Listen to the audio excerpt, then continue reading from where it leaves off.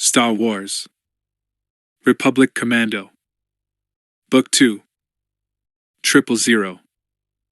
By Karen Travis. Republic Commando covert insertion on Fest, a Travis sector, Outer Rim, 10 months after Geonosis. Private Journal of RC 8015 Phi. You have to see the funny side of things in the Army. I think they have a real sense of humor in defense procurement, too. So, I ask, how long ago did you put in a request for black stealth armor? 7 standard months, says Darman, staring out the gunship's crew bay onto an unbroken plain of snow. White snow. The freezing wind is whipping flurries of it into the open bay. When we got back from Kalura. And now they issue it to us? To do a raid on Fest? The whole planet's covered in snow from pole to pole. I can hear the gunship pilot laughing over the comlink circuit. He can't resist it. Want to borrow my armor? It's nice and white. Yes, they've deployed us in black Katarn armor. It'll take a direct hit from laser cannon to put a dent in us, but it would be nice to have the comfort of camouflage when we hit the ground. Even Auden's laughing. But Niner, who tries to take the place of Sergeant Cal and reassure us it's all going to be okay, is not. He's worried that we've run out of luck for this mission. And so am I. Republic Commando losses in the first year of the war are running at 50%. Today we have to infiltrate a separatist factory developing some new supermetal called Frick whatever that is and carry out a little asset denial, known in the trade as blowing stuff up. It's not a complicated mission. Avoid droids, get in. Lay charges in the processing plant and the foundry. Avoid droids, get out. And then press the detonator. One of Captain Ordo's Null Arc Trooper brothers found this place. Clone intelligence units, they call them. I must write to thank the D-Cut sometime. So I try to keep the squad laughing, because it takes our minds off calculating the odds. Okay, I say.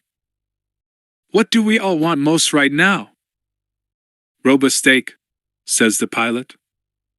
White-clad camo, says Niner. A really thick slice of UJ cake, says Aten. Darman pauses for a moment. To see an old friend again. Me? I'd like to go back to Arca Company barracks on Coruscant. I want to see Coruscant before I die, and so far I've seen next to nothing of the place. Someone promised to buy me a beer there once. The pilot is skimming a couple of meters above the snow, taking us through a narrow pass to avoid detection. It's all mountains and ravines now. And snow. I've got visual on the factory, the pilot says. And you're not going to like it. Why? Niner asks. Because there are an awful lot of battle droids out there. Are they made of Frick? I don't think so. No problem then, says Niner. Let's spoil their entire day. The gunship slows enough for us to jump clear, and we scramble through knee-deep snow to take up a position in the lee of an outcrop. There's nothing like a quick hello from a Plex rocket launcher to show droids who's boss. No, they're definitely not made from Frick. I reload the Plex and keep turning the droids into shrapnel while Darman and Aden make their way to higher ground to reach the factory. Yeah, a nice beer on Coruscant, on 000. Dreams like that keep you going. 1. Find Skirata. He's the only one who can talk these men down. And no, I'm not going to obliterate a whole barracks block just to neutralize 6 arcs. So get me Skirata. He can't have traveled very far. General Iri Camus, Director of Special Forces. To Coruscant Security Force.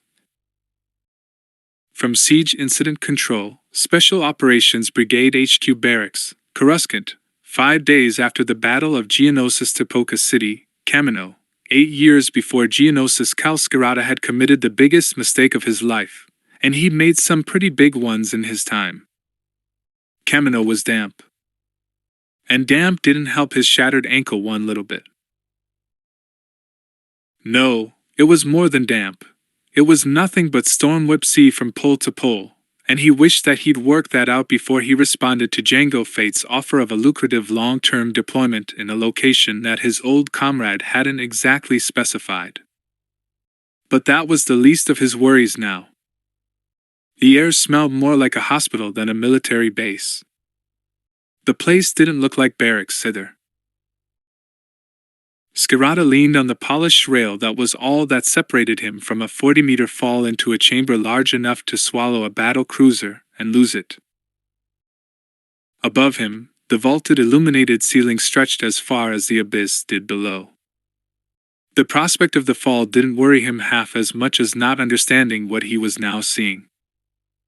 The cavern, surgically clean, polished durasteel and permaglass, was filled with structures that seemed almost like fractals. At first glance they looked like giant torids stacked on pillars. Then, as he stared, the torids resolved into smaller rings of permaglass containers, with containers within them, and inside those. No, this wasn't happening. Inside the transparent tubes there was fluid, and within it there was movement. It took him several minutes of staring and refocusing on one of the tubes to realize there was a body in there, and it was alive. In fact, there was a body in every tube, row upon row of tiny bodies, children's bodies. Babies. Fearfect, he said aloud. He thought he'd come to this force-forsaken hole to train commandos. Now he knew he'd stepped into a nightmare. He heard boots behind him on the walkway of the gantry, and turned sharply to see Django coming slowly toward him, chin lowered as if in reproach. "If you're thinking of leaving, Cal, you knew the deal," said Django, and leaned on the rail beside him. "You said dash." "I said you'd be training Special Forces troops, and you will be. They just happen to be growing them." "What?" "Clones. How the fearfect did you ever get involved with that?" "A straight 5 million and a few extras for donating my genes." "And don't look shocked. You'd have done the same." The pieces fell into place for Skirata, and he let himself be shocked anyway. War was one thing. Weird science was another issue entirely. "Well, I'm keeping my end of the deal?" Skirata adjusted the 15-centimeter, 3-sided blade that he always kept sheathed in his jacket sleeve. 2 Kaminoan technicians walked serenely across the floor of the facility beneath him. Nobody had searched him, and he felt better for having a few weapons located for easy use, including the small hold-out blaster tucked in the cuff of his boot. And all those little kids in tanks. The Kaminoans disappeared from sight.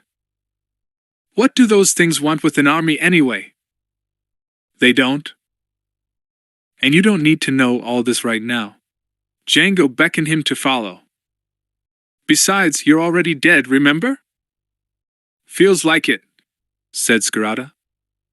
He was the Qivaldar literally. Those who no longer exist. 100 expert soldiers with a dozen specialties who'd answered Django's secret summons in exchange for a lot of credits. As long as they were prepared to disappear from the galaxy completely. He trailed Django down corridors of unbroken white duraplast, passing the occasional Kaminoan with its long gray neck and snake-like head. He'd been here for 4 standard days now, staring out the window of his quarters onto the endless ocean, and catching an occasional glimpse of the Iwas soaring up out of the waves and flapping into the air. The thunder was totally silenced by the soundproofing, but the lightning had become an annoyingly irregular pulse in the corner of his eye. Skirata knew from day one that he wouldn't like Kaminoans. Their cold yellow eyes troubled him, and he didn't care for their arrogance, either. They stared at his limping gait, and asked if he minded being defective. The window-lined corridor seemed to run the length of the city. Outside, it was hard to see where the horizon ended and the rain clouds began. Django looked back to see if he was keeping up. "Don't worry, Cal. I'm told it's clear weather in the summer for a few days." Right. The dreariest planet in the galaxy, and he was stuck on it. And his ankle was playing up. He really should have invested in getting it fixed surgically. When if he got out of here, he'd have the assets to get the best surgeon that credits could buy. Django slowed down tactfully. "So, Illipi threw you out?" "Yeah. His wife wasn't Mandalorian. He'd hoped she would embrace the culture, but she didn't. She always hated seeing her old man go off to someone else's war. The fights began when he wanted to take their 2 sons into battle with him. They were 8 years old enough to start learning their trade, but she refused, and soon Illipi and the boys and his daughter were no longer waiting when he returned from the latest war. Illipi divorced him the Mando way, same as they'd married, on a brief, solemn, private vow. A contract was a contract, written or not. Just as well I've got another assignment to occupy me. You should have married a Mando girl. Aruatais don't understand a mercenary's life. Django paused as if waiting for argument, but Cal wasn't giving him one. Don't your sons talk to you any longer? Not often. So I failed as a father. Don't rub it in. Obviously they don't share the Mando outlook on life any more than their mother does. Well, they won't be speaking to you at all now. Not here. Ever. Nobody seemed to care if he had disappeared anyway. Yes, he was as good as dead. Django said nothing more, and they walked in silence until they reached a large circular lobby with rooms leading off it like the spokes of a wheel. Kosai said something wasn't quite right with the first test batch of clones, said Django, ushering Skirata ahead of him into another room. They've tested them and they don't think these are going to make the grade. I told Orenwa that we'd give him the benefit of our military experience, and take a look. Skirata was used to evaluating fighting men and women, come to that. He knew what it took to make a soldier. He was good at it. Soldiering was his life, as it was for all Mando, Ade, all sons and daughters of Mandalore. At least there'd be some familiarity to cling to in this ocean wilderness. It was just a matter of staying as far from the Kaminoans as he could. Gentlemen, said Orenwa in his soothing monotone. He welcomed them into his office with a graceful tilt of the head, and Skirata noted that he had a prominent bony fin running across the top of his skull from front to back. Maybe that meant Orenwa was older or dominant, or something. He didn't look like the other examples of Iwabate that Skirata had seen so far. I always believe in being honest about setbacks in a program. We value the Jedi Council as a customer. I have nothing to do with the Jedi, said Django. I'm only a consultant on military matters. Oh, Skirata thought.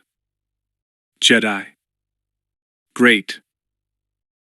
I would still be happier if you confirmed that the first batch of units is below the acceptable standard. Bring them in, then.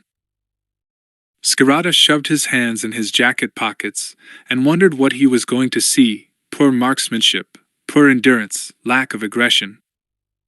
Not if these were Django's clones. He was curious to see how the Kaminoans could have fouled up producing fighting men based on that template. The storm raged against the transparasteel window, rain pounding in surges and then easing again. Orenwa stood back with a graceful sweep of his arms like a dancer. And the doors opened. 6 identical little boys 4, maybe 5 years old walked into the room. Skirata was not a man who easily fell prey to sentimentality. But this did the job just fine. They were children, not soldiers, not droids, and not units. Just little kids. They had curly black hair and were all dressed in identical dark blue tunics and pants. He was expecting grown men.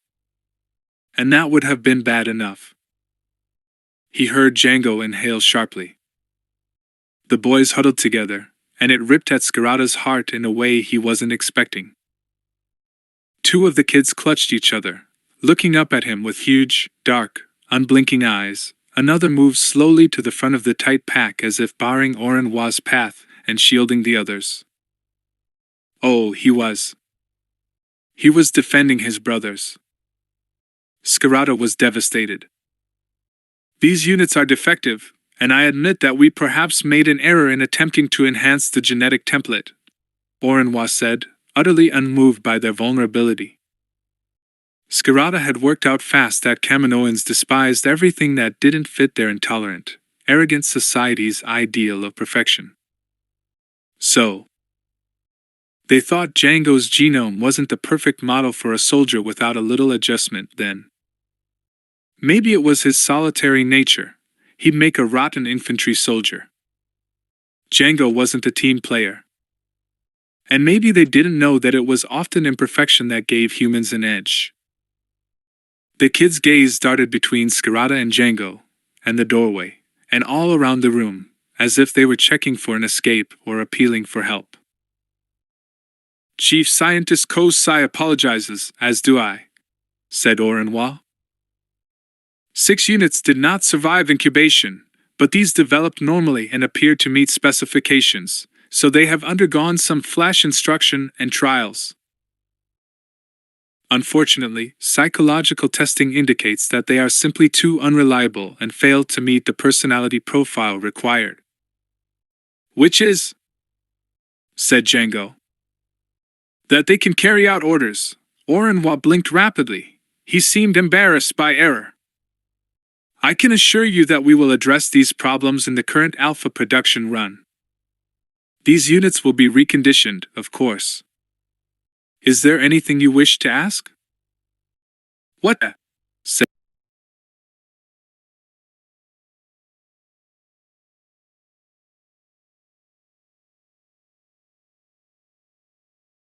What do you mean by reconditioned? In this case, terminated. There was a long silence in the bland, peaceful, white-walled room. Evil was supposed to be black, jet black, and it wasn't supposed to be soft-spoken. Then Scarata registered terminated and his instinct reacted before his brain. His clenched fist was pressed against Orenwa's chest in a second, and the vile, unfeeling thing jerked his head backward. You touch one of those kids, you gray freak, and I'll skin you alive and feed you to the Iowa's dash.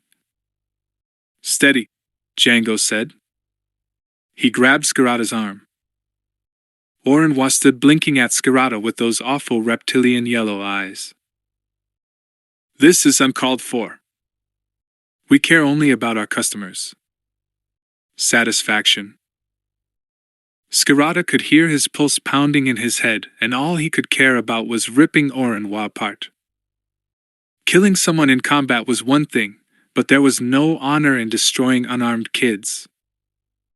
He yanked his arm out of Django's grip and stepped back in front of the children. They were utterly silent. He dared not look at them. He fixed on Orenwa.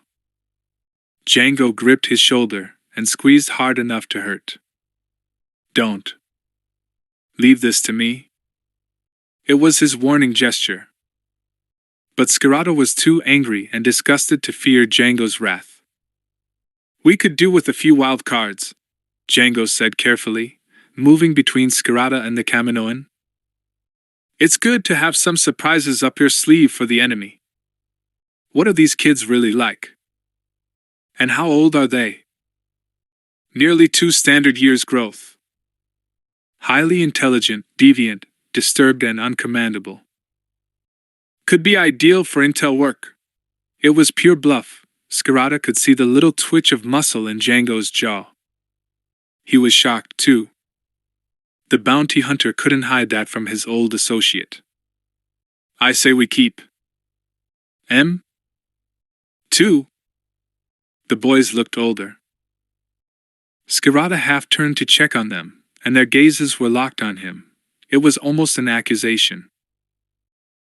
He glanced away, but took a step backward and put his hand discreetly behind him to place his palm on the head of the boy defending his brothers, just as a helpless gesture of comfort. But a small hand closed tightly around his fingers instead.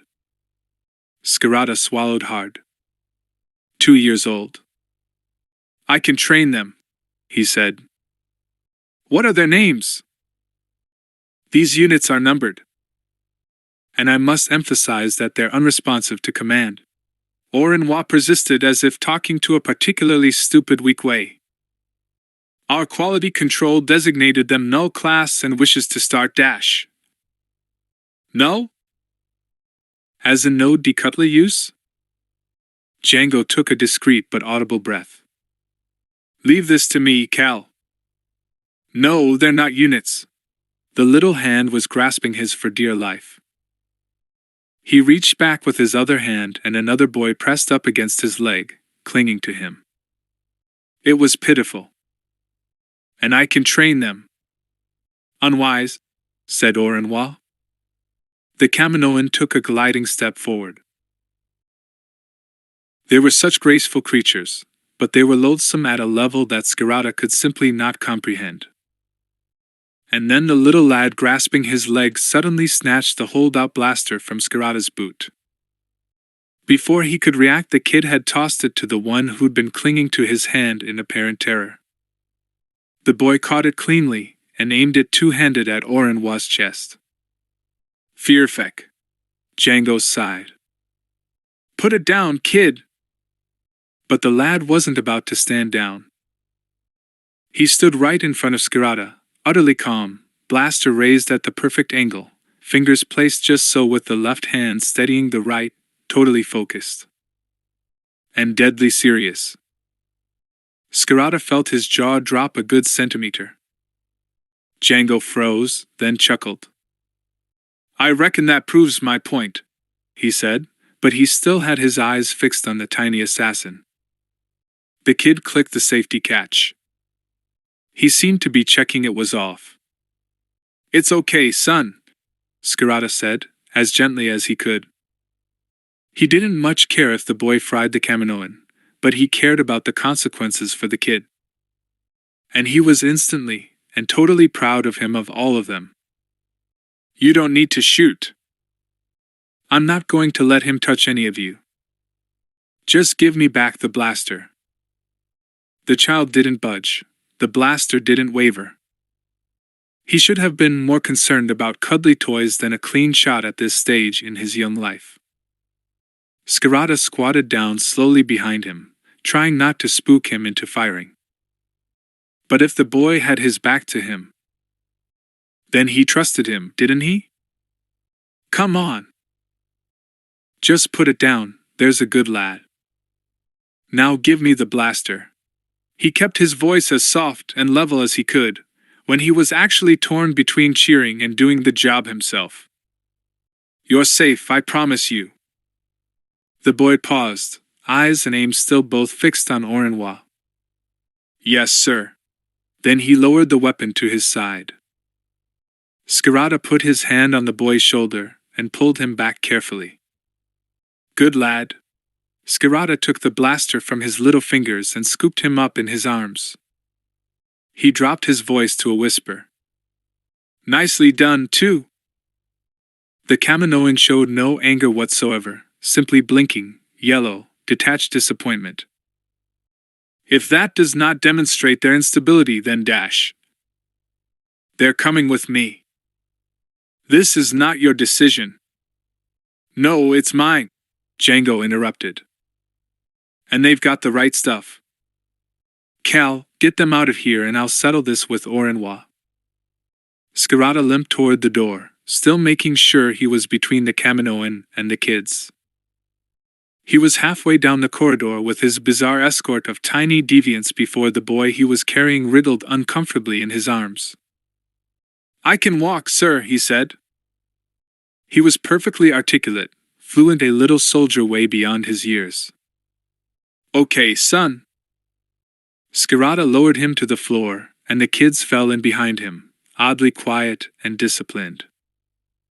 They didn't strike him as dangerous or deviant, unless you counted stealing a weapon, pulling a feint, and almost shooting a Kaminoan as deviant. Skirata didn't. The kids were just trying to survive, like any soldier had a duty to do. And they looked 4 or 5 years old, but Orenwa had definitely said they were 2. Skirata suddenly wanted to ask them how long they'd spent in those awful suffocating transparent steel vats, cold hard tanks that were nothing like the dark comfort of a womb. It must have been like drowning. Could they see each other as they floated? Had they understood what was happening to them? Skirata reached the doors of his stark quarters and ushered them in, trying not to dwell on those thoughts. The boys lined up against the wall automatically, hands clasped behind their backs, and waited without being told to. I brought up 2 sons. How hard can it be to mind 6 kids for a few days? Skirata waited for them to react, but they simply stared back at him as if expecting orders. He had none. Rain lashed the window that ran the whole width of the wall. Lightning flared. They all flinched. But they still stood in silence. "Tell you what," Skirata said, bewildered. He pointed to the couch. "You sit down over there and I'll get you something to eat. Okay?" They paused and then scrambled onto the couch, huddling together again. He found them so utterly disarming that he had to make a rapid exit to the kitchen area to gather his thoughts while he slapped UJ cake onto a plate and sliced it roughly into 6 pieces. If this was how it was going to be for years. You're stuck, chum. You took the credits. And this is your whole world for the foreseeable future. And maybe forever. It never stopped raining. And he was holed up with a species he loathed on sight, and who thought it was okay to dispose of units who happened to be living, talking, walking children. He raked his fingers through his hair and despaired, eyes closed, until he was suddenly aware of someone staring up at him. "Sir?" the boy said. It was the courageous little marksman. He might have been identical to his brothers, but his mannerisms were distinctive. He had a habit of balling one fist at his side while the other hand was relaxed. "May we use the freshers?" Skirata squatted down, face level with the kids. "Course you can." It was quite pathetic. They were nothing like his own lively, boisterous sons had once been. "And I'm not, sir. I'm not an officer. I'm a sergeant. You can call me Sergeant if you like, or you can call me Cal. Everyone else does." "Yes. Cal. It's over there. Can you manage on your own?" "Yes, Cal. I know you don't have a name, but I really think you should have one. I'm Null 11. N11. How'd you like to be called Ordo?" He was a Mandalorian warrior. "Are we Mandalorian warriors?" "You bet." The kid was a natural fighter. In every sense of the word. "I like that name." Little Ordo considered the white-tiled floor for a moment, as if assessing it for risk. "What's Mandalorian?" For some reason that hurt most of all. If these kids didn't know their culture and what made someone a Mando, then they had no purpose, no pride, and nothing to hold them and their clan together when home wasn't a piece of land. If you were a nomad, your nation traveled in your heart. And without the Mando heart, you had nothing, not even your soul, in whatever new conquest followed death. Skirata knew at that moment what he had to do. He had to stop these boys from being Darmanda, eternal dead men, men without a Mando soul. "I can see I need to teach you a lot." Yes, this was his duty. "I'm Mandalorian too." "We're soldiers, nomads." "You know what those words mean?" "Yes." "Clever lad." Okay, you go and sort yourselves out in the freshers, and I want you all sitting back on the couch in 10 minutes. Then we'll sort out names for everyone. Got it? Yes, Cal. So Cal Scarata mercenary, assassin, and failed father spent a stormy evening on Commando sharing UJ cake with 6 dangerously clever small boys who could already handle firearms and talk like adults, teaching them that they came from a warrior tradition, and that they had a language and a culture, and much to be proud of. And he explained that there was no Mandalorian word for hero. It was only not being one that had its own word, Hutyan. There were an awful lot of Hutyan in the galaxy, and Scarata certainly counted the Kaminoans among them.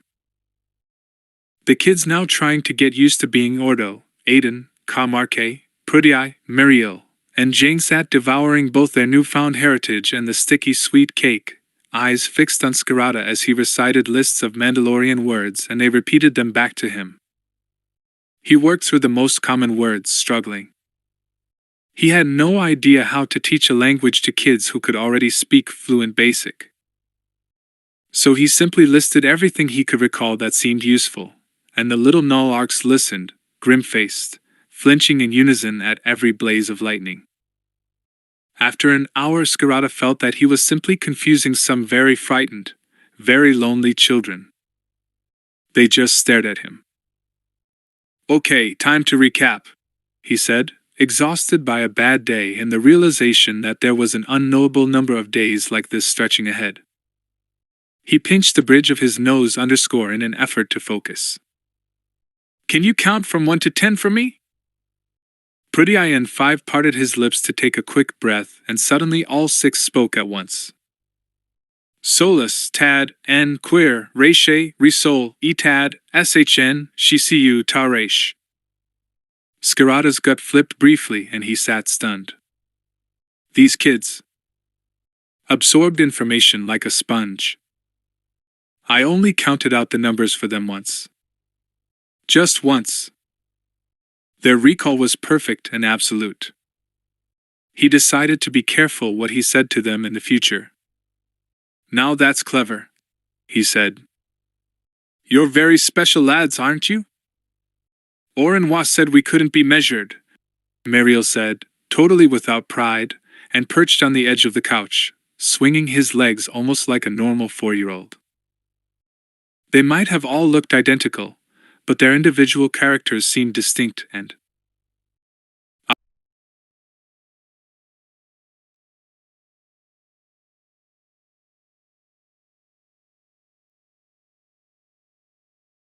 Scarata wasn't sure how he managed it, but he could now look at them and see that they were different, distinguished by small variations in facial expressions, gestures, frowns, and even tone of voice. Appearance wasn't everything. You mean you scored too high for him to count? Mariel nodded gravely. Thunder slapped the platform's city. Scarata felt it without hearing it. Mariel drew up his legs again and huddled tight up against his brothers in an instant. No, Scarata didn't need a Hutyunla Kaminoan to tell him that these were extraordinary children. They could already handle a blaster, learn everything he threw at them, and understand the Kaminoan's intentions all too well. No wonder the Iowa bait was scared of them. And they would be truly phenomenal soldiers if only they could follow a few orders. He'd work on that. Want some more UJ? He said. They all nodded enthusiastically in unison. It was a relief. At least that gave him a few minutes' respite from their unrelenting, silent attention. They ate, still miniature adults. There was no chattering or high spirits. And they flinched at every bolt of lightning. Are you scared? Asked Scarata.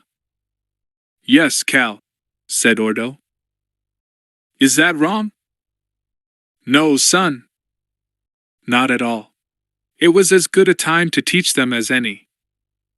No lesson would ever be wasted on them. Being afraid is okay. It's your body's way of getting you ready to defend yourself, and all you have to do is use it and not let it use you. Do you understand that? No, Ordo said. Okay, think about being scared. What's it like? Ordo defocused slightly as if he were looking at something on a HUD. He didn't have. Cold. Cold? Aiden and Kamarke chimed in. And spiky. Okay. Okay. Scarata tried to imagine what they meant.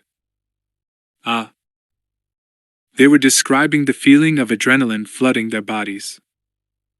That's fine. You just have to remember that it's your alarm system, and you need to take notice of it. They were the same age as city kids on Coruscant who struggled to scrawl crude letters on flimsy. And here he was, teaching them battle psychology. His mouth felt oddly dry. So you tell yourself, okay, I can handle this. My body's now ready to run faster and fight harder, and I'll be seeing and hearing only the most important things I need to know to stay alive. Ordo went from his wide-eyed dark stare to slight defocus again for a moment and nodded. Scarata glanced at the others. They had that same disturbing concentration. They had also stacked their plates neatly on the low side table. He hadn't even noticed them doing it. Try thinking about your fear next time there's lightning, Cal said. Use it. He went back to the kitchen area and rummaged through the cupboards for some other snack to keep them going, because they seemed ravenous. As he stepped back into the main room with a white tray of sliced food board that looked even less appetizing than the tray itself, someone buzzed at the door. The Nulls immediately went into a defensive pattern. Ordo and Jane flanked the door, backs hard against the wall, and the other four took cover behind the sparse furniture. Scarata wondered for a second what Flash learning program had taught them that, or at least he hoped it was Flash taught. He waved them away from the door. They hesitated for a moment until he took out his Verpine shatter gun. Then they appeared satisfied that he had the situation under some sort of control. You scare me, Scarata said softly. Now stand back. If anyone's after you, they've got to come through me first, and I'm not about to let that happen. Even so, their reaction prompted him to stand to one side as he hit the panel to open the doors. Jango Fett was standing in the corridor outside, a small sleepy child in his arms. The boy's curly head rested on his shoulder. He looked younger than the Nulls, but it was the same face, the same hair, the same little hand clutching the fabric of Jango's tunic. Another one? Scarata said. Jango glanced at the Verp. You're getting edgy, aren't you? Kaminoans don't improve my mood. Want me to take him? He shoved the shatter gun in his belt and held out his arms to take the boy. Jango frowned slightly. This is my son, Boba, he said. He pulled his head back to gaze fondly at the dozing child's face. This wasn't the Jango that Scarata knew of old. He was pure paternal indulgence now. Just trying to settle him down. Are you sorted now? I've told Orenwa to stay away from you. We're fine, Scarata said. He wondered how he was going to ask the question, and decided blurting it out was probably as good a way as any.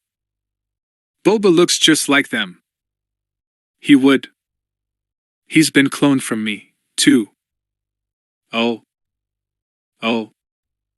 He was my price. Worth more to me than the credits. Boba stirred, and Jango carefully adjusted his hold on the kid. I'll be back in a month. Orenwa says he'll have some Commando candidates ready for us to take a look at, as well as the rest of the Alpha batch. But he says he's made them a bit more reliable. Scarata had more questions than seemed prudent under the circumstances. It was natural for a Mandoad to want an heir above all else, and adoption was common, so cloning was. Not that much different. But he had to ask one thing. Why do these kids look older? Django compressed his lips into a thin line of disapproval. They accelerate the aging process. Oh, Fearfeck. You'll have a company of 104 commandos eventually, and they should be less trouble than the nulls. Fine. Did he get help? Were there Kaminoan Minders to tackle the routine jobs, like feeding them? And how would the non-Mandalorian training sergeants deal with them? His stomach churned. He put on a brave face. I can handle that. Yeah, and I'll be doing my bit too. I have to train 100. Django glanced at the nulls, now watching warily from the couch, and began walking away. I just hope they aren't like I was at that age. Skirata pushed the controls, and the door sighed shut. Okay, lads, bedtime, he said. He dragged the cushions off the couch and laid them out on the floor, covering them with an assortment of blankets. The boys gave him a hand, with a grim sense of adult purpose that he knew would haunt him for the rest of his days. We'll get you sorted out with decent quarters tomorrow, okay? Real beds. He had the feeling they would have slept outside on the rain-lashed landing pad if he'd asked them to. They didn't seem at all unmanageable. He sat down in the chair and put his feet up on a stool. The Kaminoans had done their best to provide human-suitable furniture, something that struck him as a rare concession given their general xenophobic arrogance. He left the lights on, dimmed, to soothe the nulls' fears. They settled down, pulling the blankets over their heads completely. Skirata watched until they appeared to be asleep, laid his verpine on the shelf beside the chair, and then closed his eyes to let the dreams overwhelm him. He woke with an explosive jerk of muscles a couple of times, a sure sign that he was past the point of tiredness and into exhaustion, and then he fell into an unending black well. He slept, or so he thought. A warm wake pressed against him. His eyes jerked open and he remembered he was stranded on a perpetually overcast planet that didn't even seem to be on the star charts, where the local species thought killing human kids was merely quality control. Ordo's stricken little face looked up into his. Cal. You scared, son? Yes. Come on, then. Skirata shifted position and Ordo scrambled up onto his lap, burying his face in his tunic as if he had never been held or comforted before. He hadn't, of course. The storm was getting worse. The lightning can't hurt you here. I know, Cal. Ordo's voice was muffled. He wouldn't look up. But it's just like the bombs going off.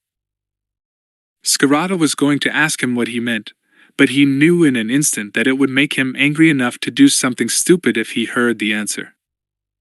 He hugged Ordo to him and felt the boy's heart pounding in terror. Ordo was doing pretty well for a 4-year-old soldier. They could learn to be heroes tomorrow. Tonight they needed to be children, reassured that the storm was not a battlefield, and so was nothing to fear. The lightning illuminated the room in brief, fierce white light. Ordo flinched again. Skirata laid his hand on the boy's head and ruffled his hair. It's okay, Ordike, he said softly. I'm here, son. I'm here. 8 years later, Special Forces So Brigade HQ Barracks, Coruscant. 5 days after the Battle of Geonosis, Skirata had been detained by Coruscant Security Force officers, and for once in his life he hadn't put up a fight. Technically, he'd been arrested. And now he was the most relieved man in the galaxy, as well as the happiest. He jumped out of the police patrol speeder and winced at the sharp pain in his ankle as he hit the ground. He'd get that sorted out sooner or later, but now wasn't the time. Wow, take a look at that, the pilot said. They're holding off special ops squads there. You sure there's only 6 of them? Yes, 6 is overkill, Skirata said, discreetly patting his pockets and sleeves to make sure the assorted tools of his trade were in place and ready for use. It was just habit. But they're probably scared. They're scared? The pilot snorted. Hey, you know Fet's dead? Winda topped him. I know, Skirata said, fighting the urge to ask if he also knew what had happened to little Boba. If the kid was still alive, he needed a dad. Let's hope the Jedi don't have a problem with all of us, Mando. Ade. The pilot closed the hatch, and Skirata limped across the barracks landing pad. Jedi General Iri Camus, hands on hips with his brown robes flapping in the breeze, watched in a way that Skirata could only describe as suspicious. 2 clone troopers waited with him. Skirata thought the Jedi should get his long white hair cut. It wasn't practical or becoming for a soldier to wear his hair to his shoulders. Thank you for responding, Sergeant, Camus said. And I apologize for the manner of your return. I realize your contract is completed now, so you owe us nothing. Anytime, Skirata said. He noted the blast-proof assault shields erected across the main entrance. 4 squads of Republic commandos stood behind them, DC-17. Rifles ready. He glanced up at the roof, and there were 2 commando sniper teams spread out along the parapet as well. Yes, if a bunch of null-class advanced recon commandos didn't want to cooperate, then it would take a lot of equally hard men to persuade them otherwise. And he knew that none of the commandos would be happy about being ordered in to do the persuading. They were brothers, even if the Arcs were rather different men at heart.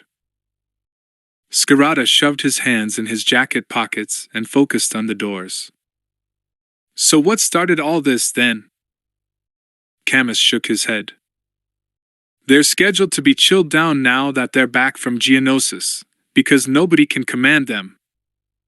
I can. I know. Please get them to stand down. They're even more of a handful than the regular Alpha Batch Arcs, aren't they? I know that, Sergeant. So you wanted the hardest troops you could buy to take on the enemy, and then you got cold feet when they turned out to be too hard. Sergeant Dash. I'm a civilian at the moment, actually. Camus took a silent breath. Can you get them to surrender? They've shut down the whole barracks. I can. Skirata wondered if the clone troopers were looking sideways at him, or in the direction they appeared to be facing. You could never tell with their helmets on. But I won't. I really don't want any casualties. Are you holding out for an increased fee? Skirata was a mercenary, but the suggestion insulted him. Camus couldn't be expected to know how he felt about his men, though. He made an effort not to be annoyed. Enlist me in the Grand Army of the Republic and give me back my lads. Then we'll see. What? They're terrified of Chilldown, that's all. You have to understand what happened to them as kids. Camus gave him an odd look. And don't even think about mind influence, General. Skirata didn't give a moth's backside about pay. 8 years spent on Commando training special forces for the Republic's clone army had made him wealthy, and if they wanted to press more credits on him, that was fine. He'd have a good use for them. But what he wanted most right then, and what had made him happy to return with the CSF officers instead of showing them just how handy he was with a fighting knife, was not being safe in a soft civilian life when his men were fighting a desperate, bloody war. And he needed to be back with them. He hadn't even had the chance to say goodbye when they suddenly shipped out to Geonosis. He'd lasted 5 miserable days without them, days without purpose, days without family. Very well, Camus said. Special advisor status. I can authorize that, I suppose. Skirata couldn't see the commandos' faces behind their visors, but he knew they'd be watching him carefully. He recognized some of the paint schemes on their Katarn armor: Jez from Iowa 3 Squad, and Stoker from Gamma, and Ram from Bravo up on the roof. Incomplete squads, high casualties on Geonosis, then. His heart sank. He began walking forward. He got to the blaster shields, and Jez touched his glove to his helmet. "Nice to see you back so soon, Sarge." "Couldn't stay away," Scarata said. "You okay?" "It's a laugh a minute, this job," Camus called out. "Sergeant?" "Sergeant." "What if they open fire, Dash?" "Then they open fire!" Scarata reached the doors and turned his back on them for a few moments, unafraid. "Do we have a deal? Or do you want me holed up in there with them? Because I won't be coming out unless you guarantee them no disciplinary action." It struck Scarata that Camus might be the one to fire on him right then. He wondered if his commandos would obey that order if it were given. He wouldn't have minded if they had. He'd taught them to do their job, regardless of their own feelings. "You have my word," Camus said. "Consider yourself in the Grand Army. We'll discuss how we're going to deploy you and your men later. But first, let's get everyone back to normal, shall we, please?" "I'll hold you to every last word, General." He waited at the doors for a few moments. The two sheets of reinforced durasteel parted slowly. He walked in, relieved, and home again at last. No, Camus really needed to understand what had happened to these men as young boys. He had to, if he was going to cope with the war that had now been unleashed. It wouldn't just be fought on someone else's planet. It would be fought in every corner of the galaxy, in every city, in every home. It was a war not just of territories, but of ideologies. And it was wholly outside Scarata's Mandalorian philosophy, but it was his war regardless, because his men were its instrument whether they liked it or not. One day, he would give them back something the Kaminoans and the Republic had stolen from them. He swore it. "Ordike!" he called. "Ordo? You've been a naughty boy again, haven't you? Come here." 2. "Yes, I know I should be directing the battle from the ship. Yes, I know we could reduce the surface of Dinlo to molten slag from orbit. But we can extract more than 1,000 men, and that's worth doing. I asked for volunteers and I got the whole ship's crew and every man in Impraco company, and not from blind obedience. Let me try." General Termukin, in a signal to General Iri Camus, Battle Group Command Coruscant, copied to General Vaz G.A., Commanding Officer, Sarlacc Battalions. 41st Elite Infantry, Dinlo. Republic Assault Ship Fearless, approaching Dinlo, Expansion Bothan border, 367 days after Geonosis. General Attain Termukin watched the H&E news feed with mixed feelings. On one hand, the events at home saddened her. On the other, they reminded her what the war was about. 15 soldiers and 12 civilian support staff are reported dead after today's second bomb blast. This time at a GR logistics base. No group has yet claimed responsibility for the attack, but a security forces spokesman said today that the proximity to tomorrow's first anniversary of the Battle of Geonosis was significant. It brings the total number of deaths in apparent separatist terror attacks this year to 3,040. The Senate has pledged to smash their networks. Clone Commander Get stood at her side, hands clasped behind his back as they waited on the repulsor platform that shunted ammo boxes from the magazine to the hangar deck. "No way to die," he said. Attain turned to look at the troops around them. "Neither is this." They were set to go. Fearless was half an hour out from Dinlo, and the gunship pilots were making their way down the passage from the flight briefing to carry out their pre-sortie checks, yellow-trimmed helmets tucked under one arm. They all held the helmets exactly the same way, no doubt the result of thorough drill.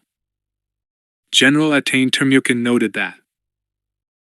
She stood back from the hatch to let them through and got a salute from each as he passed. One glanced at the somewhat unconventional weapons slung across her shoulder and grinned. He indicated the huge LJ-50 concussion rifle that almost dwarfed her. "Does that thing light up blue, General?" "Only if you're on the receiving end, trooper," she said, and gave him her most reassuring smile. She knew they were afraid, because a commando called Darman had taught her that only idiots didn't fear combat. Fear was an asset, an incentive, a tool. She knew how to use it now, even if she didn't embrace it. Today she needed to tell Empraco Company that. They knew it already, but this was her first mission with them, and she had learned that a little openness with the troops went a long way. And she wanted them to know that she saw them for the human beings they were. Meeting Republic commandos on Kalura for the first time had been a painful revelation for her. "Are you okay with that, General?" Git seemed to be able to guess what she was thinking almost all the time, and she wondered briefly if telepathy was in their genetic mix. Then she reminded herself that men who all looked the same learned to be very, very sensitive to tiny behavioral cues. "We've got a DC-15 if you prefer." Nice piece of kit.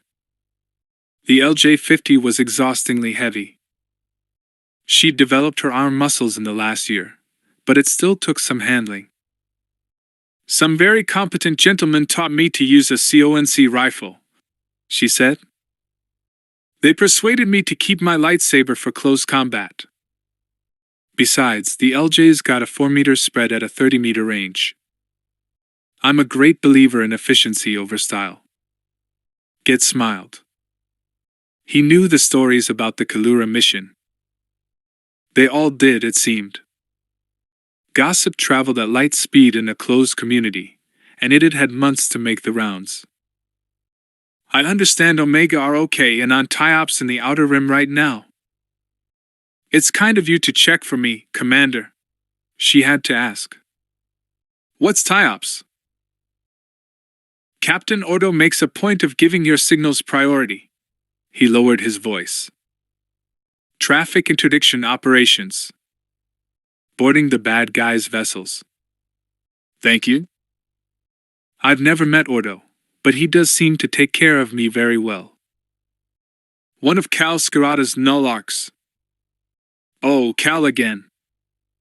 You've never met him, have you?" "No, but I hope I do. I feel as if he's been walking behind me for a long time." She looked around the hangar and noted there was one platoon still missing. She'd wait. She needed them all to hear this. "I envy his ability to inspire people." Git said nothing. Tact, perhaps, or merely nothing to add, Attain feared that she still projected her own doubts onto others. She was a Jedi Knight now. She had passed her trials on Kalura with Master Arligan Zay, working under deep cover with him to mobilize the colonists against the remnants of the Neimoidian and Trandoshan occupation. It was silent, grim, secret work, and even though a Republic garrison had now been established on the planet, she still felt that the dwindling population of native Gurlanins and the human farmers were set on a collision course. The Republic had promised the Gurlanins that they would remove the human colony from their world. So far, they hadn't. It would have been a simple case of broken promises like many others in the galaxy's history had the Gurlanins not been a race of shape-shifting predators, working as spies for the Republic. This was their bargain. They would provide their unique espionage skills if the farmers stopped driving away the prey on which Gurlanins depended. As far as the Gurlanins were concerned, that meant the removal of the human settlements on Kalura. Attain knew Gurlanins made bad enemies. They were more than capable of killing farmers, as they'd proved when they exacted revenge on informers on Kalura. But the war came first, and diplomacy had to take a back seat. All present and correct now, General, Get said. He flicked the controls of the repulsor platform and it lifted them about a meter above the deck, so that the assembled company of 144 clone troopers could see and hear her clearly. There was no noise apart from the occasional clack of armor plates as one soldier brushed too close to another, or the quiet clearing of throats. They didn't chat. Get still defaulted to drill. Company A. 10. Shun. The chunk of armor and rifles being slapped hard against chest plates was one synchronous noise. Attain waited a few moments and concentrated on projecting her voice across the cavern of the hangar. She hadn't been trained as an officer. It didn't come naturally. They needed her to be one, though, just as Darman had when he had expected all Jedi to be competent commanders. She inhaled slowly and felt her voice lift from her stomach through her chest. Stand easy, she said. And buckets off. The clack and hiss of helmets being removed was a little more ragged than the snap to attention. They weren't expecting that. She stared down into identical faces, reaching out into the Force to get some sense of who they might be and their state of mind, much as she had with Omega. It was a complex tapestry, and yes, there was fear. There was an intense sense of belonging and focus, too. And there was not a trace of the hopeful child that had once so confused her when she felt Darman long before she saw him for the first time. Clones grew fast and learned even faster.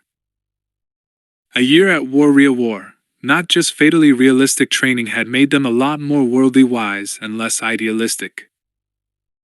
We have 2 battalions pinned down on Dinlo, she said. You've seen the op order.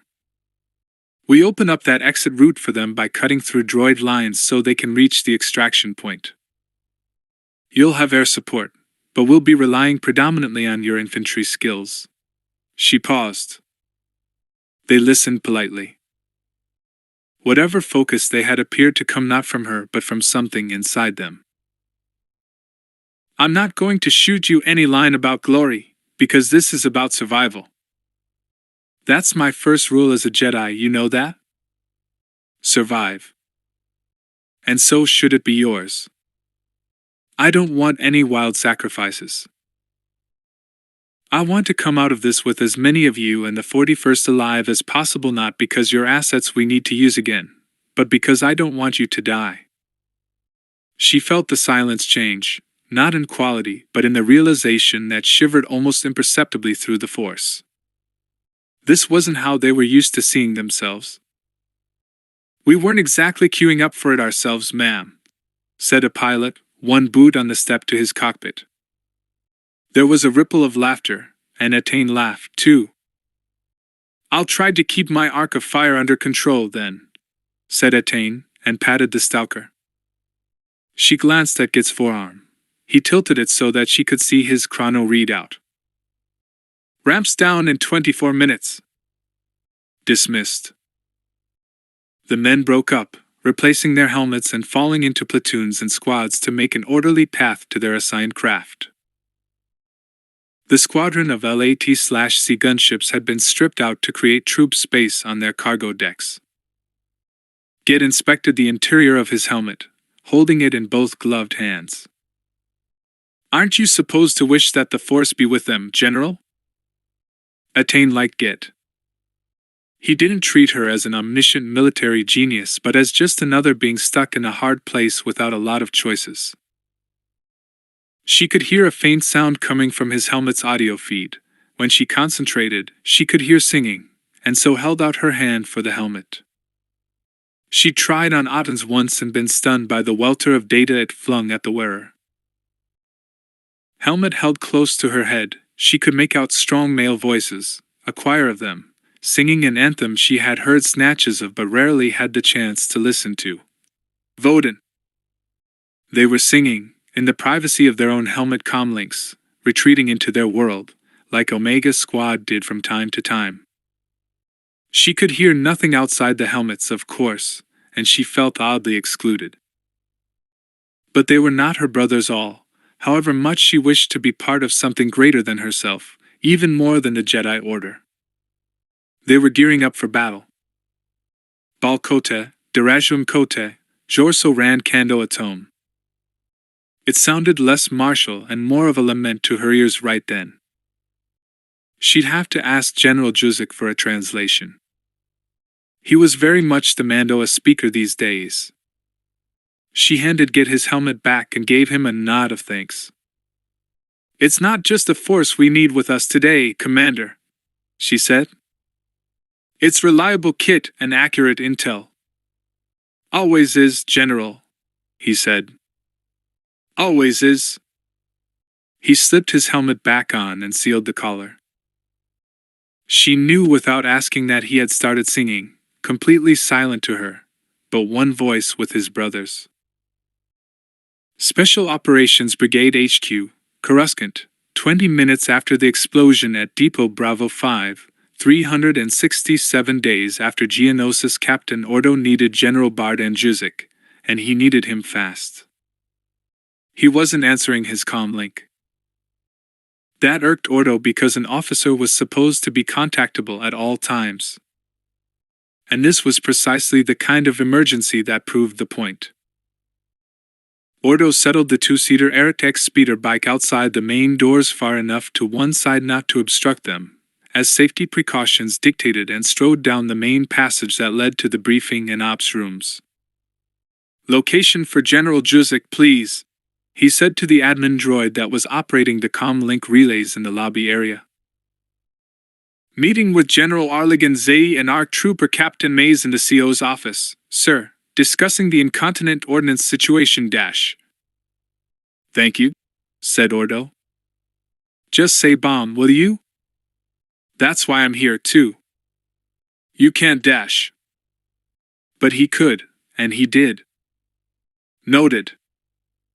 The red light above the office doors told Ordo that the general didn't want to be interrupted. He expected the Jedi's force sensitivity to detect him coming and open those doors, but they remained closed, so Ordo simply made use of the list of 5,000 security codes that he had memorized for an eventuality like this. He would never trust them to a datapad alone. Skirata had taught him that sometimes you could only take your own brain and body into battle. Ordo took off his helmet first, a courtesy Skirata had also taught him, and tapped in the code on the side panel. The doors parted and he walked up to the meeting table, a pool of dark blue polished stone where Zay, Juzik, and Zay's frankly surprised ARC captain sat staring at him. "Morning, sir," said Ordo. "My apologies for interrupting, but I need General Juzik now." Juzik's thin pale face with its straggly blonde beard was the picture of horrified embarrassment. Ordo thought all Jedi could sense him coming, but that never seemed to buffer their surprise when he arrived on urgent business. Juzik didn't move fast enough. Ordo made a gesture toward the door. "Captain, it's not customary to interrupt emergency meetings," Zay said carefully. "General Juzik is our ordnance specialist, and dash. That's why I need him now, sir." Sergeant Skirata sends his compliments, but he would like the general to join him at the incident scene, seeing as he's the explosives expert, and his skills would be best spent on practical matters rather than discussion. "I think your sergeant should be leaving all that to Coruscant security," said Captain Mays, who clearly didn't understand the situation well enough. Typical ordinary ARC. Typical stubborn ARC. "No," Ordo said. "Not possible. If I could hurry you a little, General Juzik, I have a speeder right outside. And please remember to leave your comm link active in the future. You must be contactable at all times." Mays looked at Zay, and Zay shook his head discreetly. Ordo caught Juzik by his elbow and hurried him down the passage. "Sorry about reprimanding you in front of Zay, sir," Ordo said, scattering droids and the occasional clone trooper as they hurried back up the passageway. "But Sergeant Skirata is livid." I know, I should have left it on dash. Like to pilot, sir? I know you enjoy it. Yes, please, dash. It was the rapid thud of boots behind him that made Ordo stop and turn just as Captain Mays put his hand out to tap him on the shoulder. He deflected the Ark's arm and brushed it aside. Mays squared up. Look, no, I don't know who your sergeant thinks he is, but you obey a general when he dash. I don't have time for this. Ordo brought his fist up hard and without warning right under Mays's chin, knocking him against the wall. The man swore and didn't go down, so Ordo hit him again, this time in the nose, always demoralizing enough to stop someone dead, but nothing seriously damaging, nothing to cause lasting pain. He would never harm a brother if he could help it. And I only take orders from Cal Skirata. Juzik and Ordo sprinted the rest of the way to the speeder to make up lost time. Ordo. Yes? Ordo, you just flattened an ARC trooper. He was delaying us. But you hit him. Twice. No permanent harm done, Ordo said, lifting his comma to slide over the pillion seat behind Juzik. He sealed his helmet. You can't convince Alpha Arcs of anything by rational argument. They're every bit as obtuse and impulsive as Fett, believe me. Juzik looked perplexed as he started up the drive. He took the speeder bike into a straight vertical lift and spun it around at the top of the climb. His hair, tied back in a bunch, whipped across Ordo's visor on the slipstream, and the Arc brushed it aside in irritated silence. It was high time the boy braided it or got it cut short. Where to, Ordo? Manerai. Brief me, Juzik said. CSF is struggling with this. If you get in right now and use the force while the incident scene is fresh, we might get a break. Juzik banked right to avoid a slim spire and chewed his lower lip. He seemed to be able to fly without thinking. I've been over the data 6 or 7 times and I can't see any consistent pattern in any of the devices. Not the materials, not the method of construction, nothing. Just that they're all very complex devices and hard to set. Ordo blinked to switch his helmet audio to filter out the wind noise. Next time, he'd commandeer an airspeeder with a canopy. Always explosives. Say again? Ordo adjusted his volume. I said always explosives. Chemical and biological ordnance has limited use on a planet with more than 1,000 different species. Things that go bang, though, are guaranteed to hurt every race. I'd buy that if these devices were being used randomly. They're not. It's all Grand Army targets. Humans. Are you sure it's me you need for this? Juzik asked. I'm not as adept with the living force as others. You want to go back and have a nice meeting? No. Juzik looked back over his shoulder with a big grin. Ordo had learned not to tell him to keep his eyes straight ahead, but it was still unnerving to watch a Jedi navigate a craft by his force senses alone. I've never seen anyone walk over Zay like that. I simply had to get the job done, sir. No offense. Do you mind my asking you something, Ordo? Go ahead. Why do you tolerate me? You don't take the slightest notice of Zay. Or Camus. Or anyone else, for that matter. Skirata respects you. I trust his judgment. Oh. Juzik didn't seem to be expecting that answer. I have a very great regard for our sergeant, too. Ordo noted the word our. And that was what made Juzik different. As far as Calber, Papa Cal, was concerned, he had thrown in his lot with his men. But, as Calber said privately, you could stick a weak-way officer in front of the clone army, and they would still fight well. An army of 3 million men with very few Jedi officers had to be self-directing. Ordo was well used to directing himself. Juzik never asked if Ordo thought of him as his commanding officer, though. He probably knew, and didn't need to be reminded that Ordo answered only to the one man who had stepped physically between him and death once, twice, more times than was decent to count, Cal Skirata. And while Ordo knew intellectually that a detached, unsentimental officer was the kind who won wars and saved the most lives, his heart said that a sergeant who was ready to die to protect his men got the very last drop of sweat and blood from them, and given gladly. I think you might really be in trouble with Zay this time, Ordo. And what do you think he's going to do about it? Aren't you afraid? Not since Commando. If Juzik understood that, it didn't show. Is it true that your brother Muriel hijacked a transport to Commando? It's known as hardening targets, General. Challenging security to improve it. We do that. It was a lie, but not entirely. The Nulls tried not to remove GR assets from the battlefield unless it was absolutely necessary, but in this case Calbear had said it was. The Jedi Command turned a blind eye to the irregularities if they detected them because the Null Squad produced unparalleled results. No, Zay wouldn't touch him. If he was foolish enough to try, he would learn a hard lesson. General, do you remember being taken from your parents?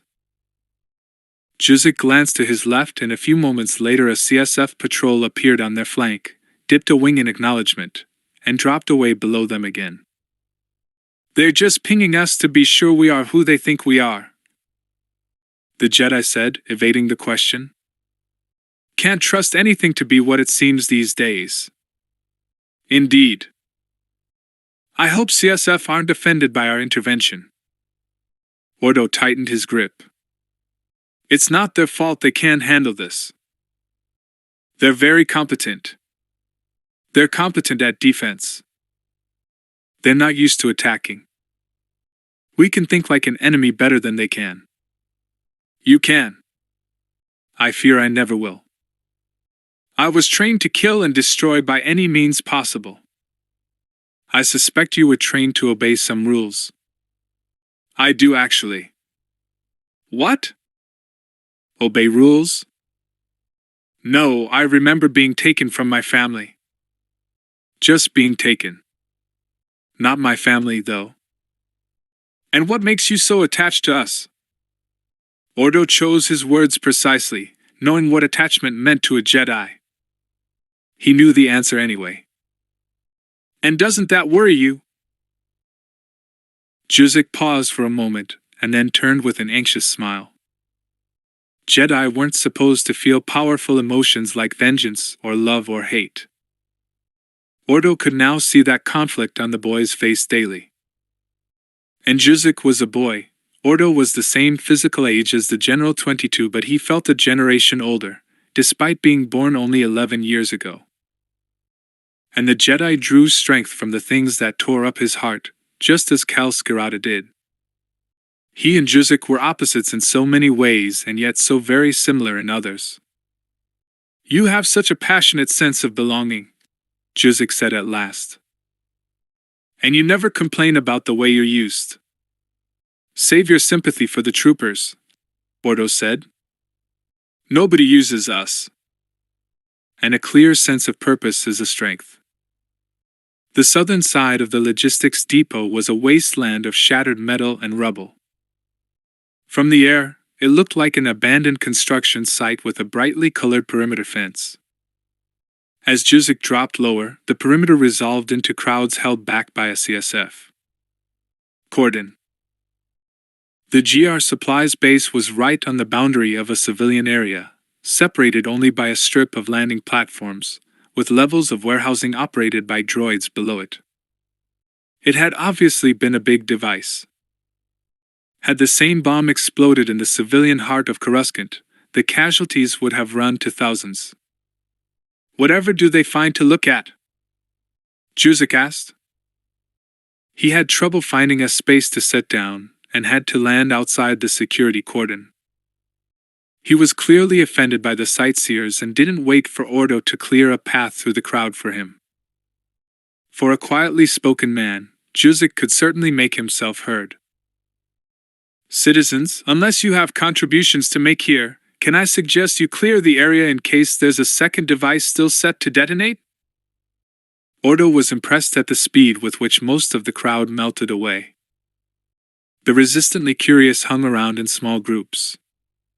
"You don't want to see this," Juzik said. They paused, and then walked away. A CSF incident support vessel skimmed across the strip and hovered for a moment beside Juzik. The pilot leaned a little way out of the hatch. "Never seen mind influence in action before, sir." "Thank you."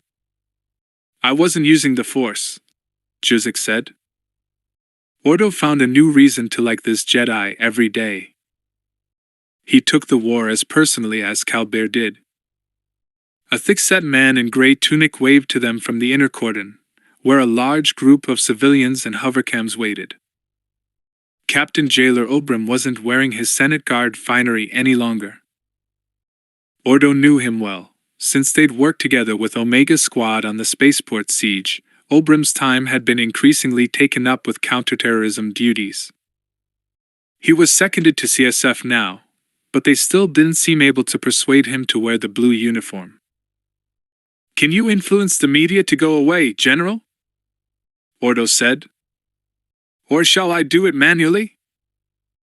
The CSF forensics investigation team was still picking a slow and careful path through the debris of the entrance to Bravo 8 when Ordo and Juzik reached the cordon. Set back 10 meters from the inner cordon was a screen of white plastoid sheet with the CSF badge repeated across its surface. The worst debris had been screened from the cams and prying eyes. It was grim work for civilian police. Ordo knew that they had neither the expertise nor the numbers to handle what was happening lately. And how did they cope with the things they saw if they hadn't been trained to deal with them from childhood, as he had? For a moment he felt pity. But there was work to do. Ordo flicked on the voice projection of his helmet with a quick eye movement. "Mind your backs, please." An HNE crew and a dozen other media representatives, somewhats, as Skirata called organic life forms, some tinnies, or droids, formed a cautious audience for the grisly aftermath of the explosion.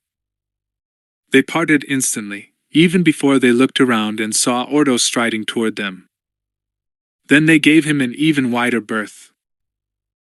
An ARC trooper cut an imposing figure, and a captain marked in the brilliant scarlet that subconsciously said danger to many humanoid species cleared a big path. Obram deactivated a section of the cordon to let Juzik and Ordo pass. "This is General Bardan Juzik," Ordo said. "He's one of us. Can he wander around and assess the site?" Obram looked Juzik up and down with the air of a man who believed more in hard data than the Force. "Of course he can. Mind the evidence markers, sir." "I'll be cautious," Juzik said, meshing his fingers in front of him to do that little Jedi bow that Ordo found fascinating. Sometimes Juzik was one of the boys, and sometimes he was ancient, wisely sober, another creature entirely. "I won't contaminate evidence." Obram waited for him to walk away and turned to Ordo. "Not that it'd matter.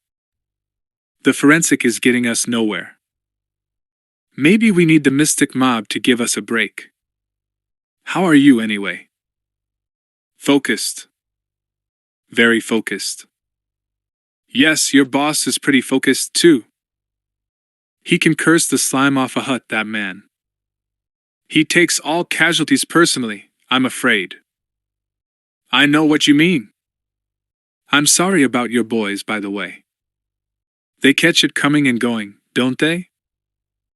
Skirata was bent deep in conversation with a CSF officer, their heads almost touching, talking in low and agitated voices. He swung around as Ordo approached. His face was gray with suppressed anger. 15 dead. Skirata clearly didn't care about civilian casualties, traffic disruption, or structural damage. He gestured toward a large fragment of white leg armor in the rubble of what had been a security post. I'm going to rip some Chakar's guts out for this. When we find them, I'll make sure you're first in line, Obram said. There wasn't a lot any of them could do at that moment except to allow the largely Celestin scenes of crime team to do their work. Skirata, chewing vigorously on that bittersweet rook root that he'd recently taken a liking to, stood with his fists in his jacket pockets, watching Juzik stepping delicately between chunks of debris. The Jedi occasionally stopped to close his eyes and stand completely motionless. Skirata's expression was one of cold appraisal. He's a good kid. Ordo nodded. Do you want me to look after him? Yes, but not at the expense of your own safety. After a few minutes, Juzik made his way back to the cordon, arms folded. You didn't pick up anything? Skirata said, as if he expected Juzik to bay like a hunting strill latching on to a scent. A great deal. Juzik shut his eyes for a second. I can still feel the disturbance in the force. I can sense the destruction and pain and fear. Like a battlefield, in fact. So? It's what I can't sense that bothers me. Which is? Malevolence. The enemy is absent. The enemy was never here, in fact. Republic Fleet Protection Group Traffic Interdiction Vessel, TIV, Z590/1, standing off Corellian-Perlemian Hyperspace Intersection, 367. Days after Geonosis. Phi really didn't like zero-G ops. He took off his helmet with slow care and put one hand on the webbing restraints that stopped him from drifting away from the bulkhead of the anonymous utility vessel that had been customized for armed boarding parties. If he moved a little too quickly, he drifted. Drifting made him queasy. Darman, Niner, and Auden didn't seem bothered by it at all, either did the pilot, who, for reasons Phi hadn't yet worked out, was called Sicko. Sicko had shut down the drives. The unmilitary, unmarked, apparently unimpressive little TIVA plane wrapper, as the pilots tagged it, hung with drives idling near an exit point of the hyperspace route, cockpit panels flickering with a dozen weapons displays. Externally, it looked like a battered utility shuttle. Under the rust, though, it was a compact assault platform that could muscle its way onto any vessel. Phi thought that traffic interdiction operations was a lovely euphemism for heavy-duty military hijack. I'd do like a non-compliant boarding to start the day, Sicko said. You okay, Phi? I'm sorted, Phi lied. You're not going to throw up, are you? I just cleaned this crate. If I can keep field rations down, I can handle anything. Tell you what, chum, put your bucket back on and keep it to yourself. I can aim straight. Phi had learned the skills of maneuvering in zero-G late in life just before he turned 8 and 16, not all that long before Geonosis, and it didn't come as naturally to him as those troopers trained specifically for deep space duties. He wondered why the others had come through the same training with more tolerance of it. Niner, apparently impervious to every hardship except seeing his squad improperly dressed, stared at the palm of his glove as if willing the wrist-mounted hololink from HQ to activate. The squad now wore the matte black stealth version of the Katarn armor that made them even more visibly different from the rest of the Republic Commando squads.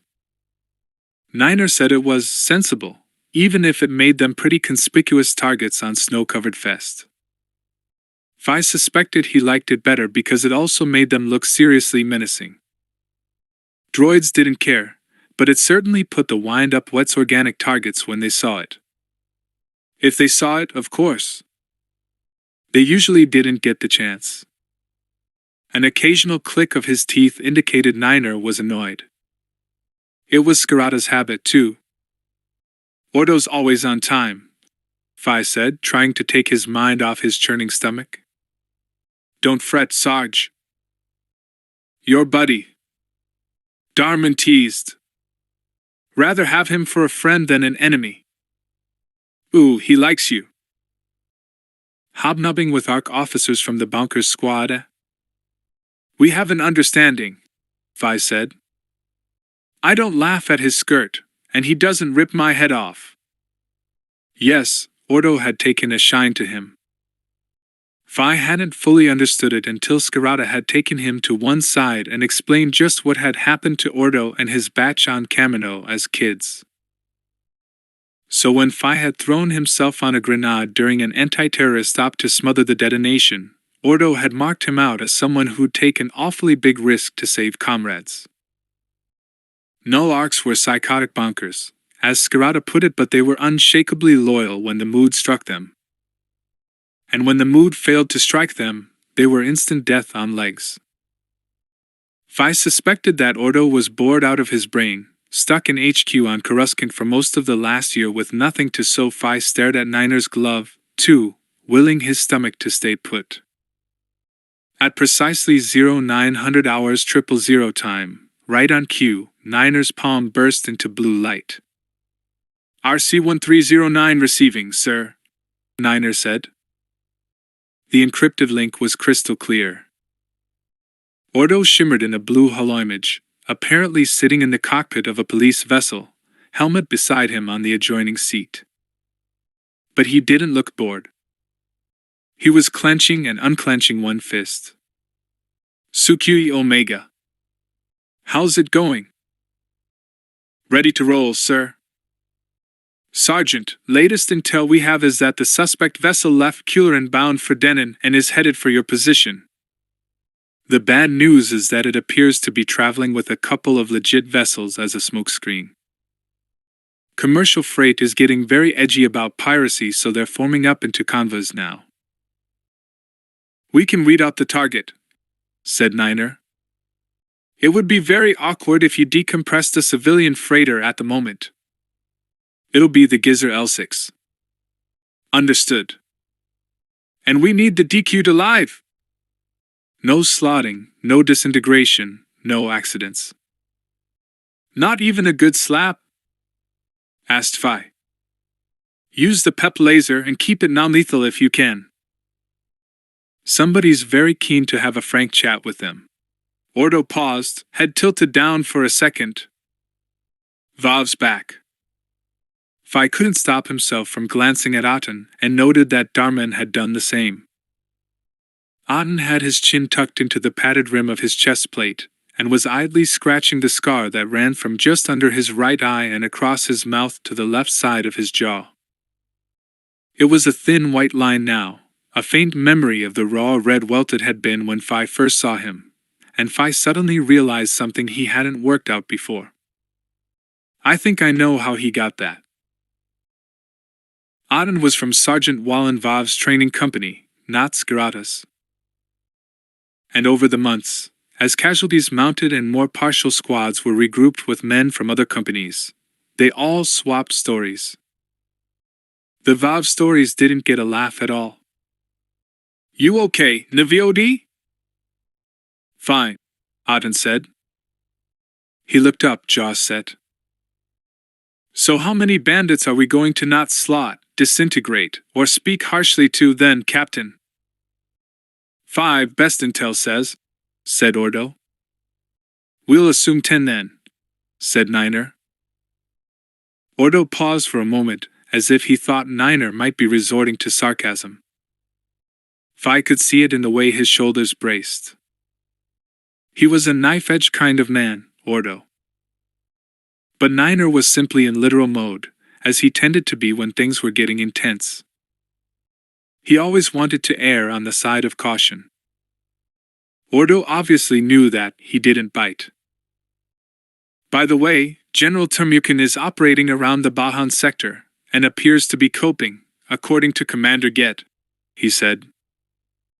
And she's still packing the cone rifle, so your lesson wasn't wasted. Beats swinging the shiny stick, Phi said, winking at Darman. It'd be fun to see her again, Dar? Darman smiled enigmatically. Auden was staring in slight defocus at the bulkhead, jaw clenched. Fi thought it was high time the bad guys dropped out of hyperspace and took their minds off the individual things that were troubling them, which included his stomach. Ordo out, the Blue Hollow said, and Niner's glove held nothing but air again. Darman prepped his helmet, resetting the HUD with a prod of his finger. Plur Ordike. He called him by the affectionate nickname Skirata used in private, a kid's name, Little Ordo. In public, it was strictly Captain and Sergeant. And you could call your brother Vodika in the Mandalorian way, but nobody else could, and never in front of strangers. Who'd want to be doing the filing when the rest of your batch are off saving the galaxy? Well, I hear Kamarke is out at Utapau, and Jang's canonied up and gone hiking with extreme prejudice in the Bakura sector, said Fi. Fearfek. Knowing him, he's doing it for the fun of it. And as for Mariel, well, why has Kel sent him out to Commando? Niner clicked irritably again. Anyone else you want to discuss classified intel with, Fi? Sorry, Sarge. The cabin was silent once more. Fi slid his helmet back on, sealed the collar, and concentrated on the artificial horizon of his HUD to convince his stomach which way was up. The Mark III Katarn armor now had more enhancements, and was rated blaster-resistant up to light cannon rounds. Every op was full of new surprises from GR procurement like a birthday, according to Skirata, although Fi, like all his brothers, had never celebrated one. Now they even had a non-lethal pulsed energy projectile, or PEP, for the DC-17 that didn't exactly kill the targets, but certainly made their eyes water. It was Police Riot Control Kit, a deuterium fluoride laser. It would probably just annoy a Wookiee, but it sorted out humanoids in short order. Fi focused on the icons in the frame of his HUD and blinked one into action, sending chilled air across his face. That soothed his nausea. Then he isolated his audio channel and accessed the articularly thumping piece of glymic music. Niner cut in on the calm channel override. Now what are you listening to? Mon Kel opera, Fi said. I'm improving my mind. Liar.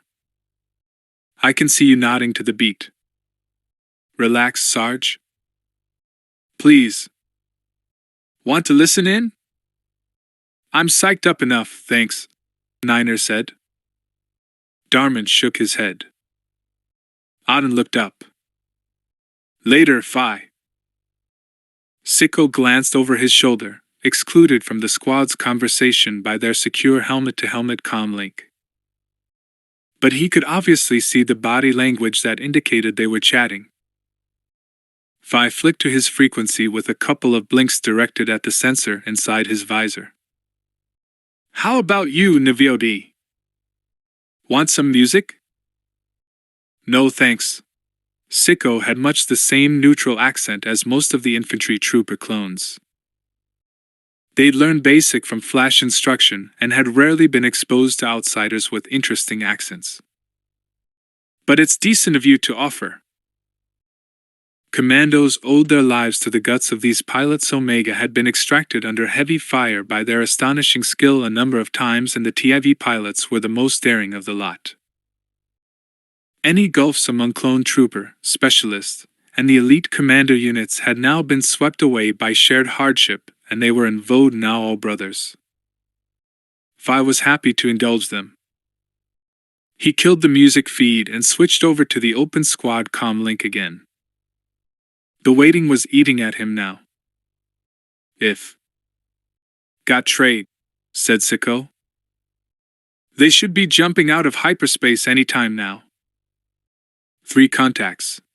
He flicked the tracking display from his console into a hollow projection so they could see the pulses of color that represented the ship's no outlines or shapes, just a flickering array of numbers and codes to one side, awaiting a ship to tag. Intercept in 2 minutes. They should all be less than a minute apart. Bring us in starboard side 2, please, said Niner. There you go. The L6 is coming out first. Sicko pressed a pad on the console and Phi heard the grapple arms extend and retract like an athlete flexing muscles before an event. The display picked up the ship, then another. But the second profile looks like an L6 too. Intel said Dash. Intel has occasionally been known to be less than 100% accurate, apparently. Auden sighed a fifth of contempt. You reckon? Phi could see that he was checking ship's configuration data via his HUD. I'm glad I'm shockproofed. But we like Intel, said Phi. No, not again. Let it be right this time. Sergeant Cal never read us bedtime stories, so Intel satisfies our innate boyish need for heroic fantasy. Is he always like this? Sicko asked.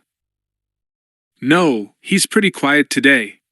Darman clutched a magnetic frame charge to his chest plate, his hatch persuader, as he liked to call it. So are we going to jump the first crate or what? Play it by ear, said Niner, who always seemed to resort to Skirata's voice under pressure. He hit the release on his restraints. Let's see how it reacts when we approach. Pressure up helmets, gentlemen, and we're in business. Coming about, said Sicko. And if I can't disable its drive, blow the navigation power conduit. The access ought to be outside the engineering compartment, but it's sometimes inside the port side bulkhead, 3 meters from the hatch. So knock the rotten thing out, will you? Or they'll bolt and drag us across 10 star systems. Then the pilot punched the TIV into a 90-degree roll and the apparently fixed constellations Phi had been watching tilted before his eyes. He understood instantly why they called the man Sicko. Phi grabbed a restraint instinctively and his backpack hit the bulkhead. Oh, fear effect Dash. Whoa! Phi could see through the cockpit screen as he steadied himself alongside the hatch. A box-like freighter, yes. A Gizzer L6 loomed out of black nothing. Interdict that, Niner said. Phi reached for his jetpack controls, hanging right beside Darman in free fall. Sicko powered the TIV into a slow head-on approach and corkscrewed slowly to line it up and bring the deck head hatch against the port side of the freighter, landing lights on. The freighter slowed too. Darman stood ready, fingers flexing over the jetpack controls on his belt. He'd be first out, blowing the hatch controls when the blast-proof coaming sealed against the target's hull, pulling aside to let the others storm in. As the TIV moved sedately along the freighter's flank, the landing lights picked out the bright orange livery of Vashan containers. Oops, said Sicko. Looks like the legit one.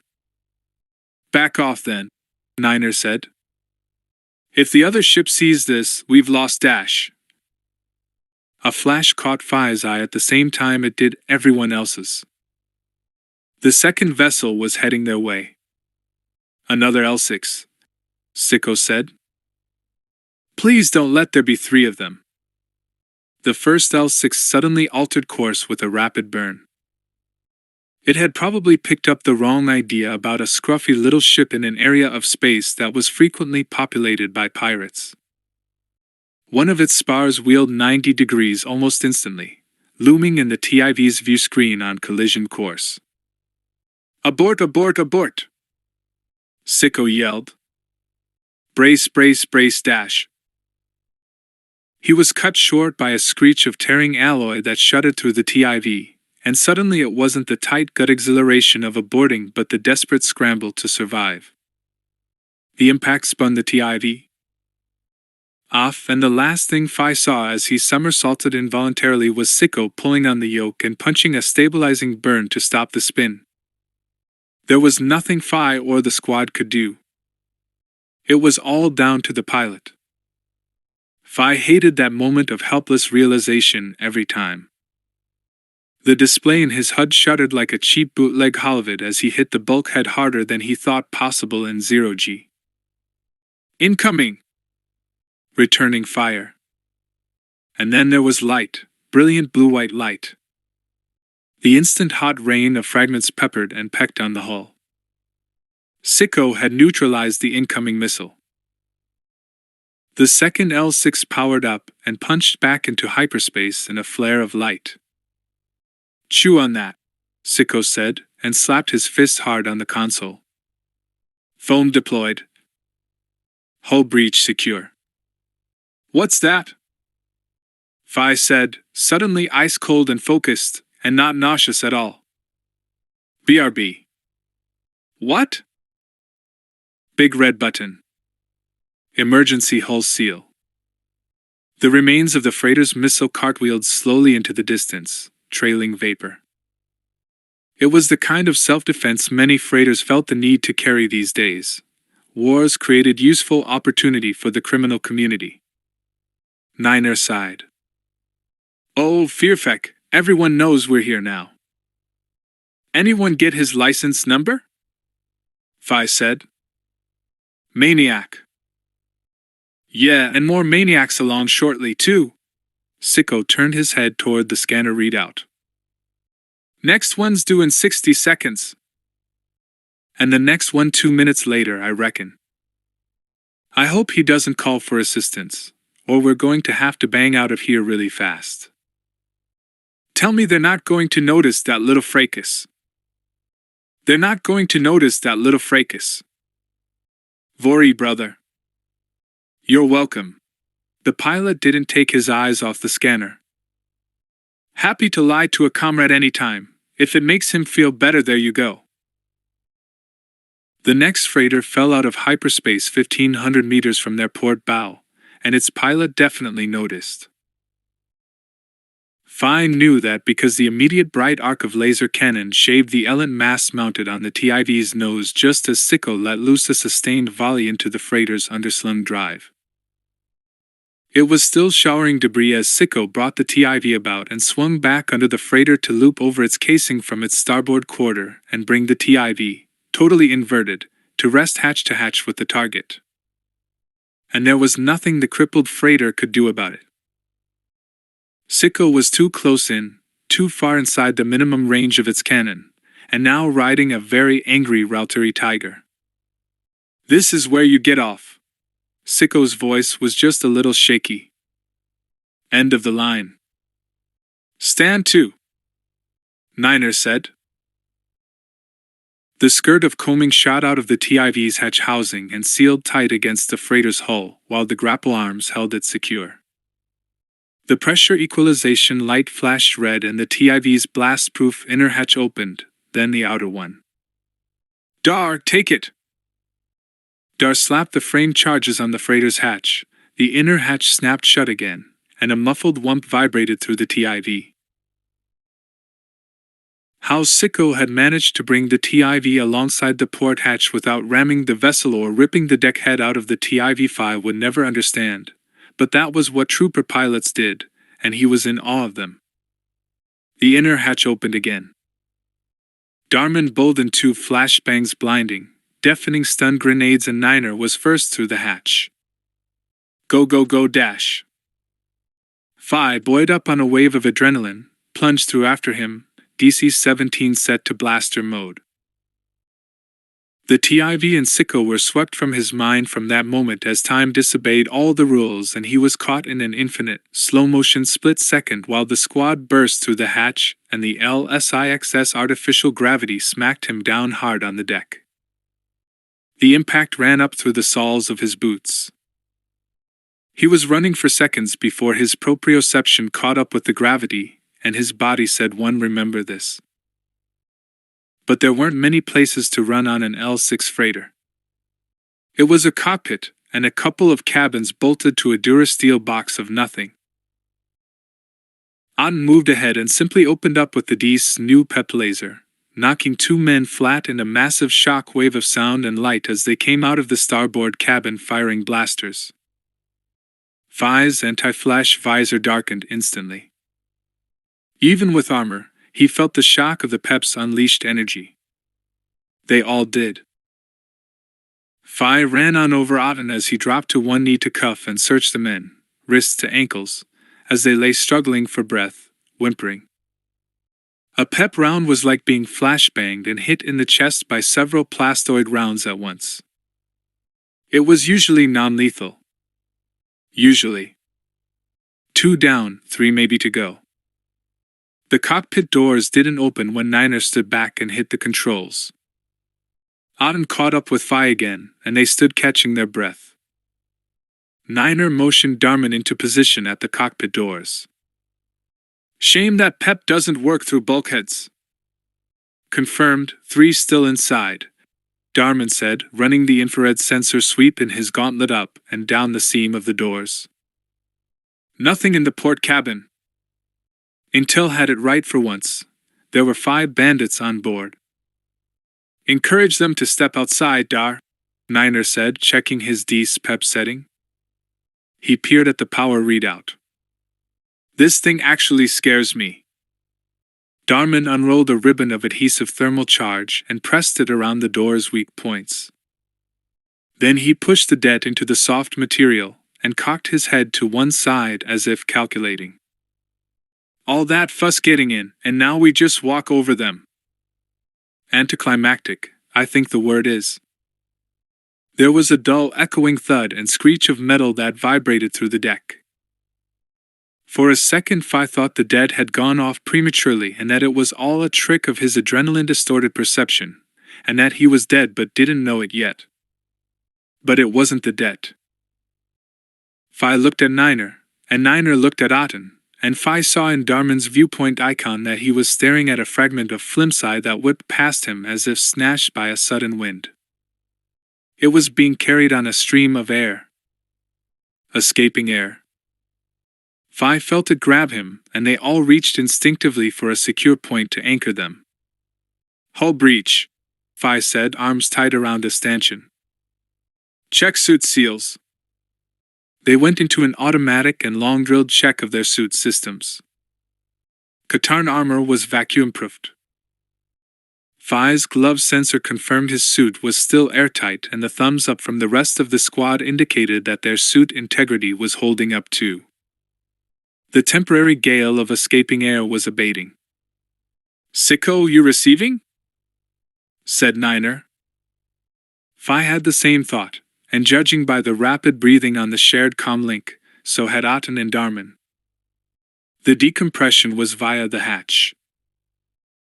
And that meant the seal formed by the TIV had been breached. On their comm link there was only faint static and the sound of their own breathing and swallowing. Fear effect, Auden said. Whatever it is, he's gone. Niner motioned Darman to stay by the cockpit hatch and beckoned Fi to follow him. Let's see if it's fixable. You two stay there. Well, we've probably lost 2 prisoners now, Darman said. Better make sure we haven't lost the rest. There was no telling what had dislodged the TIV and whether they were going to meet someone boarding to deal with them.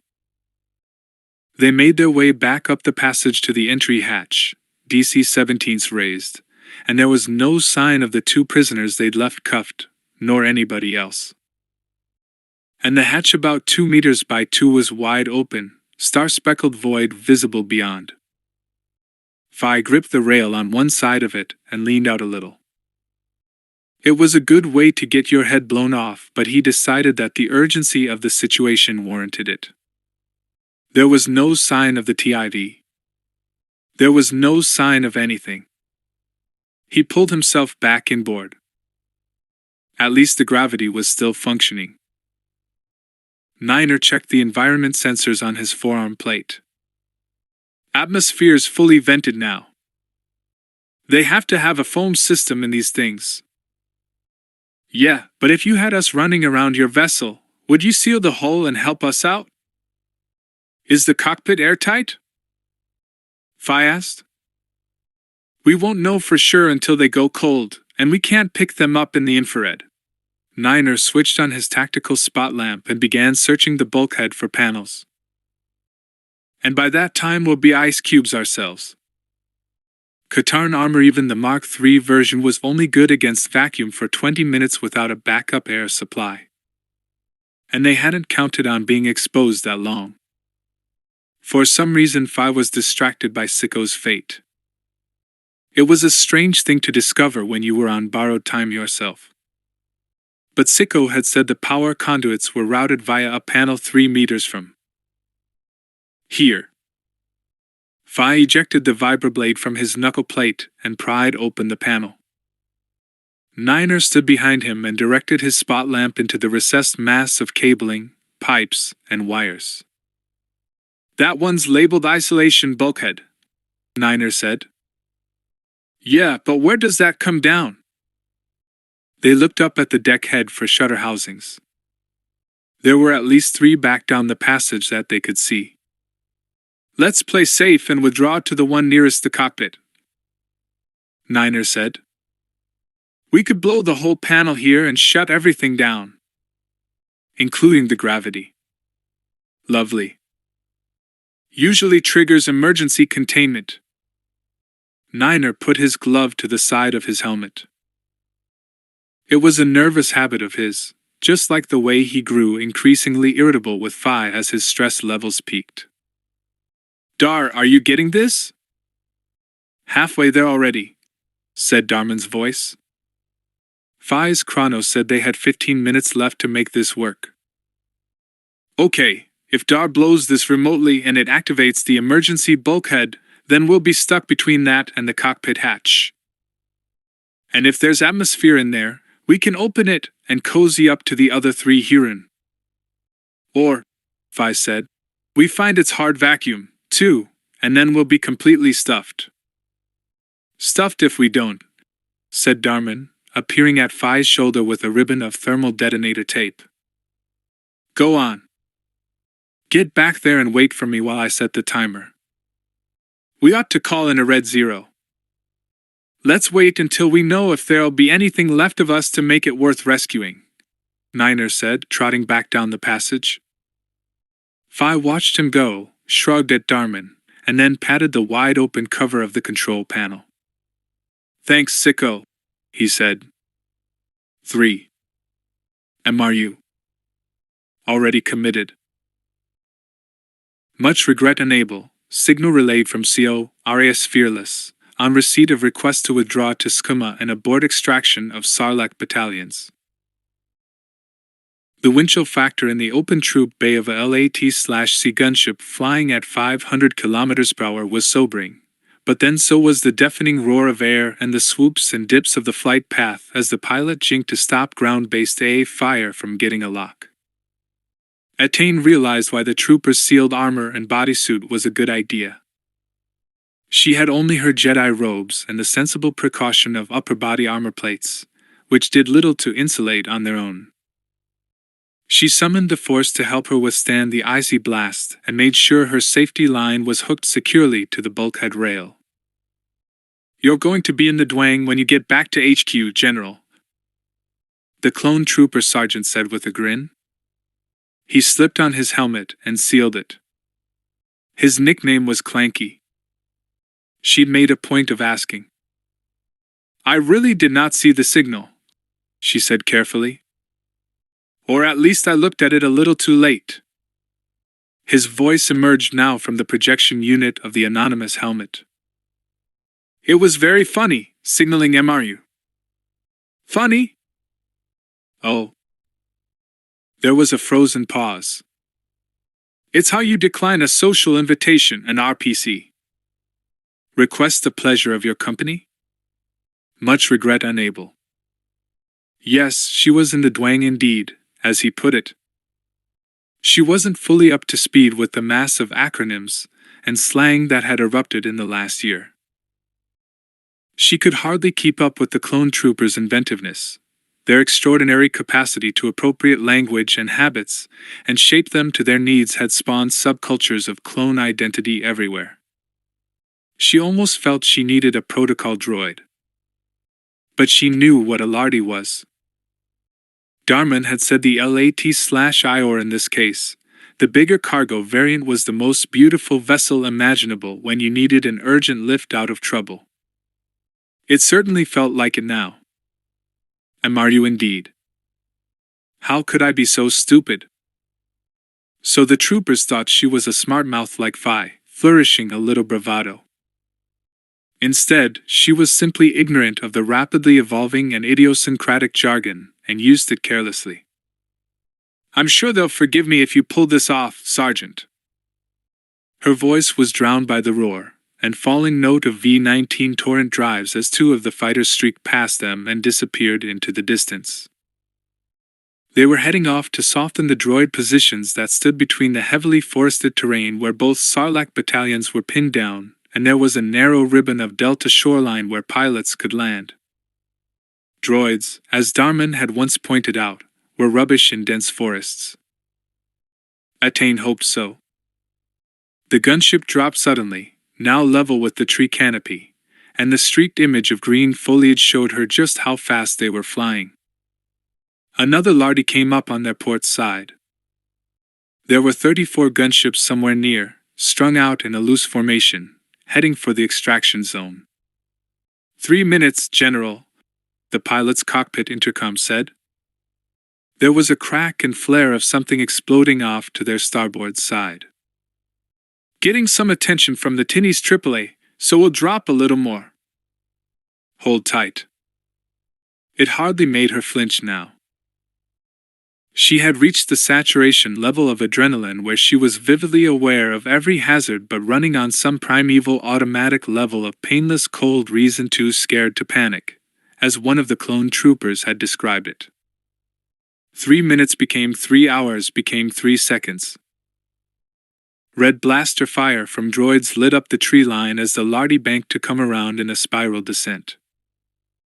Attain didn't think, and she didn't feel, and she simply jumped the last 10 meters from the open deck over the fast-roping 4-man squad of clone troopers and the green-trimmed sergeant. Force skills came in very useful at the most unlikely times. She landed in front of the squad and brought the CONC rifle up level, one hand on the stock, the other on the barrel grip to sweep the forest edge in front of her. She felt other gunships landing all around them, whipping up soil and leaves, but she saw only what was in front, about 2 platoons of Sarlacc men exchanging fire with super battle droids on the edge of the clearing and her squad to either side of her. A spread of 10 EMP grenades from the squad and a volley from her CONC brought half the super battle droids to a halt. It was at times like this that she longed for the comlink convenience of a helmet instead of one strapped to her arm in just the wrong place. The force was short on specifics like SPD strength 100 units, closing up at green 20. And there was so much chaos and pain in the force right then that she couldn't harness it to focus. So she did what she had been drilled to do without thinking since she was 4 years old. She fought.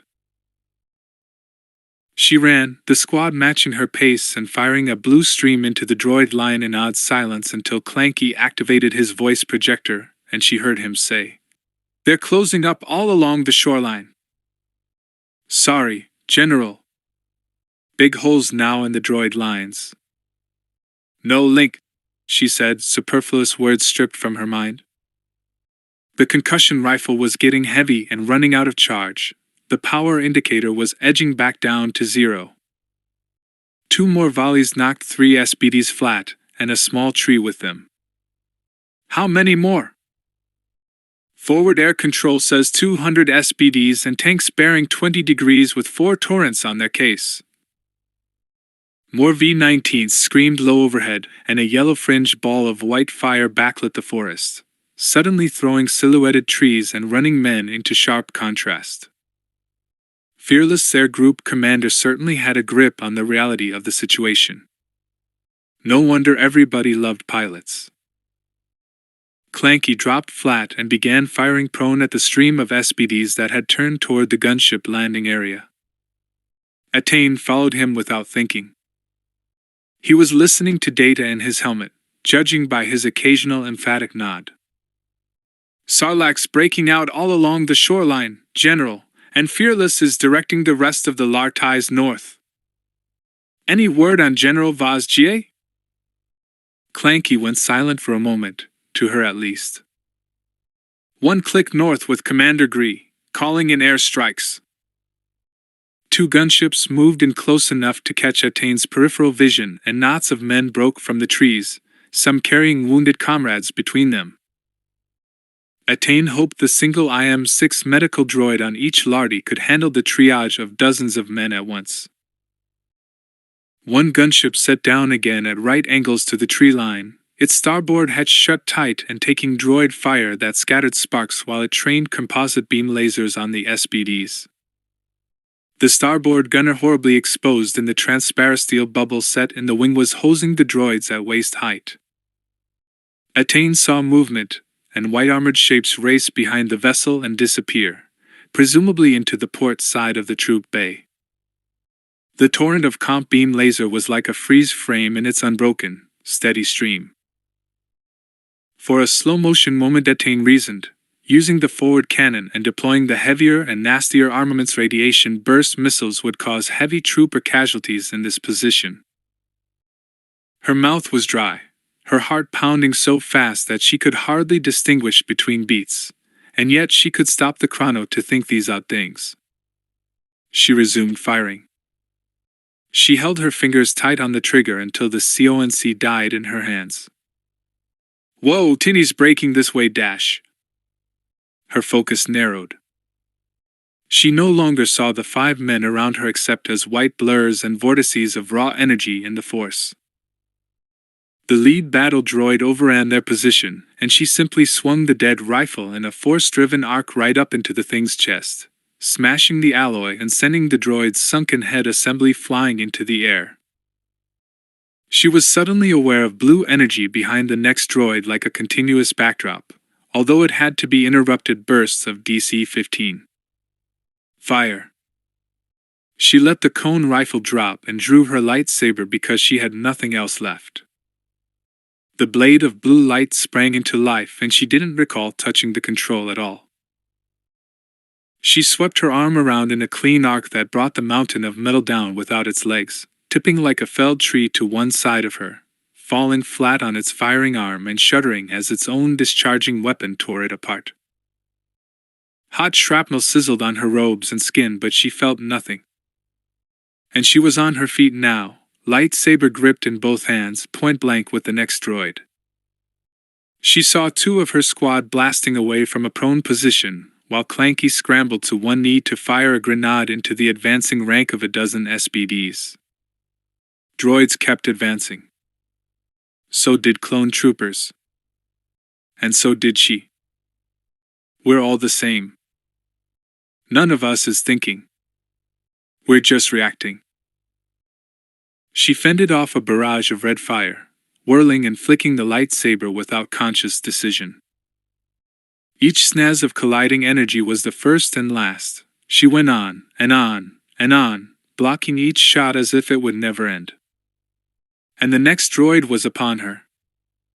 She slashed. Cables and alloy fragments showered her. A white gauntlet fist grabbed her shoulder and pulled her bodily out of the way. Bang out, General, the Lardy's ready to lift. Clanky almost had to drag her off the pile of shattered droids and shove her into a run toward the gunship. We've done all we can here and the bay's full. Go. Run. She grabbed the cone rifle as she ran back, retracing their line of advance, blind on adrenaline. But at the gunship's platform she still stopped dead, one foot on the edge of the rail, to look back and count men passing her. 1, 2, 3, 4 troopers, and Clanky. All accounted for.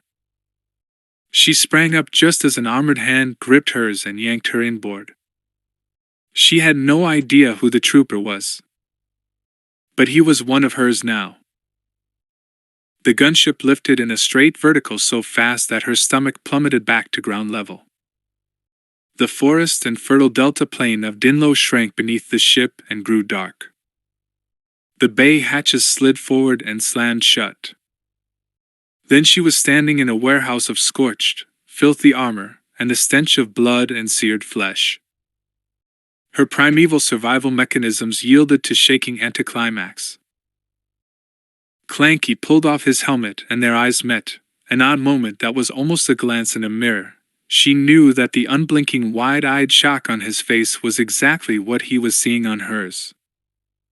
Instinctively, they both reached out to clasp forearms, and their grips locked for a second or two. Clanky was also shaking. Then they parted and turned away. It was synchronous. Yes, Attain thought. We're just the same, all of us.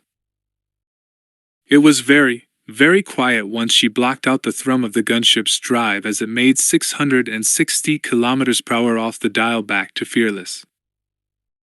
And no, the IM-6 droid could not deal with 40 men crammed into a modified bay better suited to 30, not if a quarter of them were injured. Then, when Attain listened more carefully and her adrenaline had ebbed, she realized the bay wasn't as quiet as she had thought. There was ragged breathing and stifled yelps of pain, and the worst, this incoherent whimpering that peaked to a crescendo of a single stifled scream and trailed off again. She picked her way across the bay, stepping over men who were crouching or kneeling. Propped against the bulkhead, a clone trooper was being held in a sitting position by a brother. His helmet and chest plate were removed, and Attain needed no med droid to provide a prognosis for a chest wound that was producing blood on his lips. Medic? She whipped around. Medic! Get this man some help, now.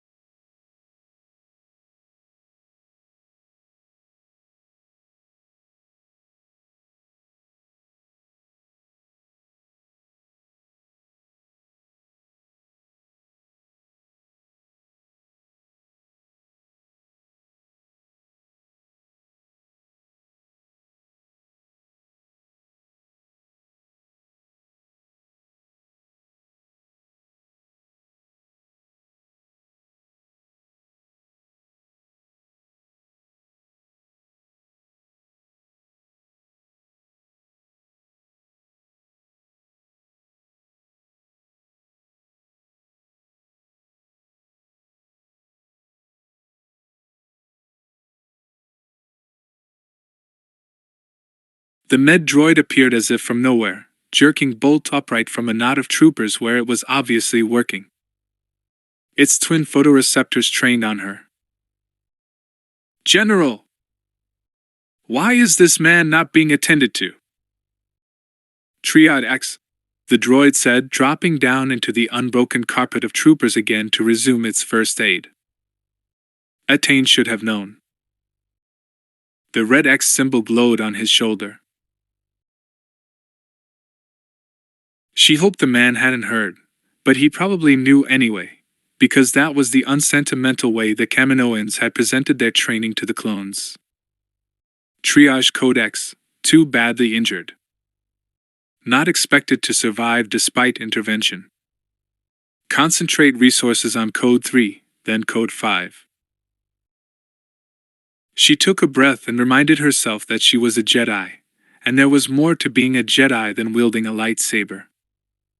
She knelt down beside him and grabbed his hand. The grip he returned was surprisingly strong for a dying man. It's okay, she said. She reached out in the Force to get some sense of the injury, to shape it in her mind, hoping to slow the hemorrhage and hold shattered tissue together until the Lardy docked. But she knew as soon as she formed the scale of the damage in her mind that it wouldn't save him. She had vowed never again to use mind influence on clones without their consent. She had eased Auden's grief, and given Niner confidence when he most needed it, both unasked for, but since then she had avoided it. Clones weren't weak-minded anyway, whatever people thought. But this man was dying, and he needed help. "I'm Attain," she said. She concentrated on his eyes, seeing behind them somehow into a swirl of no color at all, and visualized calm. She held out her hand to the trooper supporting his shoulders and mouthed medpacks at him. She knew they carried single-use syringes of powerful painkiller. Darman had used them in front of her more than once. "There's nothing to be afraid of." "What's your nickname?" "Phi," he said, and it shocked her briefly, but there were many men called Phi in an army with numbers for names. His brother said no silently and held up spent syringes. They'd already pumped him full of what little they had. "Thank you, ma'am." If she could influence thought, she could influence endorphin systems. She put every scrap of her will into it. "The pain's going. The drug's working. Can you feel it? If the force had any validity, it had to come to her aid now." She studied his face, and his jaw muscles were relaxing a little. "How's that?" "Better, thanks, ma'am." "You hang on. You might feel a bit sleepy." His grip was still tight. She squeezed back. She wondered if he knew she was lying and just chose to believe the lie for his own comfort. He didn't say anything else, but he didn't scream again, and his face looked peaceful. She rested his head on her shoulder, one hand between his head and the bulkhead, the other still clutching his, and held that position for 10 minutes, concentrating on an image of a cool pale void. Then he started a choking cough. His brother took his other hand, and Phi, a painful reminder of a friend she hadn't seen for months and might never see again, said, "I'm fine." His grip went slack. "Oh, ma'am," said his brother. Attain was aware in a detached way of spending the next 20 minutes talking to every single trooper in that bay, asking their names, asking who had been lost, and wondering why they stared first at her chest and then at her face, apparently bewildered. She put her hand to her cheek. It stung. She brushed it, and a fragment of alloy came away on her hand with fresh, bright blood. She hadn't felt the shrapnel until then. She aimed herself towards a familiar patch of green in the forest of grimy white armor. "Clanky," she said, numb. "Clanky, I never asked? Where do we bury our men? Or do we cremate them, like Jedi?" "Neither usually, General," said Clanky. "Don't you worry about that now." She looked down at her beige robe and noticed that it was way beyond filthy. It was peppered with burns, as if she'd been welding carelessly, and there was a ragged oval patch of deep red blood from her right shoulder down to her belt, already drying into stiff blackness. "Master Camus is going to fry me," she said. "He can fry us too, then," Clanky said. Attain knew she'd think about the deftly evaded answer to her question sometime, but right then her mind was elsewhere. She thought of Darman, suddenly conscious that something was wrong, but something was always wrong for commandos on missions, and the force was clear that Darman was still alive. But the other Phi the trooper wasn't. Attain felt ashamed of her personal fears and went in search of men she could still help. Bravo 8 Depot Crime Scene, Manor I, Coruscant, 367 days after Geonosis. Skirata took every clone casualty as a personal affront. His frustration wasn't aimed at Obrim. The two men respected each other in the way of time-served professionals, and Ordo knew that. He just hoped Obrim knew that Calbear didn't always mean the sharp things he said. "So when are your people going to get off their shebs and tell us how the device got in here?" Skirata said. "Soon," Obrim said. "The security holocron was taken out in the blast. We're waiting on a backup image from the satellite." Won't be as clear, but at least we have it. Sorry, jailer, Skirata said, still chewing, eyes fixed on the rubble. No offense. I know, comrade. None taken. It was another reason why Ordo adored his sergeant. He was the archetypal Mando ad.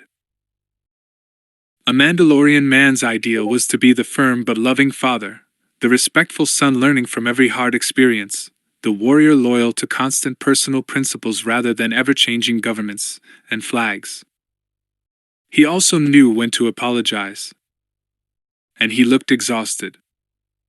Ordo wondered when he would understand that nobody expected him to keep up with young soldiers. You could leave this to me. You're a good lad, Ordike, but I have to do this.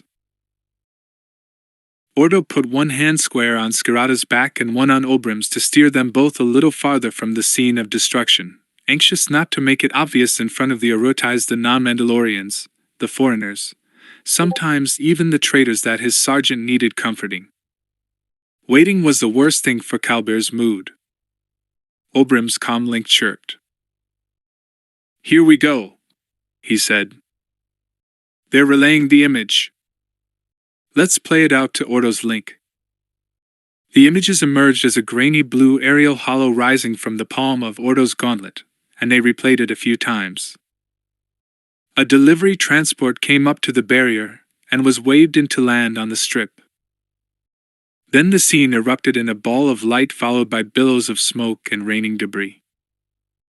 The explosion blew out the transparency land granite walls of the Bravo 8 supply depot 15 times before Ordo had seen enough.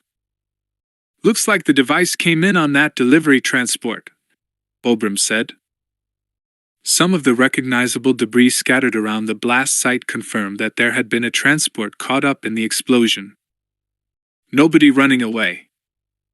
So the pilot was inside, and he stopped to look down at data loading into his own pad. I'm getting confirmation that it was a routine delivery and the pilot was a regular civilian driver. Nothing to suggest that it was a suicide mission, though. Just a routine run with some extra unwanted supplies. Can we go back over the recordings from previous days?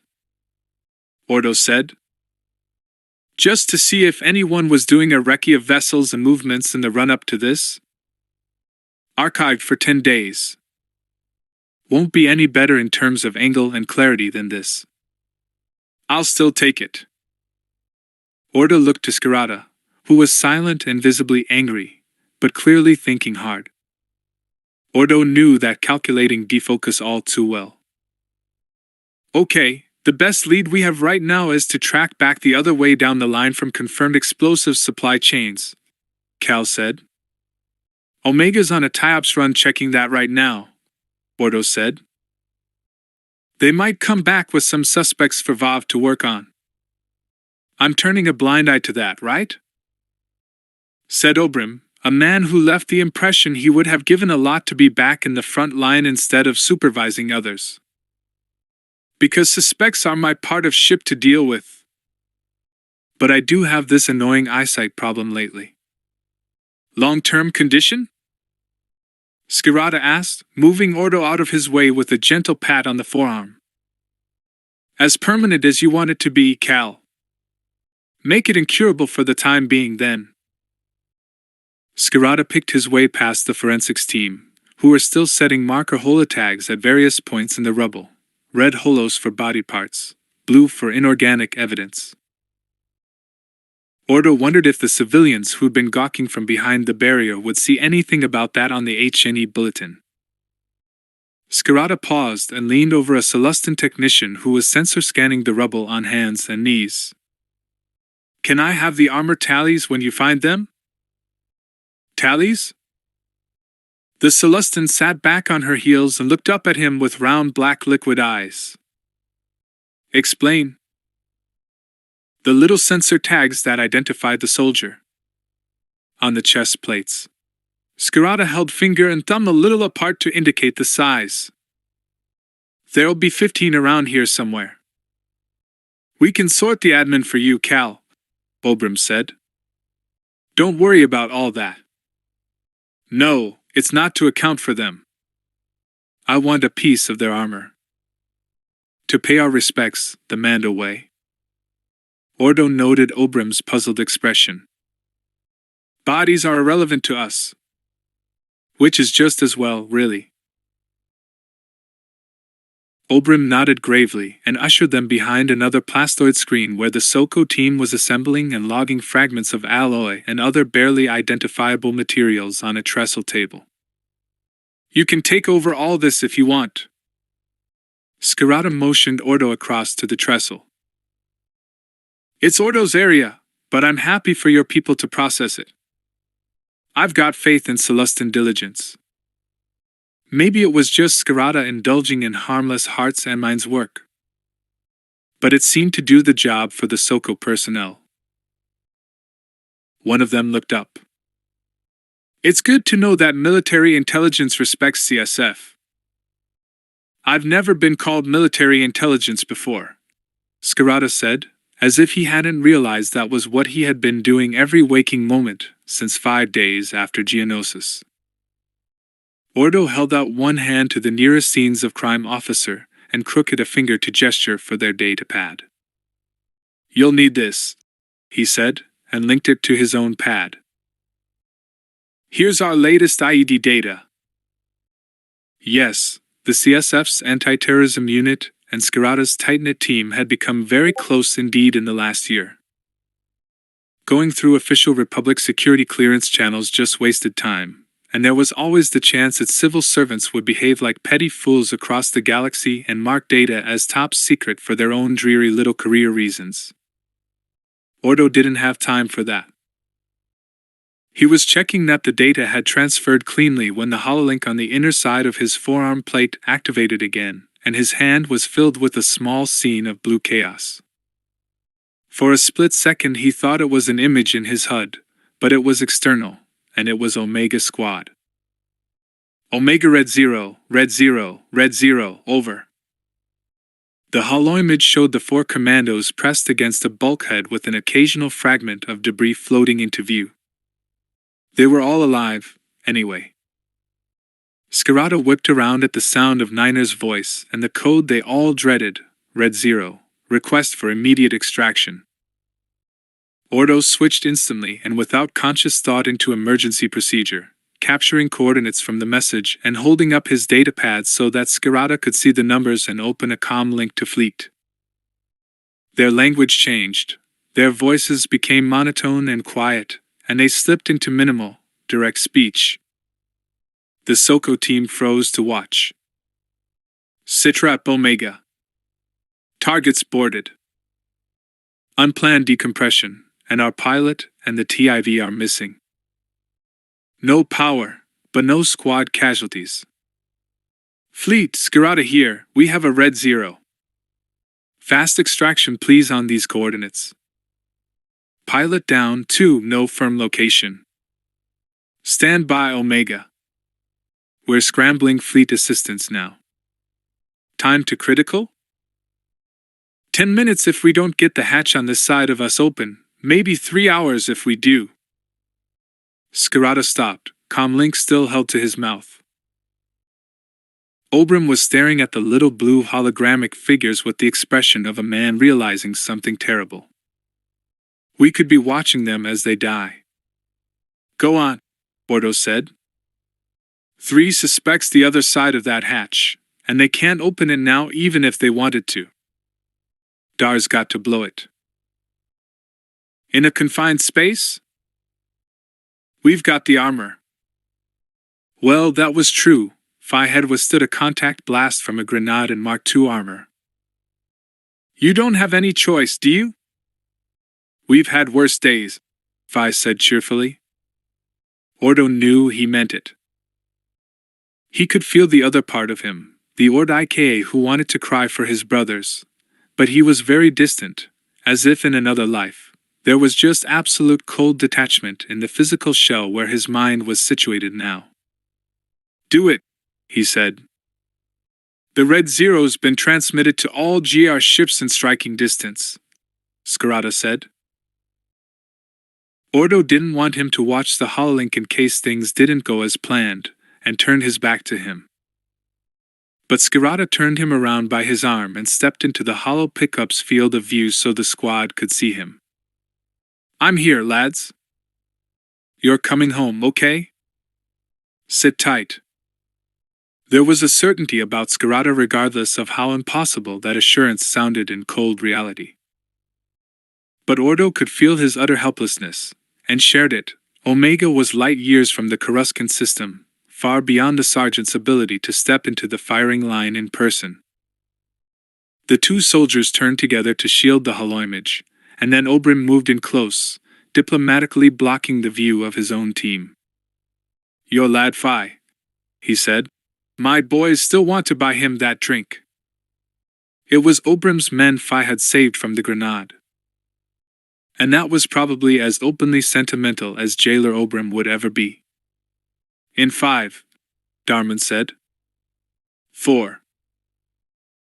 Like a HoloNet drama whose budget hadn't run to a decent set, the image in Ordo's cupped hand showed the squad curling themselves against the far bulkhead, grasping conduit to anchor themselves in 0G, heads tucked to their chests and hunkering down.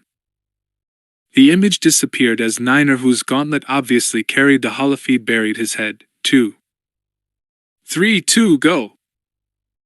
The picture flared into a ball of blue light, and the silent explosion looked even more like a poor-quality holovid whose audio track had failed. The holoimage dimmed for a moment, and then the squad's jetpacks ignited and they surged forward in free fall, rifles raised, and the video feed broke up into wildly random movement with 2 more blinding flashes. "Okay, 3 bandits down, not slotted, not fragmented, but not very happy either," said Phi's voice, clearly relieved. "And oxygen. Nice one, Omega." Skirata had his eyes shut for a moment. He pinched the bridge of his nose hard enough to leave a temporary white mark. "Now take it easy until we get to you, okay?" Obrim's face was ashen. "I wish the public realized what those boys do," he said. "I hate criffing secrecy sometimes." "Shabudrotin," Skirata muttered, and walked away. No, he didn't care much for the public at all. "What's that mean?" Obrim asked. "You don't want to know," said Ordo, mulling over Juzik's tenuous analysis of the force around the blast scene. The enemy was never here. So, maybe there was nobody watching. There was nobody waiting for precisely the most damaging moment to detonate the device from nearby. Remote detonation of a moving device required one of 2 things, either a very good view of the target, or, if the target wasn't visible, a precise timetable so the terrorist would know exactly where the device might be at any given time. And that meant either a very good knowledge of GR logistics, or if the terrorist wanted to see the whole area, not just the immediate base access to security holo networks. Ordo felt a sudden cool clarity settle in his stomach, a satisfying sense of having learned something new and valuable. "Gentlemen," he said, "I think we have 'em all. RAS Fearless, hangar deck." Clanky kept a tight grip on Atane's upper arm until she felt the drag of deceleration and the thud through the soles of her boots as the gunship docked in Fearless hangar. By the time she teetered on the edge of the troop bay, somehow more wary of jumping down 1 meter than 10, Get was waiting, expression carefully blank. "The general's got a taste for making shrapnel," Clanky said approvingly. "You're instant droid death, aren't you, ma'am?" Helmet off, he lowered his voice as he bent his head close to Get's, but she still heard him. She heard the words rough time. "We'd better get you cleaned up," Get said. "I fear it's the proverbial interview without CAF when we get back to fleet." Commander Gree limped past them with General Vaz Ga, both looking smoke-streaked and exhausted. "Oh, I don't think so," Vaz Ga said. "Well done." "Thank you, Fearless." "Let me walk this off a little, please, Commander." Attain looked around the hangar deck, now crowded with gunships disgorging men. Medical teams moved in. The smell of burned paint and lube oil distracted her. "Anyone want to give me the numbers?" Get glanced down at the panel on his left forearm. Impraco Company 4 Kia, 15 wounded, total returned 140 out of 144. Sarlacc A and B battalions, 1,058 extracted, 94 Kia, 215 injured. No MI. 20 Torrents deployed and returned. That's 7.5% losses, and most of those were during the Dinlo engagement itself. So I'd call that a result, General. It sounded like a lot of deaths to attain. It was. But most had made it. She had to be content with that. Back to 000 then. She'd called it 000 originally, the street slang, but the troopers had told her that was confusing, and that over a comm link it wouldn't be clear if she meant Coruscant, or was simply using the standard military triple repeat of important data. She decided she liked 000 better anyway. It made her feel part of that culture. And not before time. "Very good, General," Get said. "Let me know when you want to refresh yourself and I'll call a steward." Attain didn't want to be back in her cabin on her own, not right now. There was a mirror on the bulkhead above the tiny basin, and she didn't like the idea of looking herself in the eye yet. She wandered around the crowded hangar. The Bacta tanks were going to be fully occupied on the journey home. And the clone troopers of the 41st Elite who were trying to find somewhere to get a few hours' sleep seemed a different breed from the 4 almost boys who had been her rough-and-ready introduction to unwanted command on Kalura. Men changed in a year, and these soldiers around her were men. Whatever Na'vi purity of purpose this Kota, this glory fueled them when they left Commando for the last time, it had been overwritten by bitter experience. They had seen, and they had lived, and they had lost brothers, and they had talked and compared notes. And they were not the same any longer. They joked, and gossiped, and evolved small subcultures, and mourned. But they would never have a life beyond battle. And that felt wrong. Attain could feel it and taste it as she wandered across the hangar deck, looking for more troopers she might be able to help. The sense of child that had so disoriented her when she first met Darman on Kalura was totally absent. There were 2 shades of existence that tinted the force in that vast hangar: resignation, and an overwhelming simultaneous sense of both self and community. Attain felt irrelevant. The clones didn't need her. They were confident of their own abilities, very centered in whatever identity had evolved despite the Kaminoan belief that they were predictable and standardized units, and they were bonded irrevocably with each other. She could hear the quiet conversations. There was the occasional word of Mandoe, which few ordinary troopers had ever been taught, but had somehow flowed through their ranks from sources like Skarada and Vav. They clung to it. Knowing what she knew about Mandalorians, it made perfect sense. It was the only rationale that could make sense when you were fighting for a cause in which you had absolutely no stake. It was the self-respect of a mercenary, internal, unassailable, and based on skill and comradeship. But mercenaries got paid, and eventually went home, wherever that might be.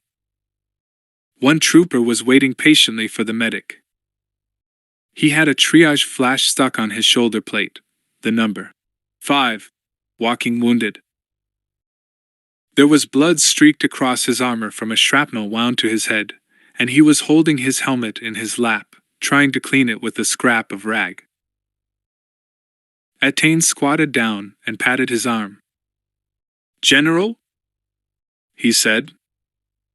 She had so ceased to notice their appearance that it took her a few seconds to see Darman's face in his.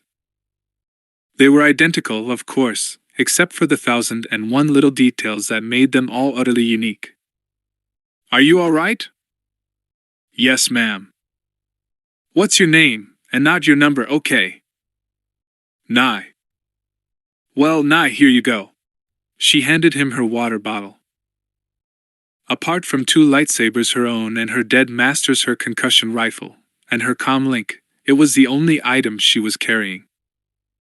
I have nothing else I can give you. I can't pay you, I can't promote you, I can't give you a few days R&R, and I can't even decorate you for valor. I'm truly sorry that I can't. And I'm sorry that you're being used like this, and I wish I could put an end to it and change your lives for the better. But I can't. All I can do is ask your forgiveness.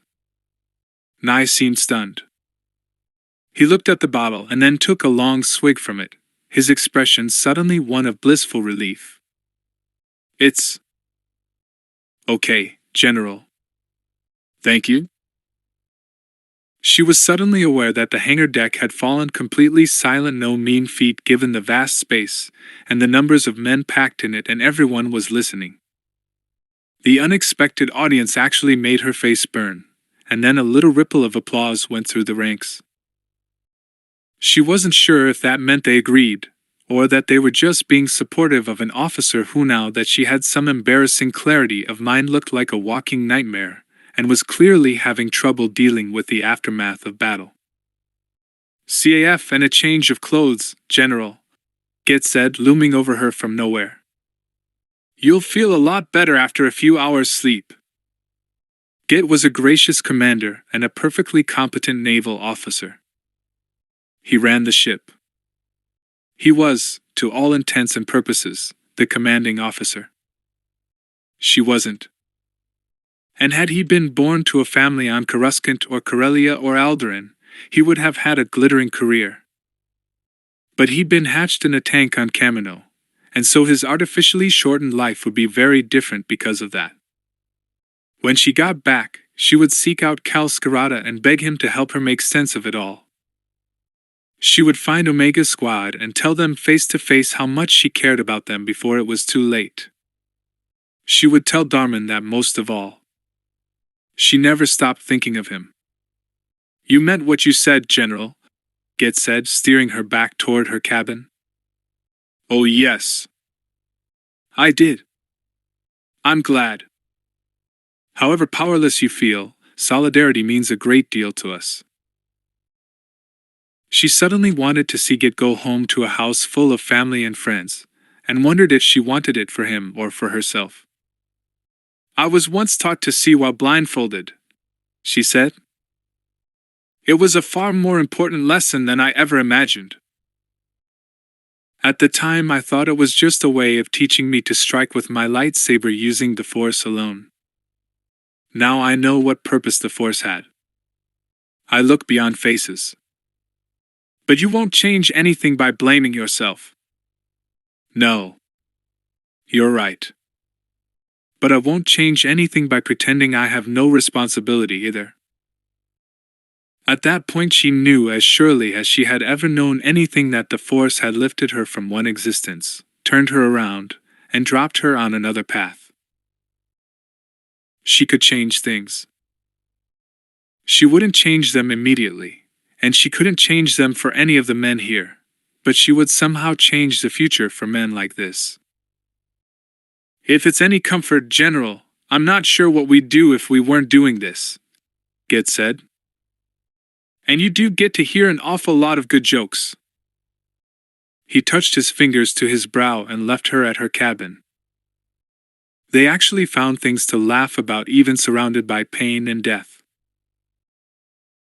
Git had that understated, inventive, and irreverent humor that seemed common to anyone in uniform. If you couldn't take a joke, apparently, you shouldn't have joined. She'd heard Omega quote that Skirata line more than once.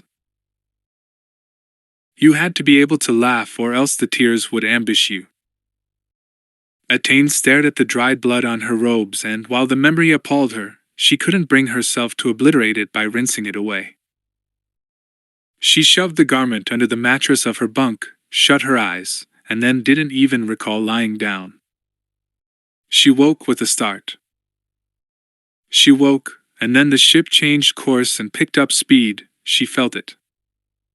That hadn't woken her. Some disturbance in the force had. Darman. She could feel the very slight vibration that told her fearless drives were straining flat out. She sat up and swung her legs over the side of the bunk, rubbing a painful cramp from her calves. A clean set of robes was hanging on a peg behind the hatch door of her cabin. She had no idea where the crew had acquired them, but she washed her face in the basin, and looked up at last at the small mirror to see the scratched, ashen, rapidly aging face of a stranger. But at least she could meet her own eyes now. She pulled on the clean robes and was pocketing both her own lightsaber and Master Cast Fuliers, which she always carried out of sheer sentimentality and pragmatic caution, when there was the sound of boots padding down the passage outside. Someone rapped on the hatch. She eased it open using the force. It was reassuring to know she wasn't too beaten to do that. "General?" Get said. He handed her a mug of CAF, remarkably relaxed for a man whose ship was clearly driven by new urgency. "Sorry to disturb you so soon." "That's very kind of you, Commander." She took the CAF and saw her hands shaking. "I felt something." "What's wrong?" "I took a liberty, General. I hope you won't be offended, but I overrode your orders." She couldn't imagine that ever bothering her. She'd once ordered Darman to do that if he ever felt she was screwing up. The clones knew their trade far better than she ever would. "Get, you know I trust you implicitly?" "I've diverted the ship to the Tina sector. We received a Red Zero call and I thought you'd really want to respond. An extra day or so isn't going to make any difference to the survival rate of casualties now." Red Zero. An emergency command for all vessels to respond to a disaster of some kind, something very serious indeed. Even extracting the 41st hadn't been a Red Zero signal. "I'd always give a Red Zero top priority, too." "Good call, Get. Thought you might." He watched her drain the cup and held out his hand to take it. "Especially because this one's from Omega Squad. They're in very deep dwang, General." Darman, she thought. The Force always made sure she got the most important intel after all. Dar. 4. Delta Squad to Fleet Ops. Responding to Red Zero. Position, Shaken.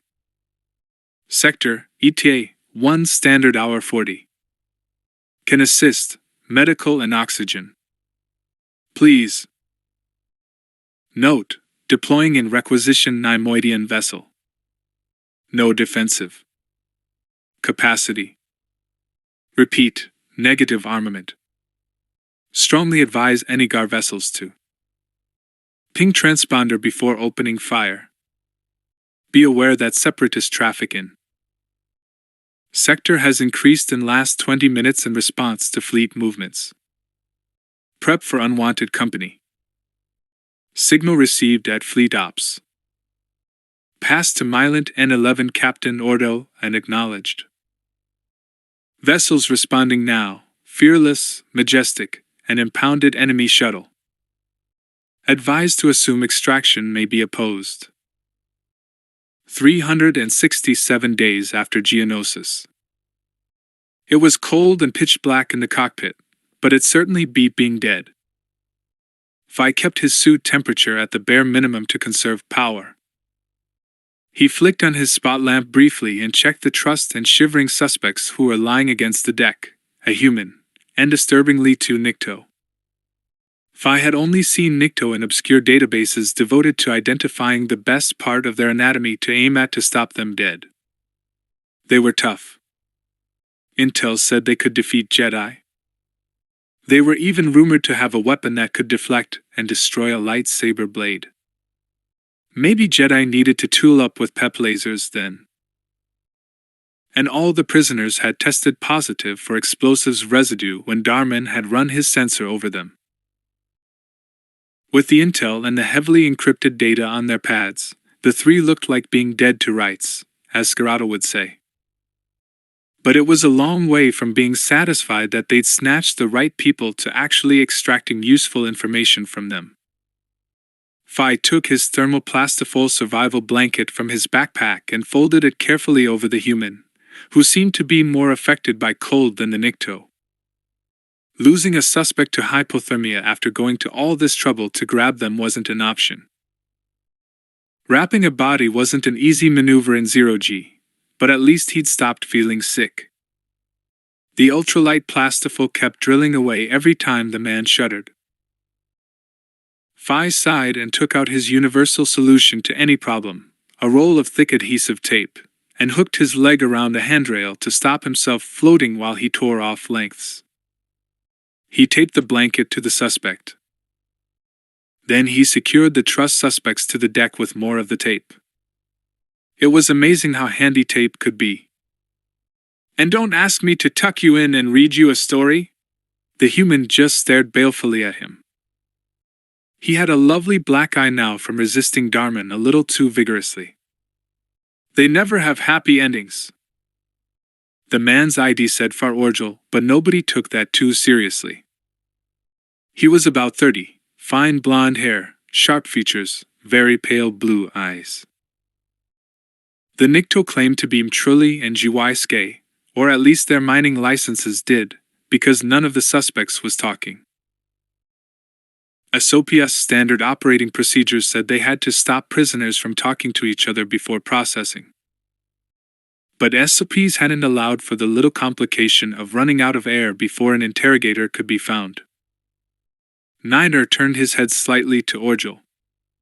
"You can talk to us. Or you can wait until Sergeant Vav sits you down with a nice cup of CAF and asks you to tell him your life story. He's a good listener. And you'll really want to talk to him." There was no response. Apart from the brief curses and grunts of pain they'd emitted when Omega stormed the cockpit and subdued them, Phi loved military understatement. None of the suspects had said a single word, not even name, rank, or serial number. And of course, the two who were dry frozen somewhere in the vacuum of space weren't going to provide many answers of their own free will, either. "Look, shall I try to get some information out of these gentlemen just in case the taxi doesn't get here before our air runs out?" Phi asked. "We're not trained to interrogate prisoners," said Niner. Phi maneuvered himself above the human. He didn't know what Nikto felt or feared, and suspected that it wasn't much, but he knew plenty about his own species' vulnerabilities. "I could improvise." "No, you'll bounce off the bulkheads, expend too much oxygen, and then we'll have to slot them to preserve the supply for us." "It can wait." Vav isn't going anywhere, and neither are they. Niner was reclining in the pilot's chair, restraining belt buckled and staring straight ahead. The blue-lit T of his visor was reflected in the transparent steel view screen, making him look wonderfully droid-like. Phi wasn't sure if Niner was simply saying coldly brutal things to intimidate the prisoners or not. Phi wasn't entirely sure whether he was really joking some of the time. War was nothing personal. But somehow Phi felt differently about people who didn't carry a rifle and who didn't kill in honest combat. They were an invisible enemy. Fearfeck, even droids stood up where you could see them. He put it out of his mind with a conscious effort, and not only because Ordo had insisted on undamaged prisoners. He knew how to kill, and he knew how to resist pain, but he wasn't sure how to inflict it deliberately. But he was pretty sure that Vav did. He'd leave the job to him. Darman had positioned himself against the bulkhead with his legs stretched out. He looked asleep. Arms folded, head lowered, his point-of-view icon in Phi's HUD showed only an image of his belt and lap. Dar could sleep anywhere, anytime. At one point he flinched, as if someone had said something to him, but there was nothing audible on the comm link. Auden belted into the co-pilot's seat, worked on the assortment of data pads, data sticks, and sheets of flimside that he'd taken from the suspect's dead and alive and prodded probes into data ports, doing what he seemed to enjoy best, slicing, hacking, and generally dismantling things. Niner occasionally reached out to grab any of his prizes that floated free. Phi propelled himself forward with a gentle push against the deck and offered his roll of tape. Auden managed a smile and trapped the wayward components on the sticky side, securing the other end on Niner's left forearm plate. "Phi, you know I don't mean it, don't you?" Niner said suddenly. "When I get on your back about stuff. I'm just venting steam." It took Phi aback. "Sarge, I think the first thing you ever did was to tear me off a strip, and we're still brothers, aren't we?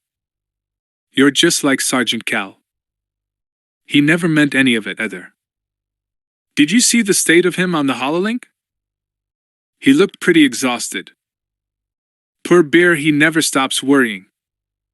Phi paused. It was the first time he'd ever heard Niner use the word bear openly, father. Phi preferred to see everyone burying their fears in wisecracks. This was all too raw.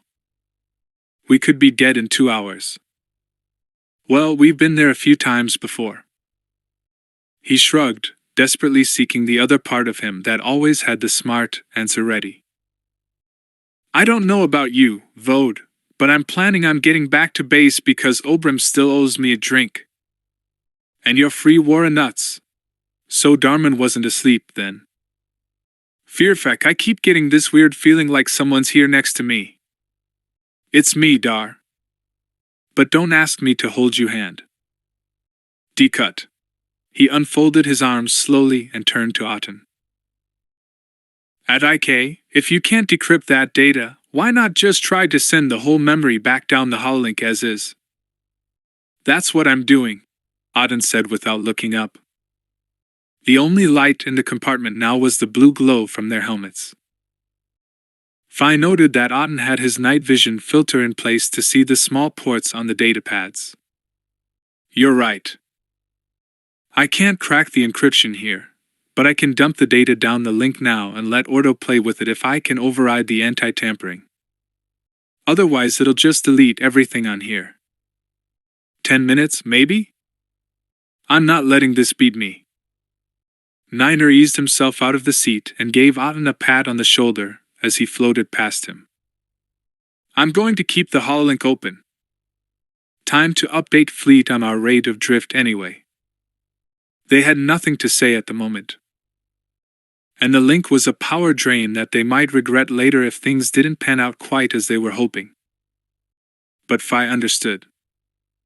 Cal Scarrato would be going crazy not being able to keep an eye on them at a time like this. It was what he always said when things got tough: "I'm here, son." He felt he had to be there for them. And he always had been. There was exactly the right word. Phi had no idea how he had managed to keep faith with more than 100 commandos. The link flared into blue light again. Ordo appeared, in full armor and looking away from the cam. He must have been at Fleet HQ, then, to be working with his helmet on like that, and the holo unit must have been placed in his desk. "Omega here," Niner said. "Captain, mind if we keep the link open until further notice?"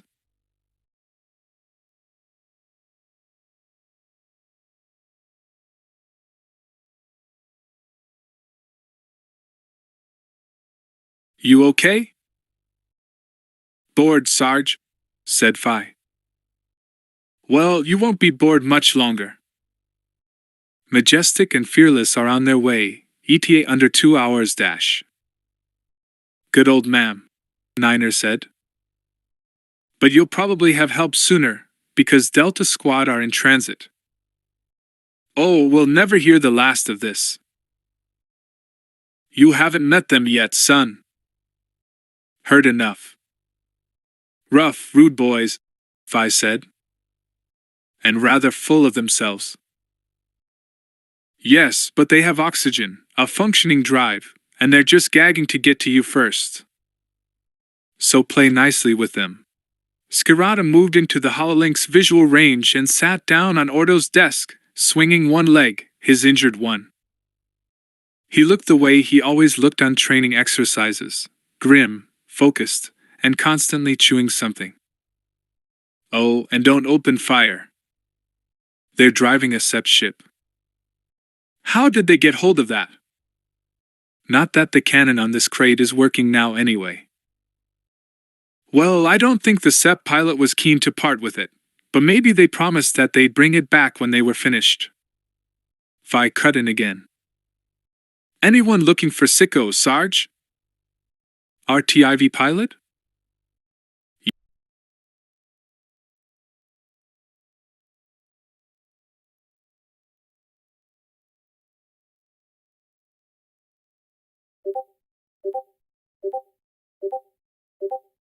We'll keep you posted. Skirata glanced at Ordo as if he'd said something.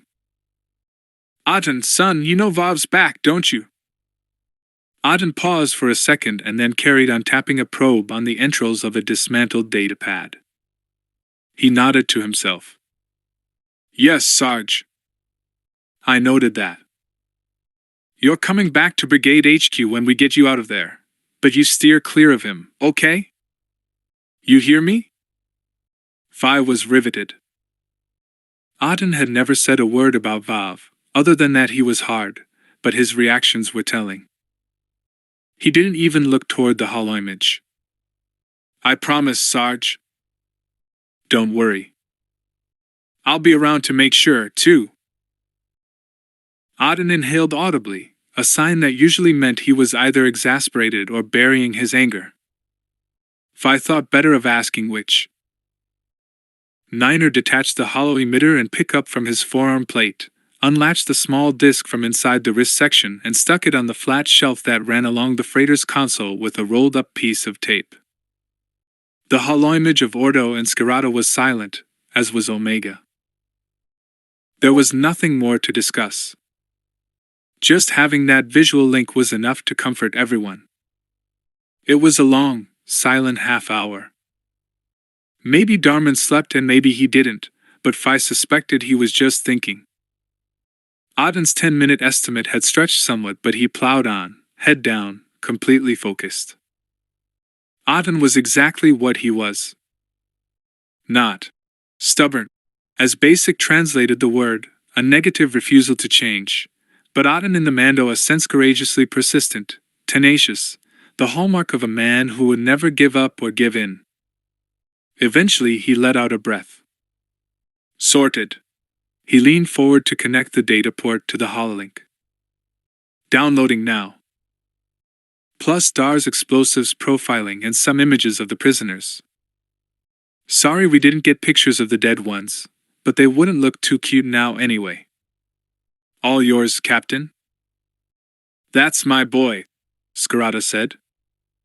Well, he was now. He wasn't Vav's batch any longer. They all settled back and relaxed as best they could. Vi could hear it in his helmet.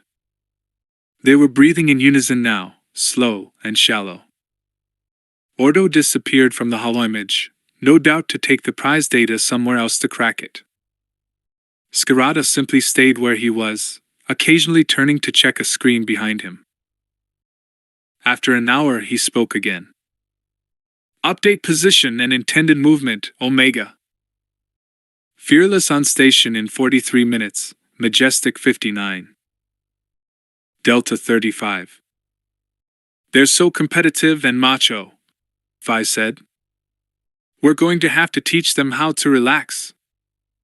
There was a brief snort of amusement from Darman's audio, and then everyone was silent again. The three prisoners shifted from time to time. The human Far Orgel was shuddering uncontrollably in the cold despite being wrapped like a roasting joint of Nerf in all four of the squad's emergency plastifol blankets. Condensation was forming on the bulkhead next to Vi, and he ran his gloved fingertip across it, making the moisture bead and run. It was just as well that the vessel's electrical power was down. It would be shorting out by now. And just when things were going so well, all things considered, Skirata jumped upright from the desk and rushed out of camp shot. When he came back seconds later, it was clear something had gone Asakla, as he always put it, badly wrong. Omega, you've got company. There's a SEP vessel on an intercept course with you, unidentified but armed and going fast. Have you any power at all you can divert to cannon? Are you certain it's offline? Niner swallowed hard. The problem with a shared helmet comm link was that you heard your brother's every reaction, even the ones you really didn't want to.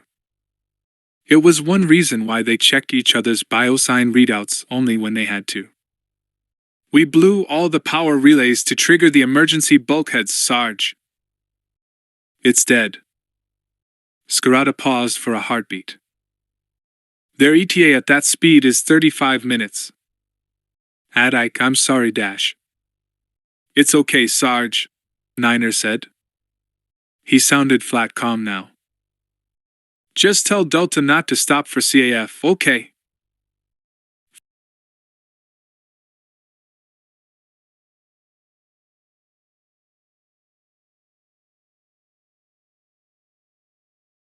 You couldn't defend yourself against cannon with a DC-17, not in a sealed and crippled section of a slowly drifting ship. Phi hadn't found himself helpless for a long time.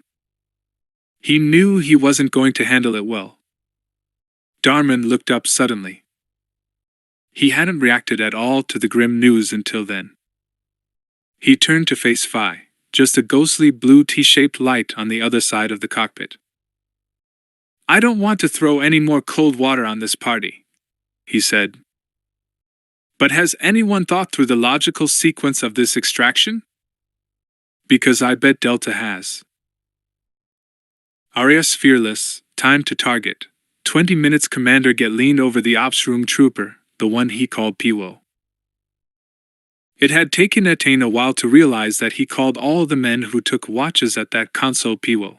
It was simply an acronym for Principal Weapons Officer. The man's name was actually Ten. Ten's face was blank with total concentration, thrown into sharp relief by the yellow light from the screens in front of him. There it is, he said. The separatist ship appearing on the tracking screen as a visibly shifting red pulse was now within their scanning range. Omega's wasn't, although 10 had programmed in a blue marker that corresponded with their last position and projected drift. How many minutes are we still behind them? Etain asked. If 10 didn't like having a commander and a general breathing down his neck, he showed no sign of it. Etain admired his ability to ignore distractions, even without a little force help from her. He didn't seem to need it. 5, maybe 4 if the velocities hold constant. Now, what's that? Get said. A smaller target had appeared on the screen, first red, then blue, then flashing red with a cursor saying unconfirmed. SEP drive profile, but the scan is probably detecting a GR. Encrypted transponder, 10 said. I think we can guess who's in the driver's seat there. Wasn't Delta carrying out a rummage of prosecutor? Get asked. I gather they had expected visitors. Doesn't Delta file full contact reports?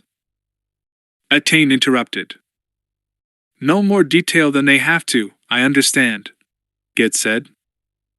Silent ops. I think they get out of the habit of talking to the regular forces side of things. Perhaps General Juzik might have a word with them. Delta, like Omega, was part of Juzik's battalion, 05 Commando, which was one of 10 in the Special Operations Brigade commanded by Etain's former master, Arligan Zay. A year before, there had been 2 brigades. Casualties had slashed their strength in half. And like all the commando squads, Delta was utterly self-reliant and operated largely without command, merely receiving intelligence support and a broad objective. It was the kind of command that was ideal for a very smart but inexperienced general. And there was no other way for one Jedi to run 500 Special Forces men, clones led clones, as they did in the regular GR. So Delta did more or less as they pleased within the overall battle plan. Fortunately, it seemed to please them to be blisteringly efficient, a quality Attain noted and respected in every cloned soldier she met. "Get me a link to them, Commander," she said. "I need to talk to them." "As do you. I have no idea how they're going to play this." Get just raised his eyebrows and turned to the signals officer to request a secure link via fleet. It took 30 seconds. There were 18 minutes to target. Time was running out.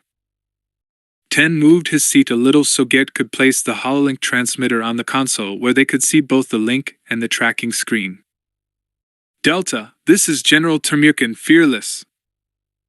The image that shimmered before her showed one man in a familiar suit of Katarn armor, squatting with a DC-17 across his thighs. The blue light distorted natural color, but the dark patches on his armor suggested red or orange identity markings. "RC-1138, General, receiving." It was time for names. "Your boss." "Yes, General Boss. Our ETA is 14 to 15 minutes. You don't have any armament, do you?" "No, and we're aware that there's another SEP ship right up our shebs that does." Boss appeared to check himself. "Apologies for the language, General. But you're the ones carrying the cannon." "Boss, how do you plan to execute this?" "That you first, get them."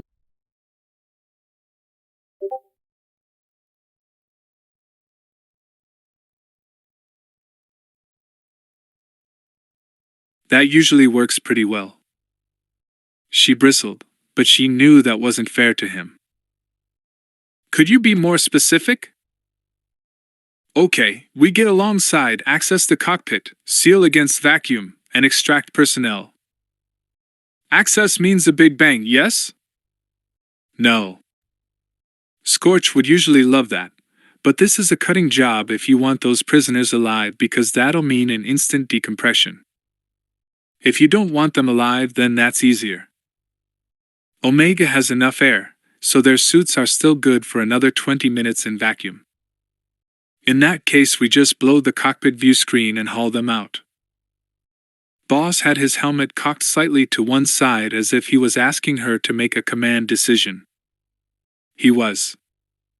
It was the mission objective versus Omega's safety. And that's what command is all about. Attain suspected this was where she finally stopped playing at being a general. Omega didn't have to survive, but a few terrorists who might hold the key to a wider terror network did. Accessing the cockpit carefully with cutting equipment would take more time that might mean the SEP ship arrived before Omega was safe and clear. Her personal choice was immediate. But she wavered over the professional one. She was aware of Git glancing at her, and then looking down at something of overwhelming interest on the deck. Boss showed unusual diplomacy for a squad that had a name for being unsubtle. He wasn't blind. He could see her as well as she could see him, and he probably saw a child out of her depth. "General, I've spoken to Niner," he said. "He's clear." They're all clear.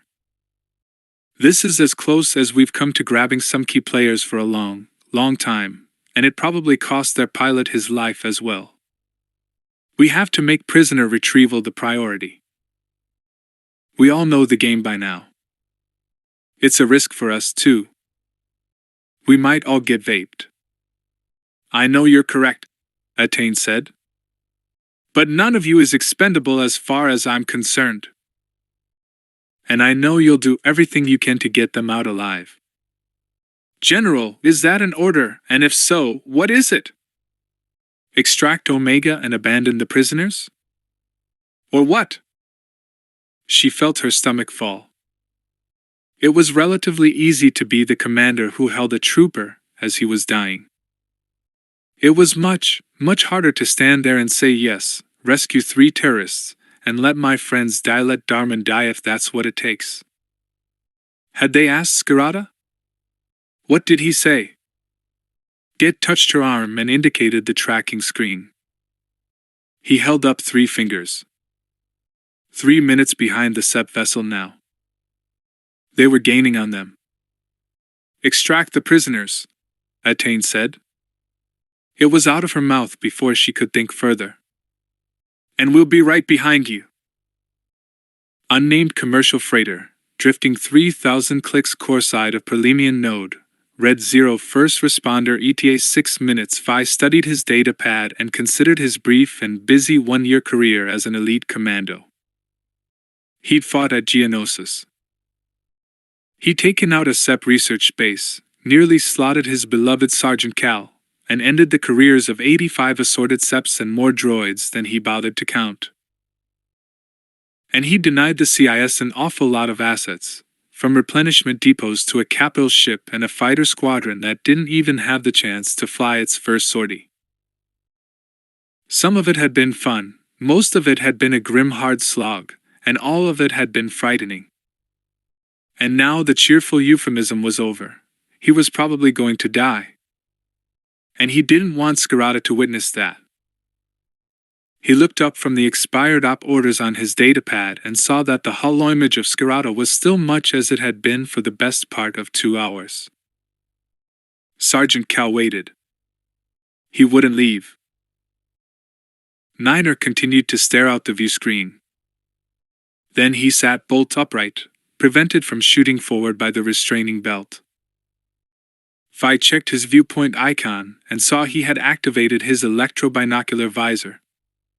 Visual contact, Niner said quietly. Fearfek, it really is a SEP crate. Nimoidian. The whole squad maneuvered so they could see what he was looking at. About time, Niner said. Phi listened in. Delta, Niner here. You been sightseeing? Boss receiving. Sorry, we had to stop and ask for directions. He had a voice very like Otten's but with a stronger accent.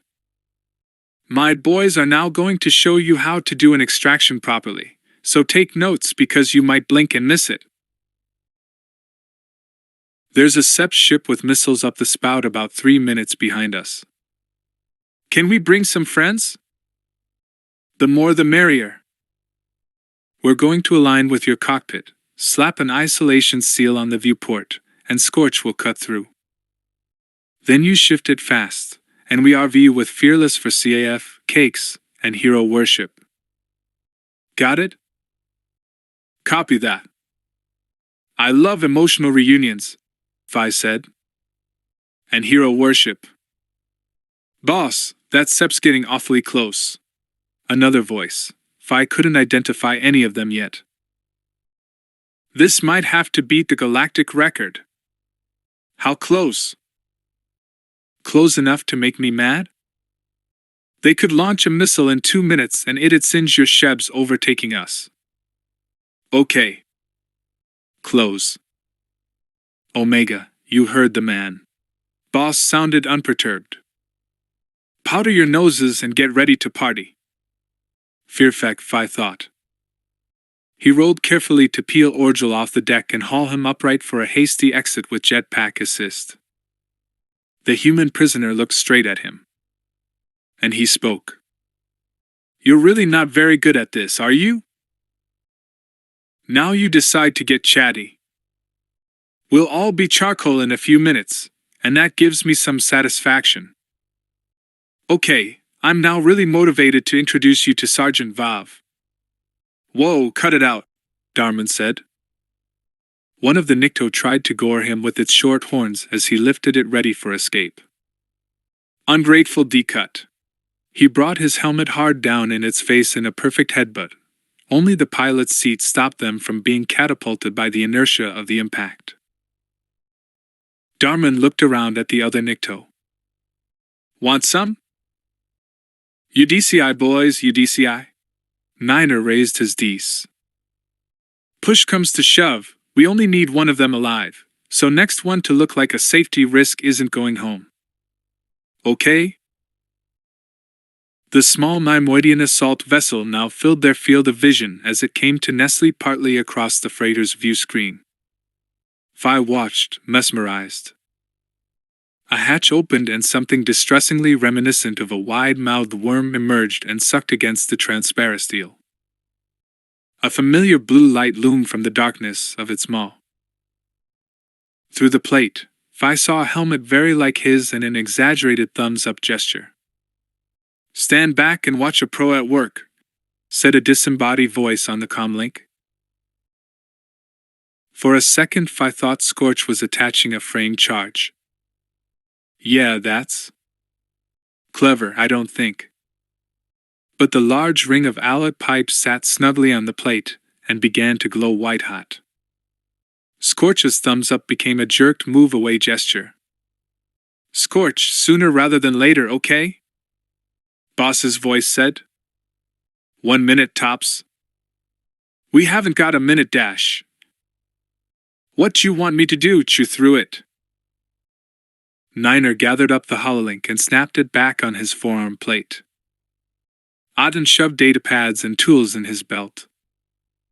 "Tell you what, shall we just float here and panic incoherently while we're waiting?" Phi said. "Good idea," Scorch said, unmoved.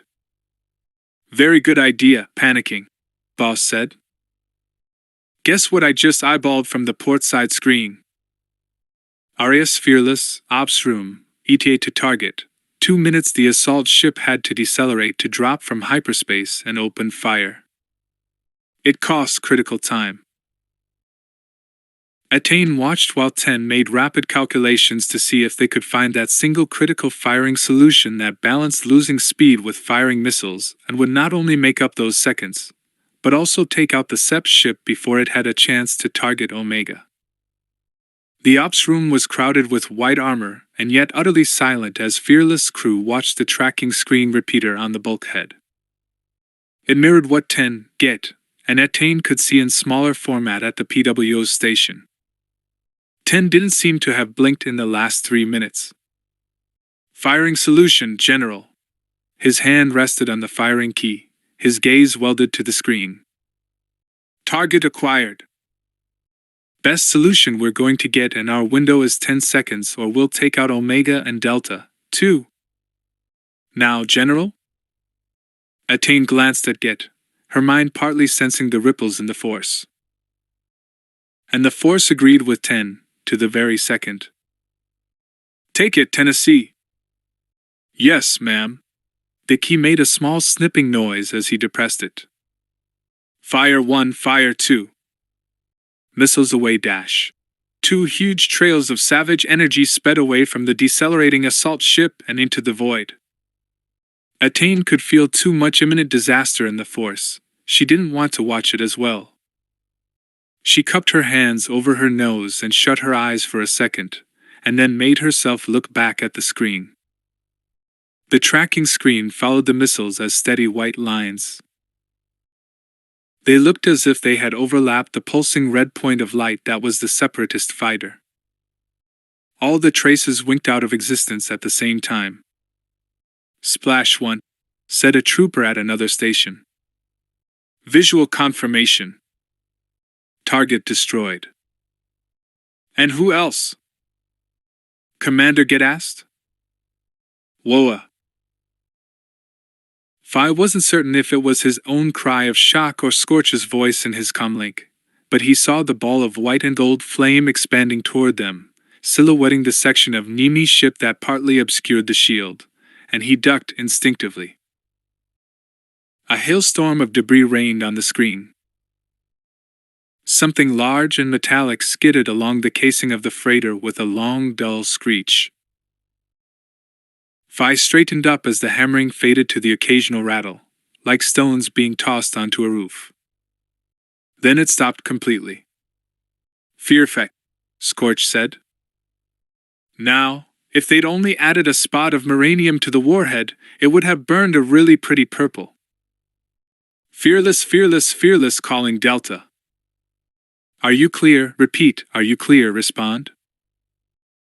A large rectangle of hot softened glass peeled slowly away from the screen, helped by Scorch's fist, and drifted off serenely into a silent, slow-motion collision with the headrest of the pilot's seat. Delta here, fearless. Just extracting Omega and cargo now. Phi fought to stop himself from sounding breathless and shaky. It would let the squad down. I'm glad the Navy's here, he said. Because if it had been down to you, greased lightning, we'd be in asteroid belt by now. Scorch's visor poked through the aperture at last, followed by his arm, and he made an unmistakable gesture of displeasure. Phi felt his mouth take over, fueled by shock. My hero! You finally made it. You want to walk back to base? Niner lifted the plastifo-wrapped Orgel with one hand and lined him up with the opening. Phi's going to give his mouth a nice rest now and help me cross-deck the garbage. Gift-wrapped? Ah, you shouldn't have. Scorch hauled himself a little farther down the access tube and hung motionless at 135 degrees, assessing the 3 bound prisoners. Feet first, please. Then if the decut tries to kick out, I can break his legs. Don't want this tubing breached. It proved harder than expected. But by the time the second Nikto had been rammed up into the connecting tube like a torpedo, the warm air from the hijacked Neimoidian vessel had worked its way into the freighter cockpit and made Phi feel a lot more comfortable. He stood back to let Ott and then Darman make their way up the tube. Scorch hauled Darman inboard by his webbing. Phi waited for his boots to disappear and then rolled to peer up the aperture into a circle of dim light. Next! Phi lined up and then pushed off with one boot. As he passed through the open hatch at the other end, he felt artificial gravity seize him, and he rolled onto the deck with a clatter of armor plates. It took him a few seconds to get to his feet. Niner collided with him from behind. It wasn't a very big ship. Boss's armor daubed with chipped and peeling orange paint slammed the hatch behind Niner and sealed it. Niner stared at him as if he wasn't sure what should happen next, and then the two men simply shook hands and slapped each other on the back. Like what we've done with the place, Boss said, taking off his helmet. The flight deck looked as if someone had been dismantling it the hard way.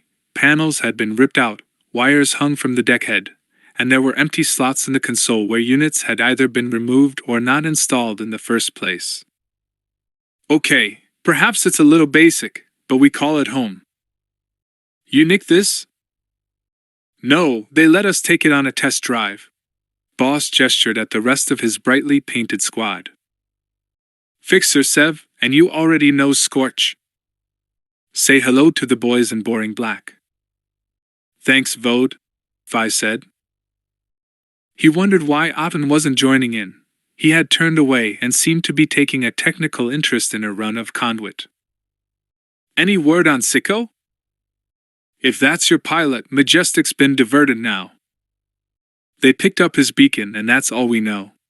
Boss looked down at the 3 prisoners, lined up on the deck like corpses. He gave each of them a nudge with his boot. You'd better be worth everyone's effort. Phi eased off his helmet and inhaled almost fresh air. Except for Scorch, they had all taken off their helmets. Delta was one of fewer than a dozen squads that had survived intact since decanting, a true pod as the Kaminoans had called it, and they seemed to think that made them an elite within an elite. They had been raised and trained together, and they had never fought with anyone but their brothers. It was a luxury few squads now enjoyed. Phi suspected it meant they didn't play well with others. He remembered only too well how ferociously competitive and inward-looking his own pod had been, and how badly his confidence had been dented when he lost his brothers at Geonosis and was then dumped in Niner's care. "You do okay for a mongrel squad," Sev said, and Phi chose not to react. He knew he was on autopilot now and that he should shut up. Niner's glance helped him decide. "I don't suppose you did a rummage on that ship, did you?" "Not with a rapid decompression on our hands, no," said Niner. "Word was that it was carrying explosives." "Okay, we're going to be coated in seps anytime now, so let's get this crate into Fearless hangar, and then they can blow the freighter. If there's anything useful in it, at least the seps don't get it." Darman slid down a bulkhead onto the deck, and Niner sat down beside him. They were nearly back aboard Fearless, and that meant they were nearly home, and home meant Arca Company barracks and at last a good night's sleep after 2 months on patrol. Phi never got enough. None of them ever did. And fatigue could make you dangerously careless. "So, Aten."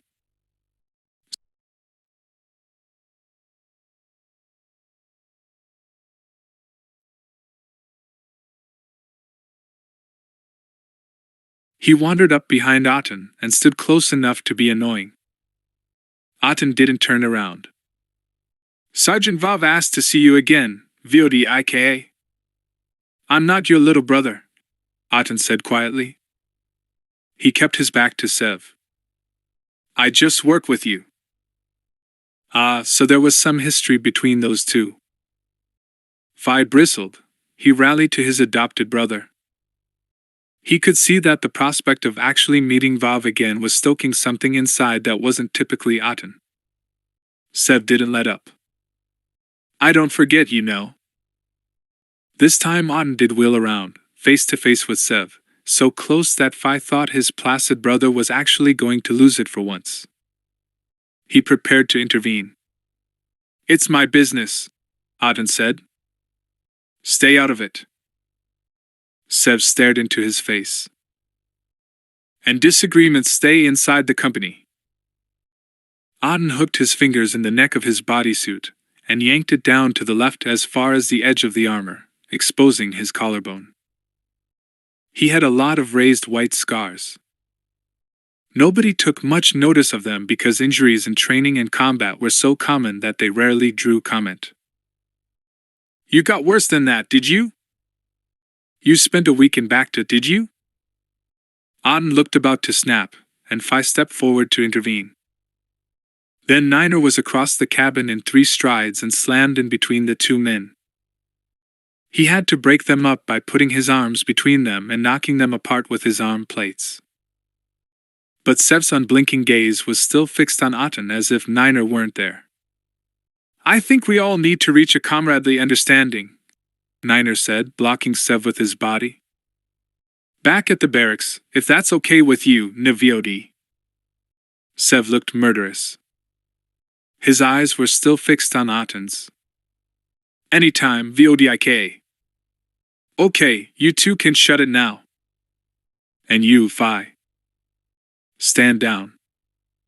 We've all had a bad day, so let's throttle back on the testosterone and play nicely." Sev held his hands away from his sides in a gesture of reluctant submission and went to sit beside Scorch in the cockpit. Boss didn't say a word, but Niner grabbed Phi and Aten by their shoulders and shoved them farther away. "You're going to tell me what that's all about." "No, I'm not, Sarge. It's personal." "There's no personal where this squad is concerned. Later, okay? I'm not having you brawling like a pair of civvies. If there's a needle match between you two, we all sort it together. Got it?" "Yes, Sarge." Niner emphasized his warning with a prod in Aten's chest and moved back to stand with Boss while Scorch brought the vessel alongside Fearless and began negotiating with the flight deck controller on how they might make space in the hangar for it. Phi waited with Aten in case he decided to resume his little chat with Sev. He had never seen Aten flare up even under the most extreme pressure, but he seemed ready to swing at anyone now. And even a brain-dead Weequay could have spotted that it had something to do with Vav. At IK, you want to tell me about it sometime? Not really. Auden patted Phi on the shoulder. I have to deal with it myself sooner or later. Phi glanced at Sev and got a blank stare that wasn't even hostility, just an absence of anything comradely. It wasn't going to be a bundle of laughs if they ever had to work together again.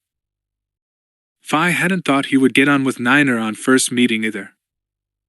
But there had never been anything about Niner that had made Phi want to punch him in the face and get it over with, just to save time. It was going to happen, sooner or later. Phi knew it. He never had a disagreement, let alone a fight, with a brother before. It made him uneasy. He distracted himself with dreams of a hot shower, hot food, and the luxury of 5 hours unbroken sleep. 5. To Officer Commanding SO BC, HQ Coruscant, SEAL Fleet Protection Group. From SEAL Majestic, off Caleria, 367 days after Geonosis. I regret to inform you that we have recovered the wreckage of TIV Z590-1 and the body of pilot CT-1127-549. Prelimian traffic control reports that Republic civilian freighter Nova Crystal logged that it fired on a vessel it described as a pirate, attacking its convoy to dislodge it from the hull. I also regret that due to security restrictions, I am unable to tell PTC that the freighter killed a Special Forces pilot on active service, and so PTC regard Nova Crystal's skipper to be something of a hero. Fleet Ops HQ, Coruscant 0600, 368 days after Geonosis, the first anniversary of the battle. Skirata walked out of the Fleet Ops lobby and into a cool, moist morning that he wasn't expecting to welcome. It was over, for the time being. Omega had survived, and they were coming home. They needed a break from continuous deployment in the Badlands, and he was certain they were needed here. CSF couldn't handle a big terror operation in the capital system, not even with Obram around. The question was how to work that past Arligan Zay. The Jedi was reluctant to commit men to what he saw as security work at a time like this. But it was what Ordo and the Nulls were ideally suited for if they had a few commandos to deploy as well. Skirata stood on the steps for a few minutes inhaling fresh air, eyes stinging from fatigue, and raked his fingers through his crew cut. He could sleep now. Omega was safe, Ordo was here with him, and his 5 brothers were accounted for, safe and well. Muriel was on Commando. If Zay was heard to mutter that the Nulls were Skirata's private army, he wasn't entirely wrong. There were still 90 of the men Skirata had trained from small boys on active service, and he worried about them, too. But Omega had become as much his closest family now as the Null Arcs. He would move the galaxy for them if he had to. The gold-veined marble fountain in the center of the plaza beckoned to him. He stopped as he walked past it and simply leaned over and plunged his head in the icy water, holding it there for a few painfully refreshing moments before jerking upright and shaking the water off like a mott. A couple of early morning pedestrians stared at him, and he returned the stare until they looked away. It was rare for anyone to even notice him. He made a habit of being inconspicuous. But today he didn't care. Did they have any idea what was going on around the galaxy on hundreds of battlefields? He resisted the urge to grab them, shake them, and make them listen to what was happening in their name. It was the first anniversary of Geonosis. Nobody seemed to be marking that.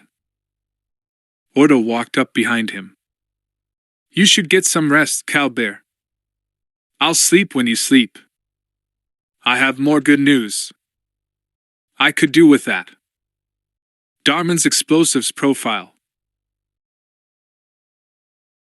The reading from the prisoners matches up with the manufacturing characteristics of at least a quarter of the devices detonated so far. We got a break. Good work. And good old Dar. He smiled at Ordo, reminded again of how well his boys had turned out. Tell you what, Ord IKA, fancy some breakfast while the system gets on with unpacking that data? They do a disgustingly greasy fry-up in the Cragget. It's not the sky sitter, but it sets you up for the day.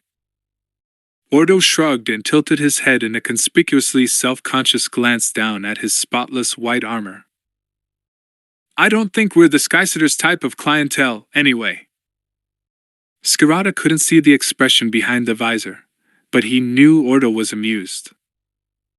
It was good that a man who'd had an unimaginable nightmare of a childhood could find anything funny. They have napkins. And I'll try not to splash sauce over you. Deal? Just to celebrate the fact that we're both still here a year on. Ordo started walking. What were you doing a year ago today?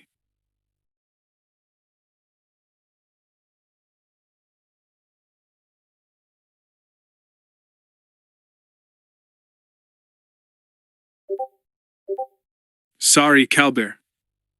It was a very rapid deployment. I should have woken you. You did fine. I should have shaped up and realized you had a job to do. We certainly accounted for a number of enemy positions, Ordo said. I never said goodbye to the lads who didn't come back, that's all. I lost 9 out of my batch. But the last time you saw them, you left them feeling confident, respected, and loved. That's enough for any bear to achieve. Thanks, son. How did he ever grow up this normal? Let's enjoy ourselves for a change, shall we? For a few brief hours, Skirata and Ordo did what normal civilians did and took an easy ride to the city's lower levels to have a dangerously unhealthy but comforting breakfast. Skirata had never used public transport with Ordo in tow before, and the reactions of other passengers fascinated him. They sneaked sideways glances. Ordo's custom holster with its twin blasters probably focused them somewhat. The ARC Trooper armor was spectacular even in a city jaded by the everyday presence of 1,000 exotic species. Skirata regularly forgot how few of the capital's civilians had ever seen a clone soldier face to face. Apart from the heavily publicized display of mass GR battalions boarding assault ships at the military staging area a year ago, the vast majority of Coruscanti had no contact with them whatsoever. And never without their helmets. Ord IK, he whispered. Do me a favor. Take off your bucket, will you? Ordo paused for a moment, and then popped the seal on his collar and lifted off his helmet. Skirata kept an eye on the other passengers. Reactions? It was a revelation. Some looked blankly surprised. Others went a little farther. Oh no, they're human! One man whispered. And they're so young! Did anyone know how young? He hated using Ordo like this, but it had to be done. Skirata, tired and permanently irritable, bit back his retort and became a diplomat for a few moments. No, sir, the war isn't droids fighting droids, he said. May I introduce Captain Ordo? Ordo nodded politely at the man in the seat across the aisle and extended his hand. Skirata had taught his little nose to act like nice boys when they needed to. The man hesitated and then reached across to shake Ordo's hand, surrendering soft, pale civilian fingers to a black gauntlet. The look on his face said clearly that he hadn't expected to find flesh and blood inside the droid-like shell, or to retrieve his hand uncrushed afterward. My pleasure, sir, Ordo said. It was unusually quiet in the easy ride after that. At least the reality had registered on them. Skirata nudged Ordo to get off when they reached the Cragget level, and the Ark replaced his helmet. You like to shock, said Ordo. I like to educate, said Scarata. Sorry, son. Strolling around Coruscant with a fully armored Ark captain was hardly blending in, but it got him a good table in the Cragget, which meant one that the service droid actually wiped clean before they sat down. A couple of CFS officers acknowledged them. Police and security officers like eating here because it was right on the edge of their manor, as some of them called the rough territory where they plied their trade, handy for a quick response to a call but far enough away to be a haven. Ordo took his helmet off again to tuck into the plate of fried smoked nerf slices. The eggs were from something Scarata couldn't identify and knew he didn't want to. He concentrated on the seductively unctuous sensation of hot fat and salty yolk in his mouth and washed it down with several cups of CAF. We can't leave this to the boys in blue any longer, Scarata said. They both knew what this was without being specific in a public place. They're hampered by having to do stuff by the book, and we don't know if they're all playing for our team anyway. This is one for us. I'm going to make Zay see sense about it. Once everyone's back in town, it'll be a lot harder for him to say no. If the cryptography droid extracts some relevant data from Auden's little hall, it might be even harder. Which reminds me. I haven't paid my respects to Vav. Promise me you won't pull your knife on him again. I'll behave. The server droid seemed to have been replaced by a female Twi'lek waitress, who looked past prime dancing age but who still distracted Scarata for a second or two. She put another plate of nerf strips in front of Ordo, who like every clone soldier Scarata had ever known would eat anything and everything put in front of him. She smiled and lingered.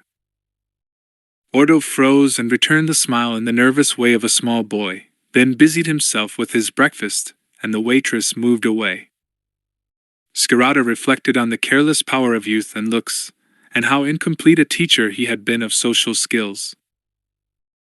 Somehow I don't think she's mistaken you for a droid. Ordo looked uncharacteristically flustered for a moment. I've been assessing our requirements. He cleared his plate again, and Scarata slid his unwanted eggs onto the man's plate and watched them disappear. Kid is an issue. We need to discuss this before you see Zay. This is going to take some serious resources, vehicles, safe houses, special surveillance equipment, and ordnance. Scarata had been doing the calculations at the same time Ordo had. They'd need 2 squads, at least, and a couple of nulls. But 2 squads of Republic commandos in their distinctively bulky, Bad Boy Katarn Mark III kit and Ordo and Mariel in their spectacular red and blue would be noticeable as unusual activity. They might need to wear that armor sooner or later, even if they could be deployed in civilian clothing the rest of the time. Scarata chewed the last overdone piece of smoked nerf. He saved the delectable crunchy bits for last, and a solution blossomed as his jaw worked. Hide in plain sight. He was good at that. He could become so mundane, unkempt hair, scruffy clothing that he was almost invisible. And so could his lads by being the opposite. All they had to do was be one of a number of clone personnel wandering around Coruscant in full armor. And if occasionally they took off that armor and went about in fatigues, then who would really recognize them as individuals? They all looked the same to most people, other than a few Jedi who cared about them as men, and their own brothers. Scarata considered it a very productive working breakfast. He opened his comm link and keyed a meeting request to General Zay. Then he leaned across the table, seized Ordo two-handed by his shoulder pauldron, and gave him a noisy and exaggerated paternal kiss on the top of his head. "Sorted," he said. "Plain sight." The Twi'lek waitress watched, fascinated. "Hey, can I try that too?" "He's just a boy," Scarata said, and left her a very generous tip. Ordo got up to follow him, pocketing a couple of meal bread sticks for later. "My son," RAS Fearless Hangar Deck. Good grief, here comes the armored division, said Commander Get. He strode toward the Neimoidian vessel. Its casing was streaked and pocked with scorch marks. RCs look like tanks, don't they? Republic commandos did look fearsomely bulky alongside the clone troopers. The first 4 to clamber out of the Seas Trade Federation craft were a riot of color, their battered armor daubed with green, yellow, red, and orange markings. The second squad was armored in matte black, utterly featureless and grim. But Etain knew instantly who they were and which man was which. She needed no battle livery to distinguish them. Their forms in the force were almost like trails of phosphorescence in a tropical ocean, and they were instantly familiar, instantly old friends. I was only with them for a few days and I haven't seen or talked to them for months. But it's as if we were never apart. Phi, oh yes, she knew it was Phi even before he spoke, saluted, lifted his helmet, and winked. Ma'am, you look like the back end of a band, he said sympathetically. Are they looking after you properly here? Phi. She knew she was supposed to remain dignified and aloof, and she'd felt comradeship with many clone troopers in the intervening months, but her first reluctant command with Omega had utterly changed her. Phi, I've really missed you. What happened to the gray armor? You know how much Dar griped about being too visible on Kalura. Anyway, he's brought you a present. He gestured over his shoulder. Darman was helping a group of troopers haul the prisoners out of the Neimoidian landing craft while Get examined it. They're all in one piece, too. We've been really good boys this time. Delta Squad had simply disappeared. When Etain looked around, she saw they had settled in a tight knot in a corner of the hangar deck, helmets on, obviously talking intently. She knew the body language now. They didn't feel like Omega in the Force at all. They were a concentrated well, a bottomless pool of something unyielding, and totally enmeshed with each other. The general impression they made on the Force was one of triumphant high spirits. Niner and Aten approached and clasped hands with her. It didn't feel at all inappropriate. They looked tired and anxious, and she wanted very badly to make things right for them. They were her friends. I bet you'd like something to eat, she said. Any chance of a hot shower and a few hours sleep first, please, General? Niner looked apologetic and shoved Phi gently in the back. Me first. I'm pulling rank. He's not really a sergeant, General, said Phi. He just helps them out when they're busy. Any news on our pilot? Niner asked. Yes. I'm so sorry. It was never easy. She tapped her datapad to bring up the copy of the signal that Majestic had sent to Fleet and handed the pad to him. Niner glanced at it, blinked, and passed it to Phi. Phi parted his lips briefly as if to say something, and then his slight frown almost crumpled into grief. He composed himself, and just looked down at the deck. He's not the first, Phi said, suddenly grim, and Etain had never seen that aspect of him surface visibly before. And he won't be the last. Etain watched them disappear through a hatch on the aft bulkhead, trailing after a trooper. Fearless shivered slightly under the soles of her boots, making top speed back to Coruscant, and she waited while Darman spent what seemed like an interminable time fussing about with the prisoner handover. She wondered if he was reluctant to talk after choosing not to remain on Kalura with her. Perhaps he was just concerned that nothing else went wrong. She gave up waiting and walked carefully between the troopers still trying to catch some sleep on the hangar deck, curled up wherever they could find a relatively comfortable space. Well done, she said, hoping that some were awake to hear her. Darman had changed. He bent his head to ease off his helmet, popping the seal, and then shook his hair and smoothed it flat with one glove. And although he smiled, he wasn't the Darman she had been through hell with. He looked older. Clones aged faster than normal men. He was 11 going on 22 going on 50. When she had first sensed him as a child in the Force, his square, high-cheekboned face had been both man and boy. At the stage of life when had she been able to manipulate time, the slightest push backward would have revealed the child he had so recently been. But now he was a man, quite solidly, and with no hint of the boy about him. It wasn't simply that he had aged 2 years in one. The look in his eyes said he was much, much older, as old as the battlefield, maybe as old as war itself.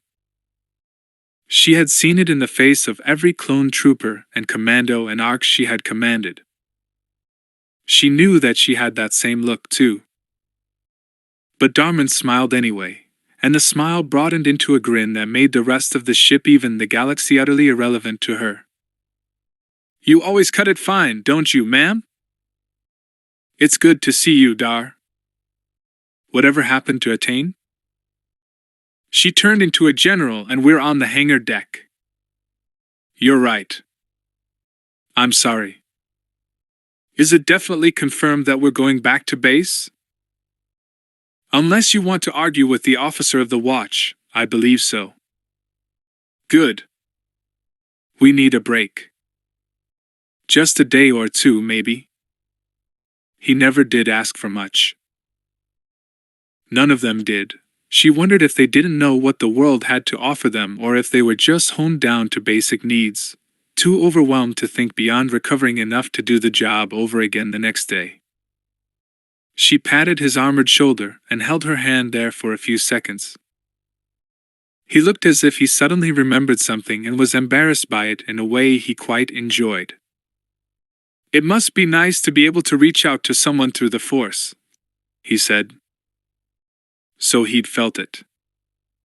She was glad. "Get yourself off to the freshers," she said.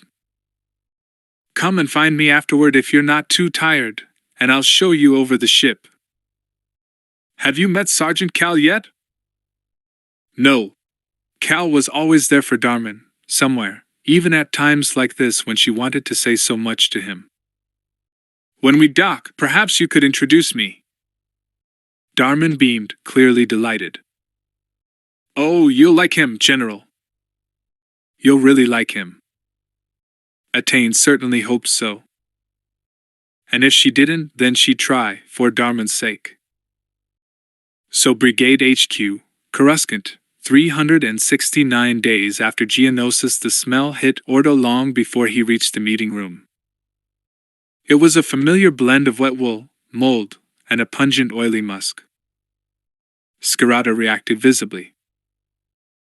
He straightened his right arm by his side out of old habit and let the blade slide into his hand, fall a fraction until the handle touched his palm, and then snatched it. "Calbear, it would be better if I shot it," Ordo said. He put a restraining hand on Skirata's arm. "I won't let it near you.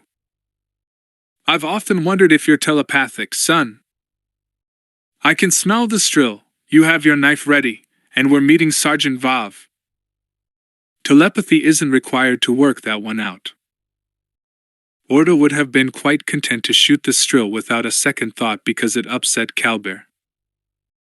But it wasn't the strill's fault that it stank, or that it had a master who cherished cruelty, or that it had become savage itself. It had been selected by nature and then trained by people to hunt for pleasure rather than for food, and nothing else had ever been allowed to cross its mind. He felt some pity for it. But he would still kill it without a moment's hesitation. The doors slid back. Ordo placed his right hand discreetly on the grip of one of his repeating blasters. His attention went instinctively to Vav, then to the strill lying on his lap, and then to the fact that he had a clear shot at both. It took less than a second to process the information and then to subdue the impulse. Behind Vav's head, the walls of General Zay's meeting room were a beautiful soothing shade of aquamarine, but they weren't working. Scarata wasn't soothed. And Captain Mays was sitting at the table beside Zay, arms folded across his chest and looking none too impressed either. There was an ugly purple bruise at the point of his chin, more discoloration around one eye, and a cut on the bridge of his nose. I didn't think I hit him that hard, Ordo thought. Unfortunate. Zay motioned Scarata to enter just after the man strode in of his own accord, and indicated chairs at the lapis top table. Bard and Juzik sat beside him, hands clasped on the tabletop in an attempt at serenity. Well, Scarata said and sat down. He ran his hand across the luxurious polished surface. This is nice. I hope I never hear anyone complaining about the Guard's expenditure on armor and weapons. Cal, Vav said politely. It's good to see you again. Vav was settled in one of the deeply upholstered hide chairs with the strill draped across his lap on its back, all 6 of its legs flopping in an undignified sprawl while he scratched its belly. Its huge fanged mouth was slack, tongue lolling, and a long skein of drool hung almost to the floor. Its body was a meter long, lengthened by a whip of a tail covered in more loose skin. The strill was still prettier than Vav, though. The man had a long square-jawed face that was all bone and frown lines, and graying dark hair cut brutally short. Faces rarely lied about the soul within. Wallen, Scarata said, nodding. Zay gestured to Ordo to sit, but he remained standing and simply removed his helmet. He transferred the bead-sized comm link connector to his ear, noting Zay's expression without looking directly at him. Scarata looked up. Take a seat, Captain. Ordo obeyed only one man's orders, and that man was Calber. Zay was visibly thrown again. No doubt all other arcs and commandos jumped when he said so, but he should have known Ordo by now. Mays certainly did. He was staring at his brother Ark as if one snap of Zay's fingers would give him permission to jump up and return that punch. Mays, perhaps you'd like to go and have a break, Zay said. This is just going to be a tedious administrative matter. Mays paused for one beat, his eyes never leaving Ordo's. Yes, sir. He grabbed his helmet from the table and left. Zay waited for the doors to close behind him. Let's hear your plan, Sergeant. I want to deploy Delta and Omega on Coruscant to identify and neutralize the SEP network here, because it is here, said Scarata. It has to be in order to strike us so easily. And CSF doesn't have the expertise or personnel to deal with this, and there might even be someone inside the CSF passing intel to the terrorists. Zay's eyes were locked on him. Commandos are a military asset, not an intelligence one. Nor police. We have theaters of war across Dash. I wasn't planning to arrest anybody. This is a shoot-to-kill policy. I wasn't aware we had one. You haven't, so you'd better get one fast. I can't ask the Senate to authorize use of special forces against Coruscant residents. Don't ask them. Scarata became pure ice at times like this. Ordo watched him carefully, anxious to learn more nuances of the part of soldiering that required no weapons beyond nerve and psychology. Is the Jedi Council squeamish about that sort of thing, too? Sergeant. Then don't ask them either. In fact, we never had this conversation. All you've done is tell me you can't ask the Senate to give its blessing to a change in the GAR's terms of reference. But I know what you're suggesting, Zay said. Scarata was fidgeting with his blade. Ordo could see it. It was a tiny movement, but he could detect the flex of his forearm muscles through his jacket. Skirata had the point of the blade resting on his curled middle finger and was pressing it ever so slightly up and down, a preparation for dropping and catching the grip. The Jedi Council is pretty adept at turning blind eyes, Skirata said. For an organization that knew it was taking on an army with an assassination capability, you do send out conflicting signals to simple soldiers like me. Valve was watching the exchange like a man being mildly amused by a haul of it. The Strill yawned with a thin, high-pitched whine. The difference the Senate will see, Zay said, is that this is Coruscant. General, the days when wars were fought elsewhere while the home fires were kept burning are long gone. I know.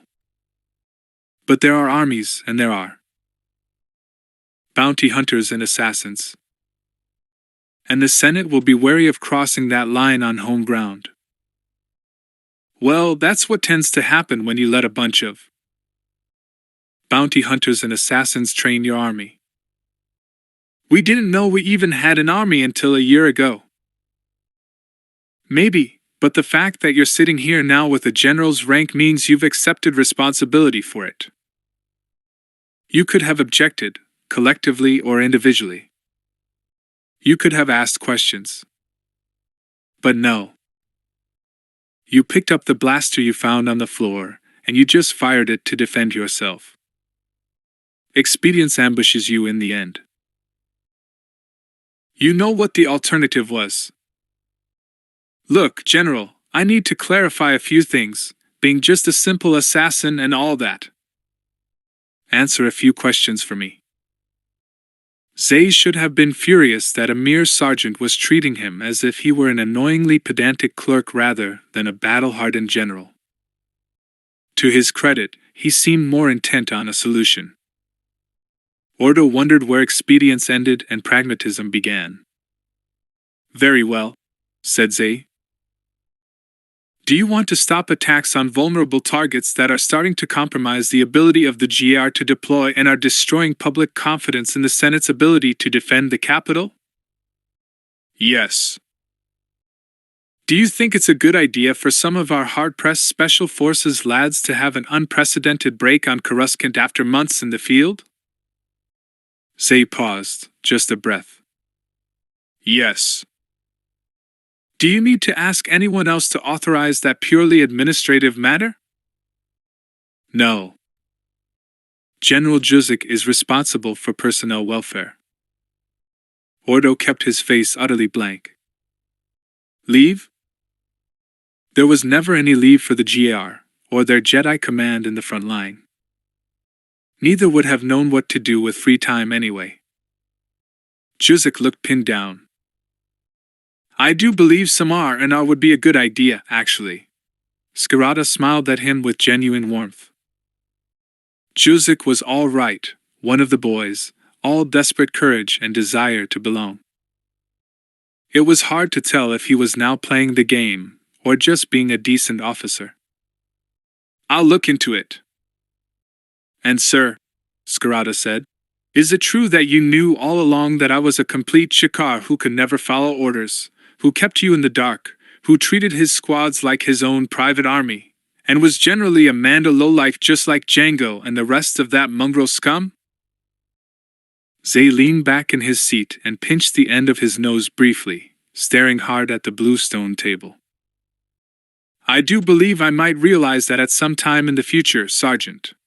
The corners of his eyes crinkled for the merest fraction of a second, but Ordo spotted it.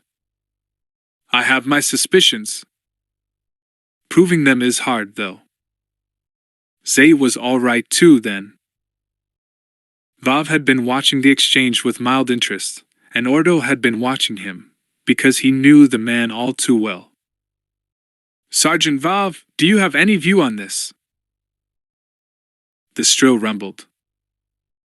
Vav, apparently distracted, fondled its ghastly, stinking head, his slightly narrowed eyes revealing a doting affection that he never seemed to spare for any other living creature.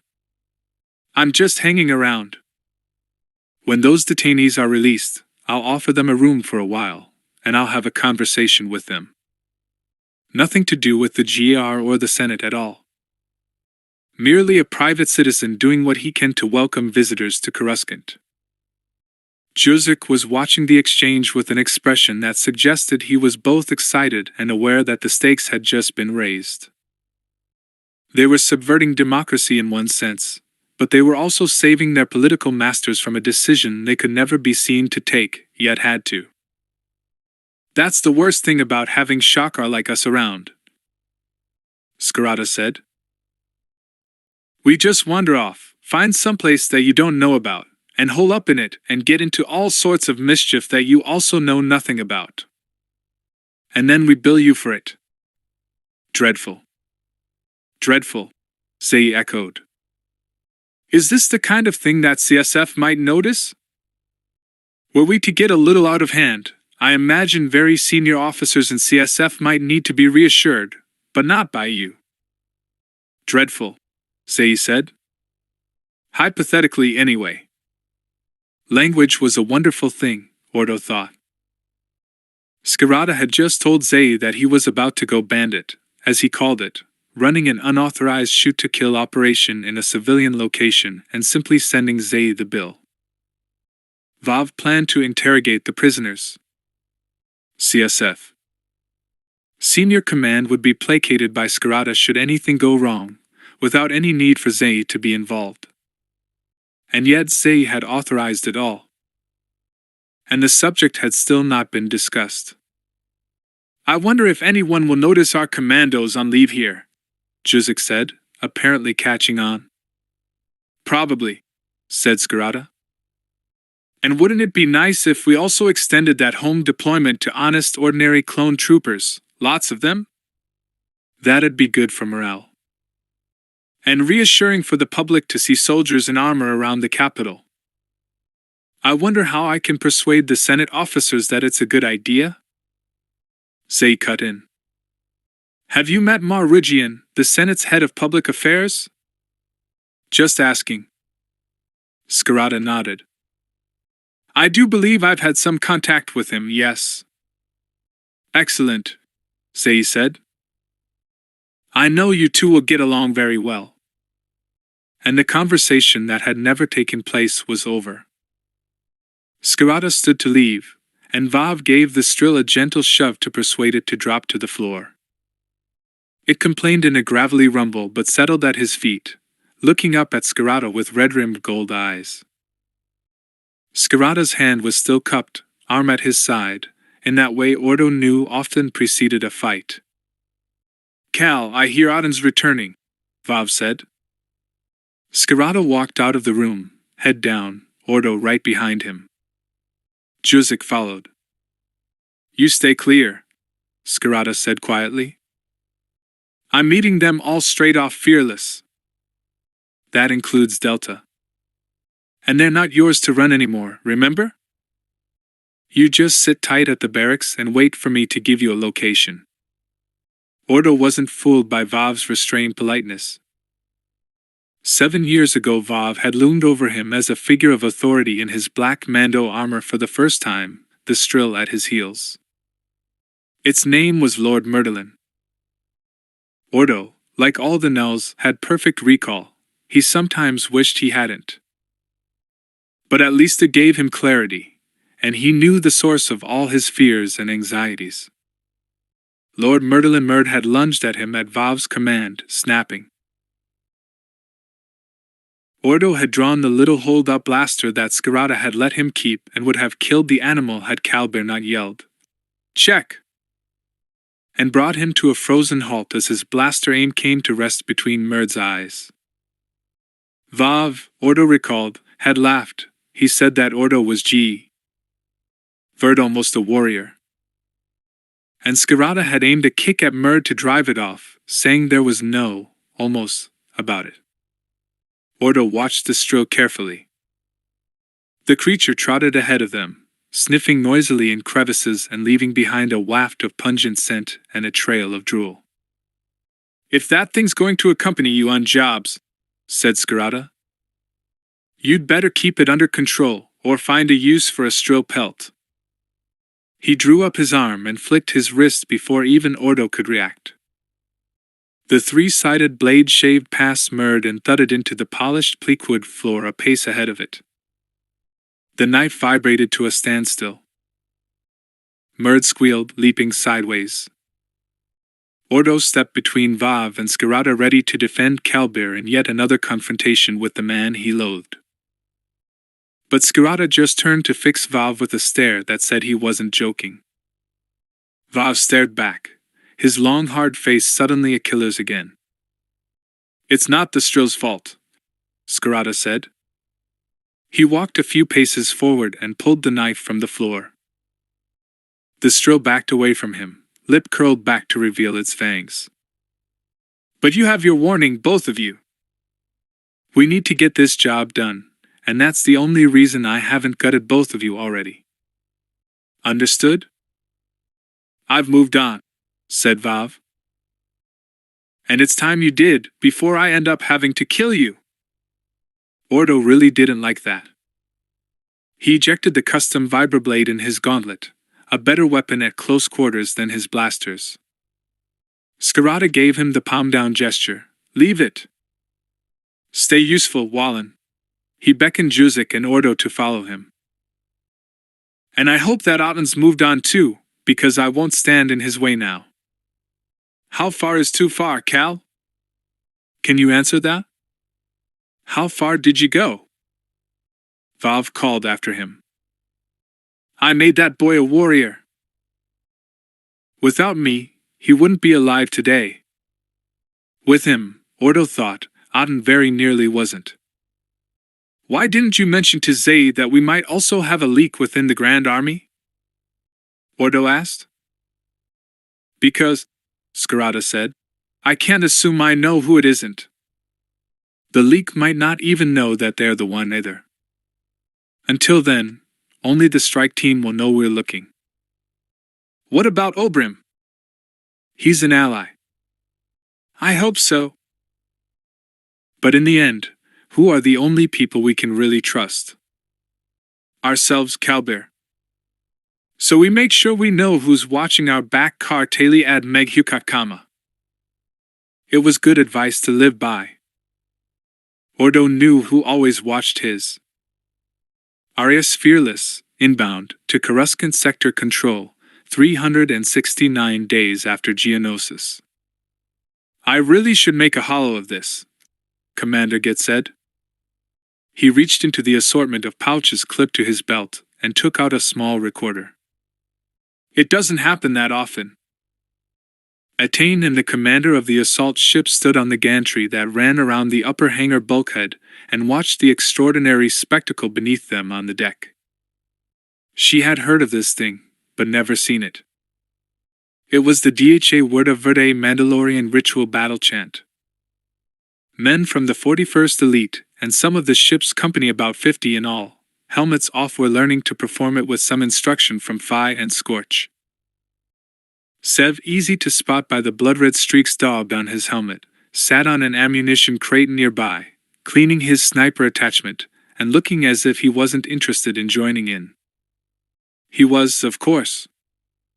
Attain could sense it, and she wasn't even properly attuned to Sev's presence in the Force. The Dha Wurda looked fearsome. General Bardan Juzik, a young man who barely came up to a clone commando's shoulder, said he loved to see it, and drew so much courage from it that he learned to perform it with his men. It was Cal Skirata's legacy. Juzik explained that the veteran sergeant wanted his men to know their heritage and taught them the right along with Mandalorian language and culture. Tonga Serang Broka. Jetska. The commandos were layering rhythm upon rhythm, hammering first on their own armor and then turning to beat the complex tempo on the plates of the man next to them. Timed precisely, it was spectacular. Timed wrong, a soldier could break the next man's jaw. Dhaw Yarda Verdade in Tratu. Cor Uscanta Candosi Iadu. Du Memo Tir Ciatron Outrasinia. Gra. Tuakun Hetsudrau Shie. It was irresistible, ancient, and hypnotic. The chant rose from the hangar deck in one solid communal voice. She recognized words like Coruscanta and Jedi's, Coruscant, Jedi. That couldn't have been in the original Mandalorian chant. Even their heritage had been remolded to serve a state in which they had no stake. It was, Attain recalled, something to do with being shadow warriors and forcing traitors to kneel before them. They were supremely fit warriors displaying their discipline and reflexes. Any flesh and blood enemy would have been adequately warned of the power of the forces that awaited them. But droids didn't have the sense to be scared. That was a pity, really. Attain winced. The blows looked real. They were putting all their weight behind everyone. Astonishingly, none of the initiates had yet timed the movements badly enough to receive an accidental blow in the face. Fi and Scorch demonstrated another sequence. Armor clashed. Sev abandoned his feigned disinterest, took off his helmet, and joined in. Then Darman appeared and they formed a line of 4 in the front. It was strange to watch Darman actually enjoying himself, oblivious to his surroundings. She had no idea that he had such a powerful voice or that he could, for want of a better word, dance. Juzik always talks about this, said Attain. I've seen a few squads do it, Get said. It came via Skirata, I hear. Yes. Attain was wondering how she would ever measure up to that man. Halfway would have been enough. He taught all the commandos to live up to their Mandalorian heritage. You know, customs, language, ideals. She was mesmerized by the unconscious precision of men who were all exactly the same height. It's very weird. It's like they have a compulsion to do it. Yes, we do, Get said. It's very stirring. I'm sorry. That was rude of me. No problem, General. It certainly wasn't part of our trooper training on Commando. It gets passed on from man to man now. He looked restless. She knew what he was thinking. General Dash. Give me the recorder, she said and smiled. Go ahead. Get touched his glove to his brow and shot off down the ladder to the deck, sliding the last 3 meters on the handrails. It was delightful to see the mix of armor yellow-striped commanders and pilots, plain white troopers, and the motley mix of commando colors drawn together in one ancient Mandalorian ritual, every face the same. Attain felt adrift, excluded. She had never truly felt this degree of bond with her Jedi clan. The connection in the Force was there, yes, but no, the real strength here was attachment, passion, identity, meaning. She thought of Master Fulier, the man who insisted she have a second chance as a Padawan, and not be consigned to build refugee camps because she lacked control. The man who was also passionate, and prone to taking on causes. The Jedi who lost his life because he couldn't stay out of a fight when Gez Holkin's militia roughed up the locals on Kalura. Attain thought that wasn't such a bad sort of Jedi to be. Not textbook, but centered on fair play and justice. The clone soldiers were worth that too. She was suddenly aware of Darman looking up at her, grinning, and if it hadn't been for his armor and surroundings he could have been any young man showing off his prowess to a woman. She smiled back. She still envied him his focus and discipline, especially as he had somehow managed not to lose it after being exposed to a galaxy that didn't quite resemble the ideal he had probably been taught about on Commando. But Cal Skirata had largely been responsible for his training. She didn't know Skirata yet, but one thing she was certain of was that he was just like a Jedi, a pragmatic man who dealt in reality. The Dha Werda went on for verse after repeated verse. Then the klaxon sounded and the pipe came over the address system. Port duties men close up. Damage and fire control parties to stations. Prepare to dock. Commander Get broke out of the ranks and came bounding back up the ladder, wiping sweat from his face with a neatly folded piece of cloth. General, will you come to the bridge to see the ship alongside? I won't be much help, but I'd like that, yes. It was as if she were leaving a ship after a long association, a retiring captain. She was only a temporary officer, but still Git treated her as if she actually had some importance to the crew, and she found that touching. She stood at the command console and watched as the docking grapnels and platforms slipped past the view screen and the crew maneuvered fearless on instruments. Git had the con. Stop reactor. Stop reactor, Commander. Reactor stopped. Fearless secondary propulsion shivered into silence. The vessel slipped gradually into dock on the power of tugs bringing her alongside port side 2, as Atane had now learned to call it. She walked slowly across the bridge to watch the dockside team getting a brow in place to disembark those members of the crew being transferred and to allow maintenance and replenishment teams to board. There was the slightest of jarring sensations as the ship came to rest against huge dock fenders. Fearless was back safely in her home port for the time being. Atane held out her hand to Git. Gloves off, my friend. He shrugged, smiling, and slipped off the entire gauntlet. They shook hands as equals.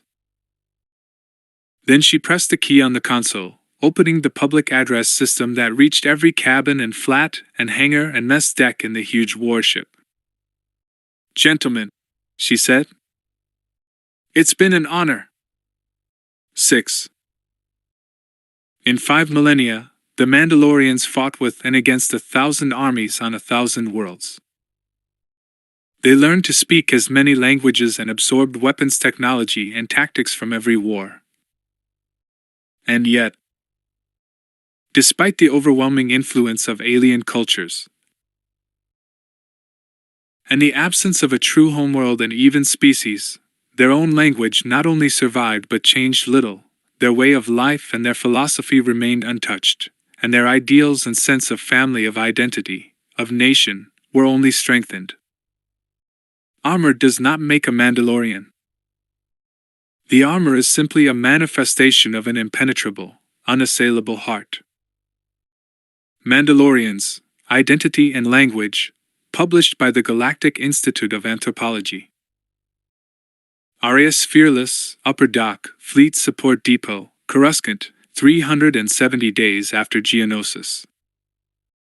The ramp went down, and for once the scene that greeted Phi wasn't hostile droid-infested territory and red blaster fire, but Coruscant impossibly high towers and deep canyons of skylanes was every bit as alien as Geonosis. Phi had seen it once before, all too briefly, on the way to break a siege at the spaceport. It had been an exotic, exciting lightscape at night, but in daylight it was breathtaking in a totally different way. Can we have a run ashore? Niner stood with his hands clasped behind him, with his D's slung across his back. Not my call. I'm not the sergeant now. Boss and the rest of Delta had formed up behind Omega in a neat line, presenting a more orderly rank. They were on the same comlink. Niner said it was ungrateful to block them out, seeing as they'd ridden to the rescue. But Omega would never hear the end of it, Phi was sure of that. The 41st Elite were disembarked first. Scorch leaned a little closer to Phi. He was right behind him. The nice thing about Katarn helmet comlinks was that you could switch between circuits and have totally private exchanges without any external sign that you were talking or even having a stand-up fight, come to that. So you want to run ashore? What's that? Sev said. Phi enjoyed Skirata's wide-ranging and often bizarre language. No other squads talked quite like Sergeant Cal's. A night out on the town. Dinner at a fine restaurant, perhaps taken a Mon Cal ballet. Yeah. Right. Don't fight, Niner said. You're just being cruel to the Weequay team here. Okay, ale and war and nuts. No ballet. And maybe a little shopping with your spook squad buddy? Scorch said. New comma maybe? News did travel then. Don't let Ordo hear you say that, Vi said. He'll rip your leg off and hit you with the soggy end. Yeah? Arcs are all mouth and commas. Ooh, hard man, eh? I've seen Trilek dancing girls tougher than you, said Scorch. How many times are we going to have to save your shebs then? Probably as many times as we have to clean up your ossic, said Niner. Can't you two talk about blowing stuff up and play nicely? Where's the general? Vi said. Darman interrupted. Saying goodbye to Git. He seemed to be taking a keen interest in Atane's whereabouts. Can you see Sergeant Cal yet? She said he was meeting us. So.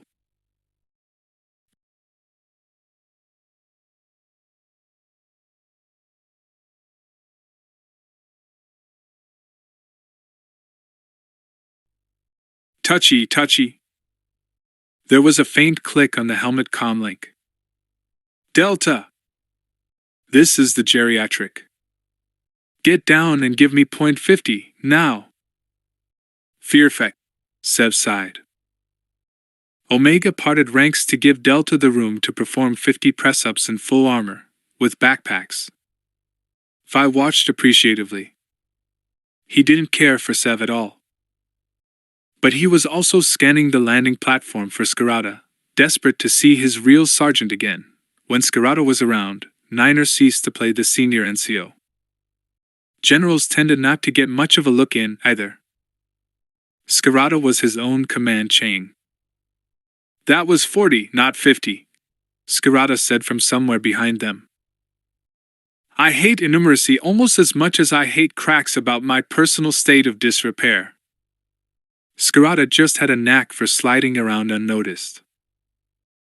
There had been times when Phi had wondered if he was a Force user, because only Jedi were supposed to be able to pull those kinds of stunts. But Cal Bir was adamant that he was simply good at his job, because he'd been doing it since he was 7 years old. That made him a late starter by clone standards. He appeared suddenly from between a knot of 41st men and ambled over to Omega, not limping quite as badly as usual and looking rather dapper in a smart leather jacket. In rough working clothes he could disappear, but the jacket changed him utterly. Yet there was always something about the man that inspired relief and confidence. Phi felt instantly ready for anything, just as he had when Scarata had been the highest authority in his limited world on Commando. Scarata paused for a moment in front of him. He didn't seem worried whether Delta had cranked out the extra 10 press-ups or not. He just clutched Phi's arm, and hugged Darman, and slapped Niner across the shoulders, and grabbed Otten's hand. He never seemed to have the slightest trouble now in showing how much he cared about them. Over the years he changed from shielding his emotions behind a veneer of good-natured abuse to abandoning the pretense altogether.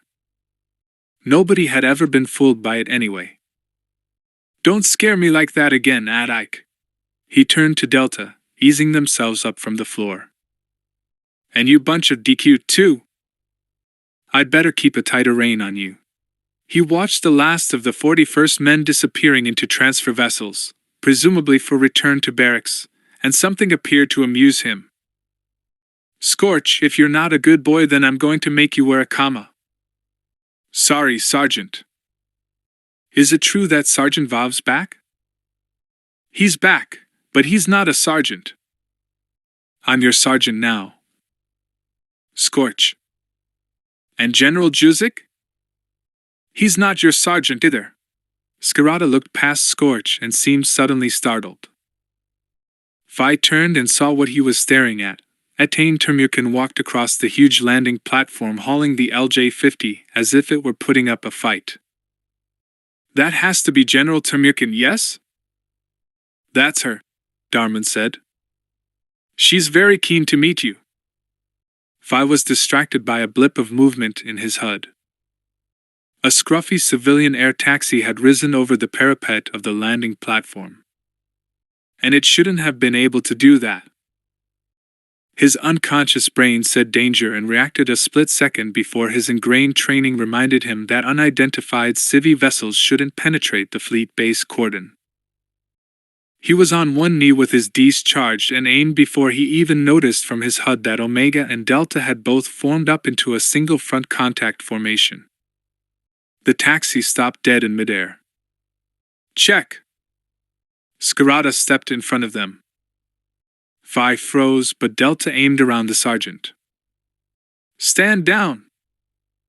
One fist held up clenched to hold off the squads. Skirata signaled vigorously to the taxi with his other hand held flat, slapping down on the air. Drop. The taxi settled slowly on the platform. Omega stopped dead at the check command. Delta took a second longer. Maybe it hadn't been drilled into them as it had Skirata's batch. But all of them still had their rifles trained. Fi's heart pounded.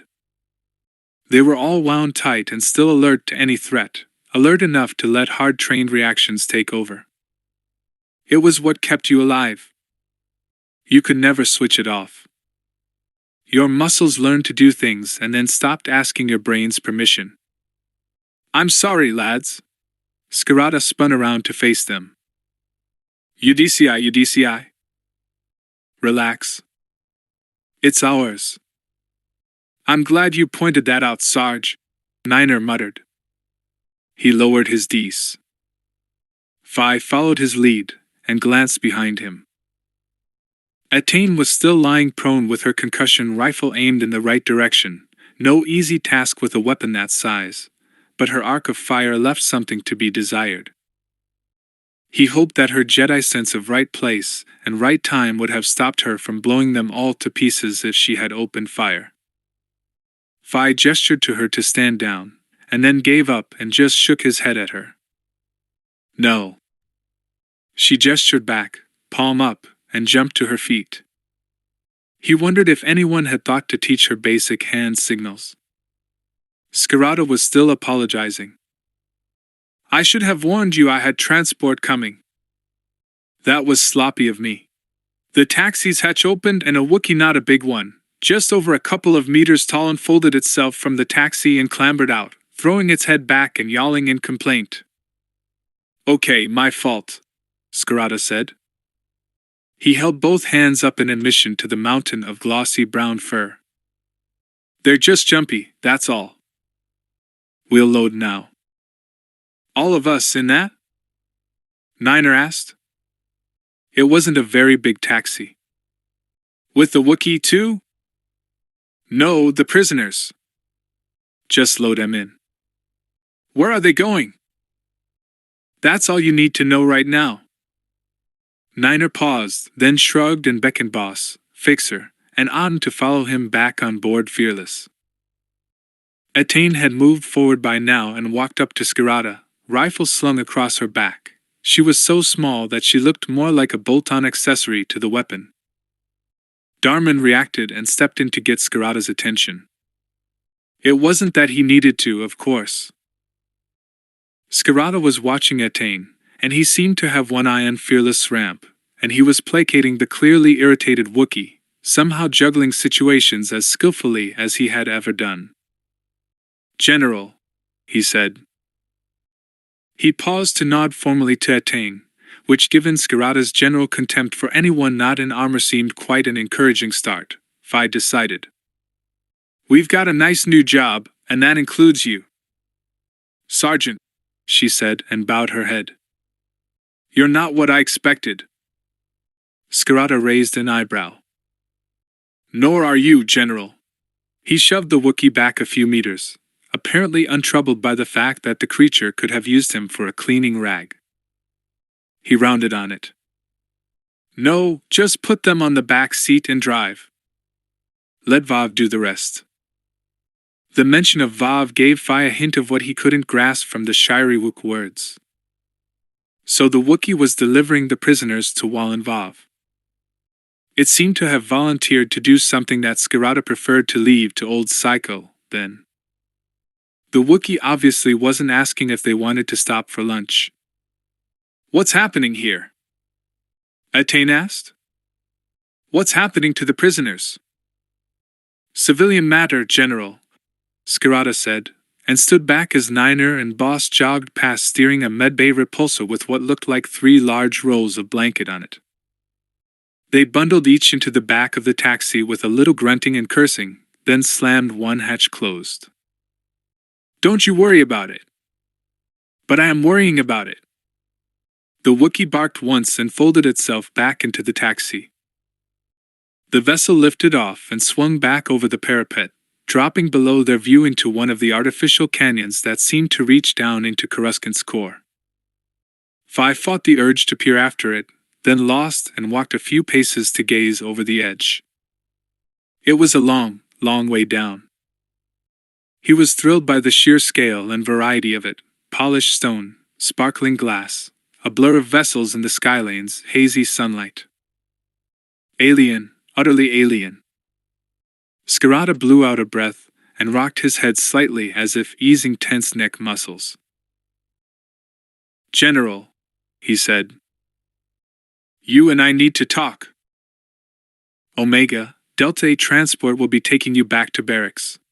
He paused to check his chrono.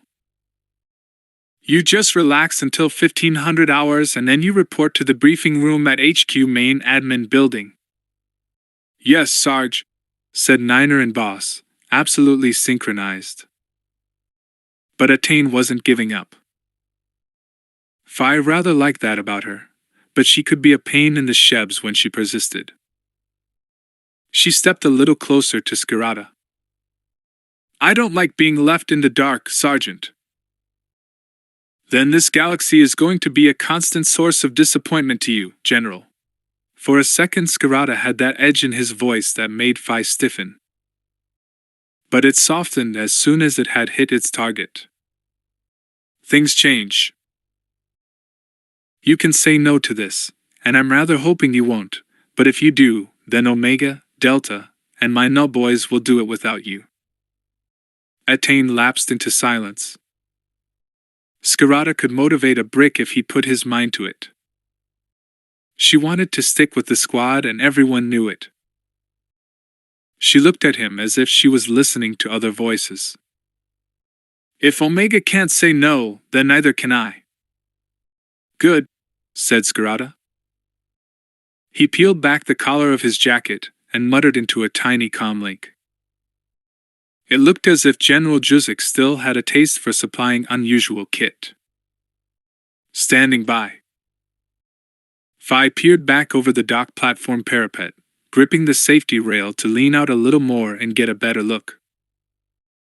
It was the kind of view the very wealthy paid a fortune to see from their window, but you could get it for free in the Grand Army, as long as you didn't mind getting your head shot off to qualify for the privilege.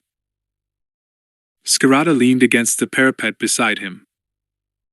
"I'd like to fast rope down there," Fi said. He'd always enjoyed that in training on Commando. He preferred endless vistas to cramped spaces, as did many of his brothers. They said it was the legacy of being gestated in glass vats. Ordo claimed he could even remember it. "How long have we got here, Sarge? Can we see some of the city? Please?" "Yeah, I promised you all a night out, didn't I?" "How long ago?" 8 months.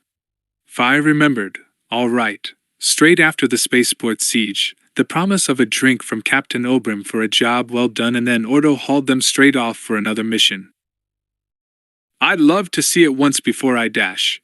He paused. "I'd just like to explore a bit." Skirata's brow creased briefly and he put his hand on Fi's back. "Don't talk like that, son. You'll see plenty of this, I promise." "Now?" Far below, something that might have been a bird leapt suddenly into the yawning crevasse of buildings and plummeted at high speed with wings folded back until Phi lost sight of it. The platform was at least 5,000 meters high. That'd be a nice change. So you like the new battlefield then? Phi dragged himself away from the apparently limitless view. So we get a spell in a stone frigate? What? Just something I picked up from the lads on board Fearless. So he taught Sergeant Cal some new slang. That was something. A shore-based job. Filing flimsy and answering the comlinks. Lots of CAF breaks. Try threat resolution. Interdiction. Oh. Welcome to the world of euphemism, Phi. We're going to be fighting in the hardest terrain of all. Right in the middle of billions of cities. Slotting bad guys on Coruscant. Good, said Phi. I hate commuting. Arca Company Barracks, so Brigade HQ, Coruscant Attain trailed Skirata down the long passage that ran from the main doors of the Arca Barak wing and felt like she was following a Dan. Omega's squad's description had made her think of him as a kindly old uncle, a veteran soldier with a facade of tough talk who had sweated blood to give a generation of boys the benefit of his wisdom. But what she experienced in the Force was very different, just as his appearance was unlike her mental image of him. He was a whirlpool of balanced conflict, truly cold black violence shot through with deep red passionate loves and hatreds. It marked him out as a complex man who had built a warrior elite. If she looked at him another way, though, he was very much the dark side, everything she had been taught to shun. Yes, he reminded her of Adan, the nasty little carnivores that hunted in packs on Kalura and would take on any prey, small by comparison with his strapping troops, but ferociously, tenaciously aggressive. And he wasn't quite the elderly man the squad had first described either. To 20-year-old boys, he must have seemed ancient. But he was about 60 standard years, just middle-aged and obviously fit except for his tendency to drag his left leg. And he looked armored. He was only wearing a civilian jacket, polished tan band leather with a high black collar and plain brown pants. But he had that same presence that all the commandos had. He was ready for something. Given that he was a head shorter than his squad, had a pronounced limp, and yet still looked like trouble, Attain decided he must have once been a formidable soldier. She realized he still was. In here, ma'am. He could make ma'am sound like girl somehow. He could do the same with general. But as a Jedi, she had no right to feel affronted by lack of deference. She realized that she simply wished he would like her. Just a little chat and then you can find General Juzik and catch up on events. Yes, Skirata gave the orders.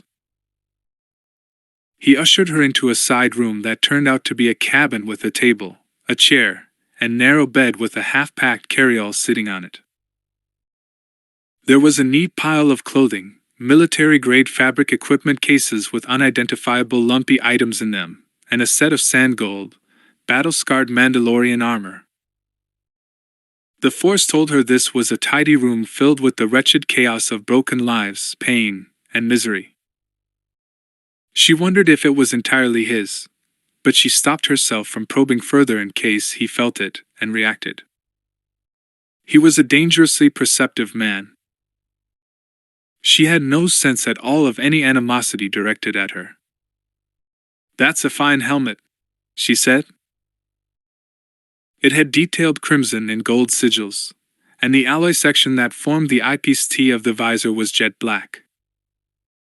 There were telltale scrapes and gouges as if some huge creature had clawed at it. Does Phi still have Hokan's armor? Skirata nodded. Certainly has. Niner said he could have it, and he keeps it stashed in his locker. Attain thought of Gez Hokan, and how she had first mistaken Darman for Kalura's brutal enforcer simply because of that sinister helmet with its T-shaped slit. Fi had the helmet now. And that was because Etain had taken Hoken's head off with her lightsaber, nearly a year and a lifetime ago, when she was still not used to killing. It was red armor with a distinctive gray trim. She recalled that vividly. Mandalorian helmets didn't look half so fearsome now. The shape was familiar, it was even welcome. But she had somehow forgotten that Skirata, and most of the training sergeants who had been recruited to forge boys like Darman into elite commandos, had been Mandalorian mercenaries handpicked by Jango Fett. She wondered if she would have seen Skirata the same way 9 months earlier, had he been her enemy on Kalura. Packing or unpacking? Packing. He lifted the fabric bags carefully, and they made a metallic clunk. Weapons. We can't operate out of here. Officially, we're off duty and on indefinite leave. He laid the armor plates in the bag and layered the clothing between them, then slid in the fabric-cased weapons. It occurred to her that this was probably all he owned, the nomadic mercenary ready to move on to the next war. Are you squeamish, General? I mean ethically squeamish. I'm a Jedi, Sergeant. Well, that answers a lot of questions I didn't ask. Ask me a specific question. Do you know what Black Ops means? Oh, yes. I thought you might. I had no idea you would be coming back with Omega right now, but you spent 4 months with Zaya on Kalura turning the locals into guerrillas to fight the Seps, right? And before that you survived when Master Fulier didn't. So I reckon you're pretty handy in a scrap. I know my weaknesses. Skirata paused and looked up from his packing. Best knowledge of all. Just tell me what's at stake, Etain said. Now, there's an interesting request from a Jedi. He put his hand carefully in the side of the carryall and withdrew a small cloth-wrapped package. When he unwrapped it and held it out in his palm, she could see it held small skin bars mounted on fragments of white plastoid alloy. For me, stopping more of these. For the Republic, stopping activity that limits the ability of the Grand Army to deploy. For the Senate, showing the Seps that they can't strike here at will. Take your pick. She knew what the objects were now. She'd seen them on hundreds of chest plates. They were armor tallies, the identification devices all clone soldiers wore. I'll take the first option. She thought of the other Phi, the one who was no longer alive to be boyishly excited like his namesake at the prospect of seeing the Coruscant that lay beyond the barracks. You believe I'll be of some use? In urban operations, a woman is always useful, Jedi or not. Another aid to invisibility, old decute like me and females like you. Skirata smiled and rewrapped the armor tallies. Etain reached into her bag and realized that she had even fewer possessions than this nomad. And General Juzik is part of this operation? What about Master Zay? General Zay is not officially aware of this. If we're not operating out of here, then where? Oh, somewhere interesting. Give me a couple of days and then we can relocate. Besides, the boys need some rest. So he wasn't going to tell her. Fine. Delta seem a little different from Omega. I take it you have confidence in them? Oh, they're good lads.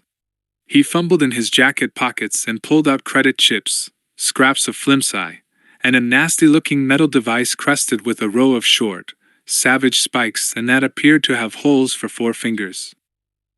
She stared. He placed it on the table. The hormone that makes them hard fighters is the same one that makes them a bit of a handful, too. The contents of Skirata's jacket continued to pile up on the table. A coil of thin wire, a 15-centimeter knife with a tapering 3-sided blade, a stubby custom blaster, and a length of heavy, sharp-edged chain joined the cache. Not that the poor Adike are ever off duty, of course. But when you say the word, they're on the case like that. He snapped his fingers to make the point of immediacy. Yes, she'd seen that. Skirata took off his jacket, revealing surprisingly broad shoulders and an underarm holster holding what looked like a modified Verpine shatter gun. He hung the garment over the back of a chair. Attain estimated he was still exceptionally fit in the wiry way of small men and continued to revise her view of him as a man who could only train others to fight. And she had never seen so many instruments devoted to injury and destruction in one man's possession, not even a Republic commando. She indicated the weapons with a cocked head and waited for a hint of why he was carrying them. Skirata paused, one hand raking his short gray hair. What? He said, looking bemused. The kit. He was a walking armory. The weapons.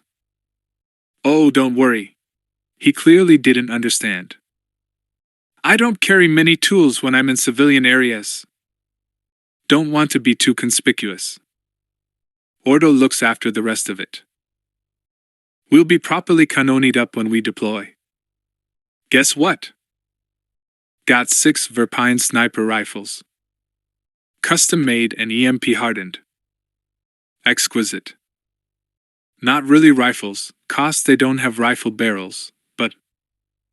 He grinned suddenly, apparently distracted by a thought, and she had a brief and vivid vision of another man entirely. You haven't met Ordo yet, have you? He's a fine lad. Pride of my heart, really he is. Him and his brothers. Attain was totally disarmed by his candor, which seemed both incongruous and yet in keeping with a man who had gone to such extraordinary lengths to equip his young charges to survive. She knew he was a killer. She knew his people had a long history of killing Jedi, even fighting for the Sith. She knew exactly what he was, but she couldn't help liking him and knowing that he would be very, very important to her for the rest of her life. Her certainty was in the Force. And she knew what was coming in the days and months ahead would take her beyond her limits, and would bring her no sense of peace or understanding as a Jedi. But the Force would show her what it intended her destiny to be. 7. I think it's significant that the casualty rate among commando squads trained by Mandalorians is lower than those trained by other races. Somehow, Mandalorians imbue their charges with a sense of purpose, self-confidence, an almost obsessive sense of clan fancy that gives them a genuine survival advantage. Let us be thankful they're on our side this time. General Master Arligan Zay, Director of Special Forces, Officer Commanding So BD, addressing the Jedi Council So Brigade HQ Coruscant, Briefing Room 8, 1,500 hours, 370 days after Geonosis. I thought we'd have a chat, said Skirata. He turned a chair around and swung his legs astride it, folding his arms on the chair back and resting his chin on them. Just us Mando boys. No Arutais present. Delta Squad had settled in seats on one side of the briefing room and Omega on the other, with the table between them. Skirata could have sliced through the atmosphere between Aten and Sev with a vibroblade. How could they think he hadn't noticed? He knew how to read every nuance of clone men like a book, even if they weren't the ones he knew intimately. In fact, he could read most species now. So they either thought he was stupid, or they were so at ease in his company that they felt no need to disguise their feelings. And the Delta boys like Omega were painfully loyal to their sergeants. They sat around in dark red fatigues, looking disturbingly young without their armor and weapons. You don't see Turmurkin or Jizik as traitors, do you? Darman said. I was using Arutais in the general sense of non-Mandalorian. Oh, Darman was fond of Attain, wasn't he? He'd have to keep an eye on that. What I've got to say is just squad business, not the officers. Skirata dropped his knife from his sleeve and fidgeted with the blade, running his fingertip carefully along the honed edge. I hope you're listening to this, Delta. Yes, Sarge. Boss was watching him intently. And you, Sev?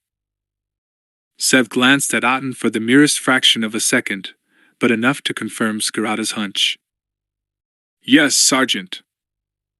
Okay, number one, any bad blood between me and Vav is our business, not yours. If any of you want to fight about it, I'll personally make you regret it. Save it for the bad guys. The silence was almost solid. Otten stared ahead of him, unblinking. Sev compressed his lips as if choking back protest and flicked a glance at Niner. Darman and Phi simply looked baffled. No, Sev, Skirata said. Niner didn't say a word to me, but I've got eyes in my backside and a very good memory. You do not have a grudge against Otten, do you understand me? If you want to argue the toss about my little altercation with Vav, then you have it out with me. Understood, Sergeant. Good. Prove it. Sorry? You too. Skirata motioned to Otten and Sev with the point of his blade. Get up and shake hands. Neither Otten nor Sev moved for a moment. I said get up and shake hands. Now. Skirata wondered if he'd lost them, but then Otten stood just a heartbeat before Sev did. They leaned across the table that separated them and shook hands as ordered. Now do it again and mean it, Skirata said quietly. You have to be one team now, one big squad, and when I tell you what we're up against you'll understand why. Boss, I expect you to keep your boys in line. Boss leaned forward and shoved Sev in the back. You heard the sergeant. Otten held his hand out again. Sev took it and shrugged. Good, Skirata said. Because we're off the charts now. What we're about to do has no official authorization from the Senate or the generals, so if we screw up, we're on our own. Ah, said Scorch. So Juzik and Temurkin don't know about this? Oh yes, they do. Then who's we? You, our young generals, Ordo, Vav, and me. Scorch raised his eyebrows. You're operational again? It was time for a little theater. Yes. Skirata hurled his knife with the exquisite accuracy born of decades of surviving by it. It embedded itself in the wooden paneling behind Sev, half a meter to his right. Bet you can't do that with a vibroblade, son. He can if I pick him up and throw him, said Phi. They all laughed. Skirata wondered if they'd still be laughing in a few minutes. Ordo was due back soon. With any luck, he and Vav would have beaten some information out of Orgel. The Nikto were probably too tough even for Vav to crack in that time. In the end it might not matter. He had his team ready to deploy on Coruscant, now his team, not the Republic's, and they could do things that CSF either wouldn't or couldn't. Obrim had his hands tied by laws and procedures, and maybe he even had a mole among his own comrades. But this strike team had no laws at all, it didn't even exist.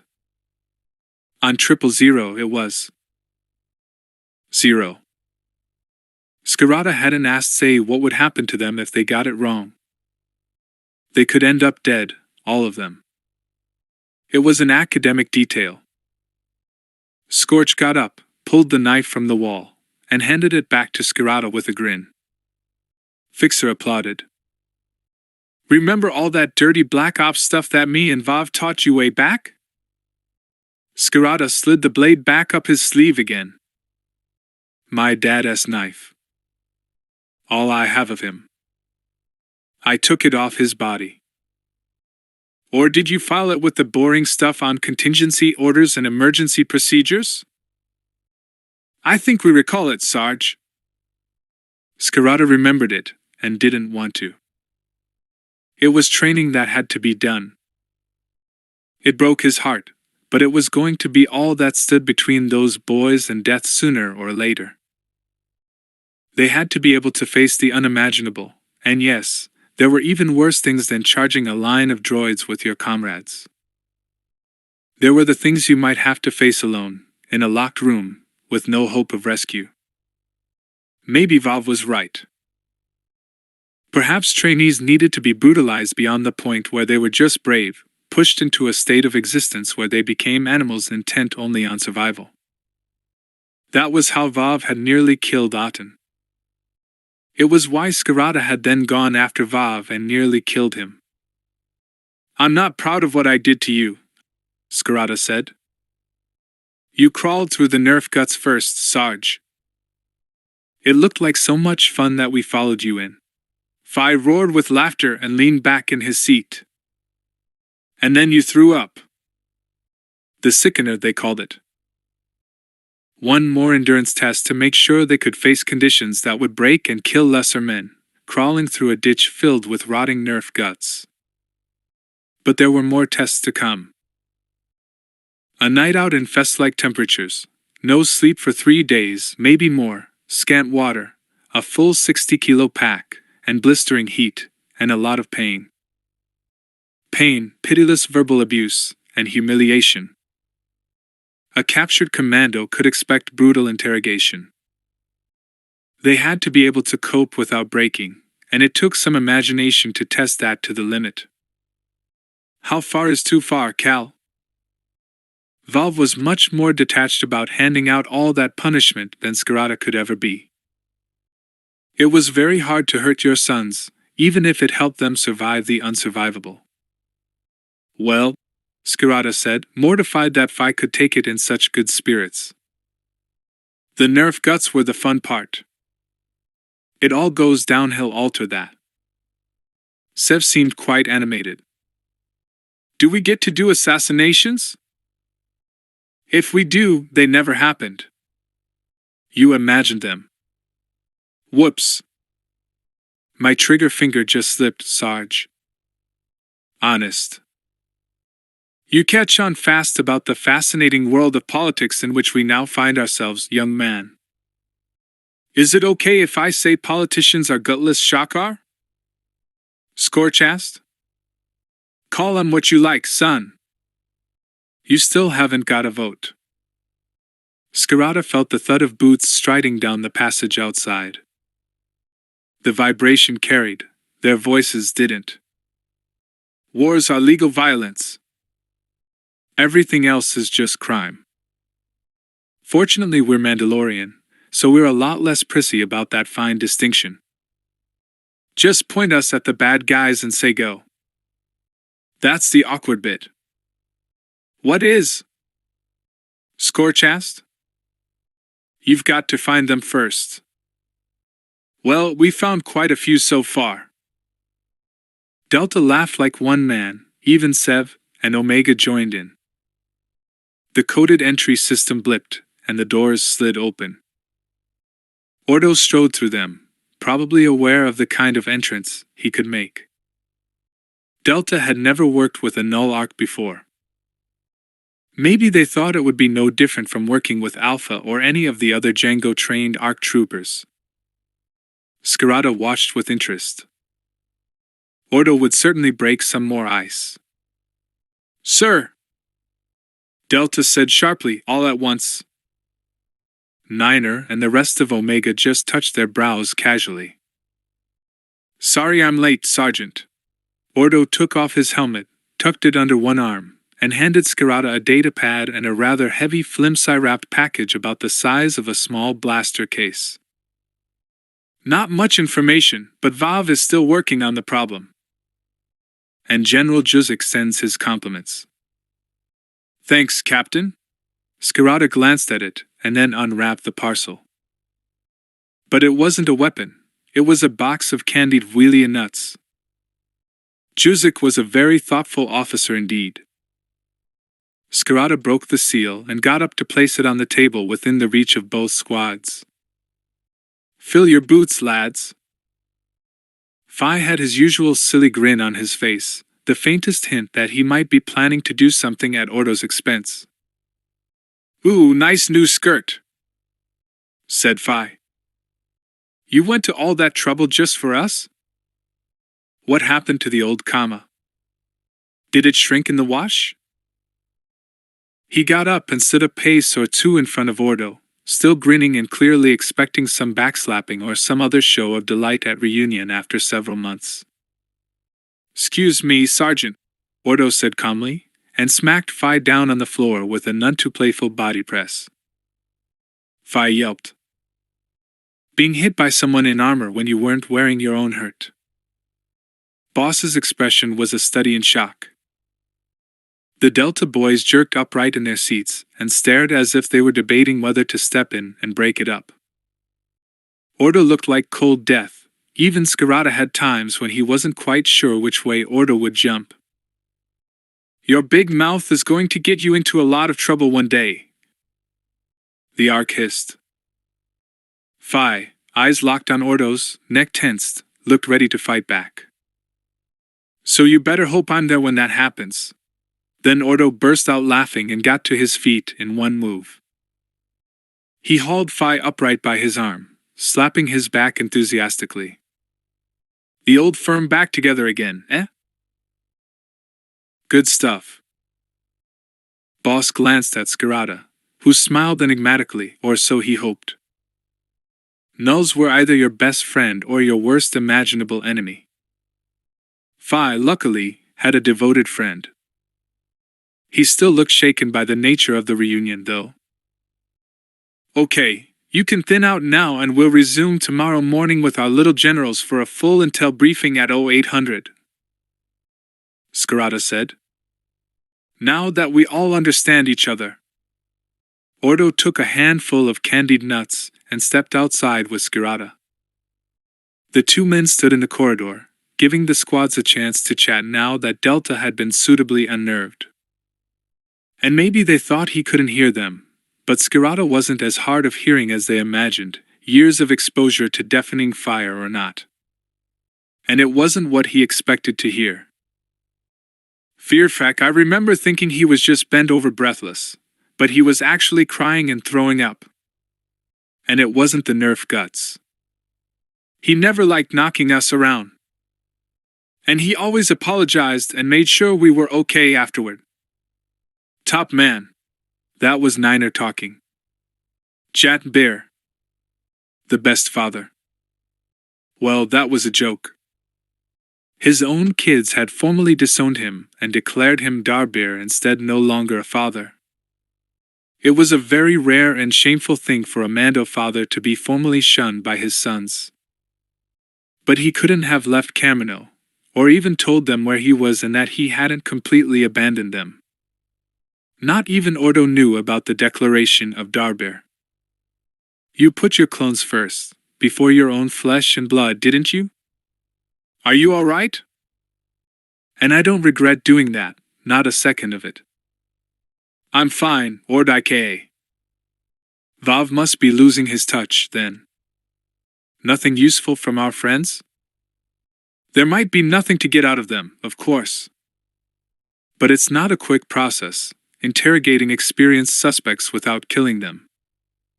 What about getting one of our Jedi's to help out?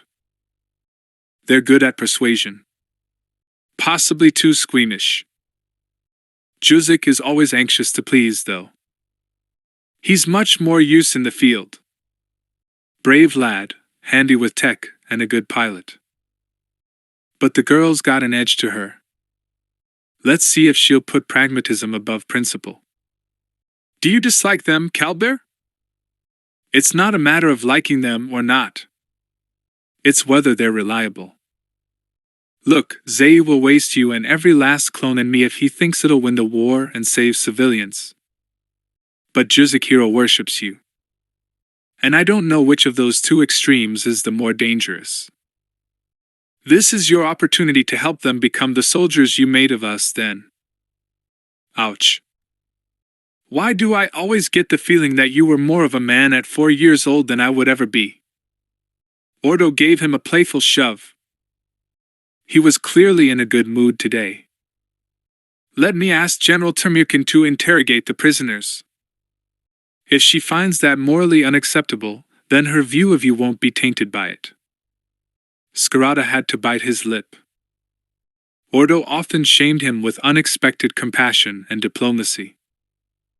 Yeah, I reckon she'll find it easier to do the heroic infantry stuff than get dirty along with us. But leave her to me. Very well, Ordo said. Have you decided where we need to base the operation? I've got a few people who owe me favors. Where would you hide soldiers? Hide or conceal hide? Somewhere with a bar. Somewhere you'd get a lot of off-duty traffic. You don't drink. Never seen a clone drink much at all. Skirata was suddenly ambushed again by Ordo's agile brain. For a man who knew little of life beyond warfare, his ability to learn and extrapolate from the smallest scrap of information was breathtaking. And you never get off duty. You said, Calbir, that you might disguise the presence of some hulking big boys in armor by having a lot more of them around. You were going to see Mar-Rigian about a smokescreen. Sorry? Remember Mar-Rigian? The man who can talk out of all three corners of his mouth at the same time? The man you grabbed by the dash. Cal remembered, all right. Yeah, if I'd known then that I'd need him, I'd have been a little more careful. I think I can propose an idea he might find attractive. Would that involve leaving bruises? I wasn't planning to injure him. Just point out that if troopers were actually allowed leave in considerable numbers, it would reassure the public, too. Eventually we become invisible. Ordo pondered, that telltale little frown creasing his brow. Sometimes his staggering intellect and perfect recall didn't help him process the real world one bit, at least not where Skirata was concerned. Let me try, Carver. I promise I'll be more diplomatic. It was a joke, Ordike. I think you'd probably stand as much chance of charming him as I would right now. Have I ever let you down? It wasn't a rhetorical question. Skirata was mortified. It was all too easy to swagger out of the meeting full of aggressive confidence and forget that Ordo Muscular, lethal, the ultimate soldier was vulnerable to the approval of one person alone, him. It was as if Ordo became that literal, trusting child again, the one who had decided that the only person in the galaxy who would ever look out for him and his brothers was a down-on-his-luck mercenary who didn't much like Kaminoans. I didn't mean it literally. Skirata reached up and ruffled his hair just like he'd done when Ordo was a scared little kid, terrified by the lightning on Kamino, except he hadn't had to reach quite so far in those days. You're my pride and joy. You couldn't be smarter or better or braver, any of you. Ordo looked blank for a moment and then managed a smile, but it was the placatory gesture of a child under threat. I know I have gaps in my knowledge. Oh, son. I'm going to change that. For all of you. I know, Calbir. His trust was transparent and absolute. You're our protector and will always serve you. Skirata winced. Faith was devastating if you weren't up to being a god. But I don't regret it. No, not a second of it. Logistics Center, Grand Army of the Republic, Coruscant Command HQ, 370 days after Geonosis. You're not on the authorized personnel list for this center, said the security droid at the doors. Ordo reached past it and tapped a memorized code into the door panel. The sentry was a solid block with 4 arms, a head shorter than he was. Well done. You're right to challenge me. Sir Dash. Ordo reached into his belt and took out a stylus probe. The droid was fast, but not fast enough to avoid the probe. Ordo slipped silently into the command port in its chest. There was a chack of memory drives and motors stalling for a moment, and then the droid seemed placated. You appear to be on the authorized personnel list, it said. You have access to all areas including those restricted to staff officers, without on-site security tracking. Excellent, Ordo said, walking through the doors into the polished white marble lobby. I'm a very private person. And it was easy to be private when you were in armor. Nobody took much notice of a clone inside the GR complex, not even one wearing an ARC Trooper captain's livery. It was simply a matter of looking as if you had every right to be going about your business. And the Null Squad's proper business was anything Cal Scarata deemed it to be. Right now, that meant identifying a method of inserting covert surveillance into logistics, the most likely place for a mole who could relay very precise information on transport and contractor movements to the Separatists. Ordo took out his datapad and consulted it frequently as if he were here for a routine visit. Without the possibility of eye contact, none of the civilian staff seemed even to register his presence. The white armor here was usually clone troopers who were physically unfit for frontline service, engineer corps, or ARC troopers carrying out occasional inspections for their generals. After striding into a few offices, startling the droids and getting an occasional glance from civilian technicians, Ordo walked into the operations room at the heart of the logistics wing and struck gold. It was a large circular room with walls that were covered in live holocharts of troop and material movements. It danced with brilliant light and color, a HUD on a grand scale. At the room's heart was a large multi-station desk staffed by 2 droids, 4 humans, 6 Celestins, 3 Nimbinese, and 1 clone trooper, minus his helmet. Excellent, Ordo said aloud. The clone trooper jumped to his feet and saluted, even though it was technically a poor example of protocol to do so without his helmet in place. Ordo returned the salute anyway. Problem with your helmet, trooper?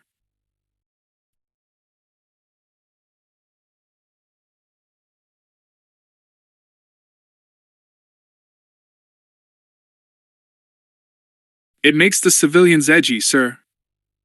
They prefer to see my eyes. Ordo bristled. He would never defer to civilians' whims. I'm carrying out a routine survey for General Camus. He didn't give the man his designation. Alpha Ox rarely bothered to identify themselves to the lower ranks. He glanced at the civilians. One of the Nimbinese and a human female looked up at him. The pale reptilian Nimbinal was interesting as a detail, but the human female was enough to make him stop, stare, and note her as suspicious. She smiled at him. He still had his helmet on, but she smiled at him, and she was shockingly beautiful. Both those facts were worry ing in an administrative department. She looked down at her data console, lost in her work again, and flicked long pale blonde hair over one shoulder. Trooper, Ordo said. He beckoned the man to him. I'd like you to brief me on the operation of this unit. They walked outside the main doors, and Ordo removed his helmet to look a brother in the eye and give him due respect.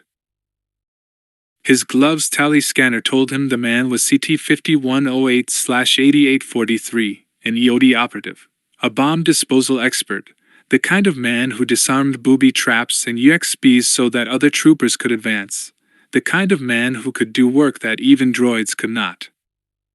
The explosives connection wasn't lost on Ordo for one moment. What's your name?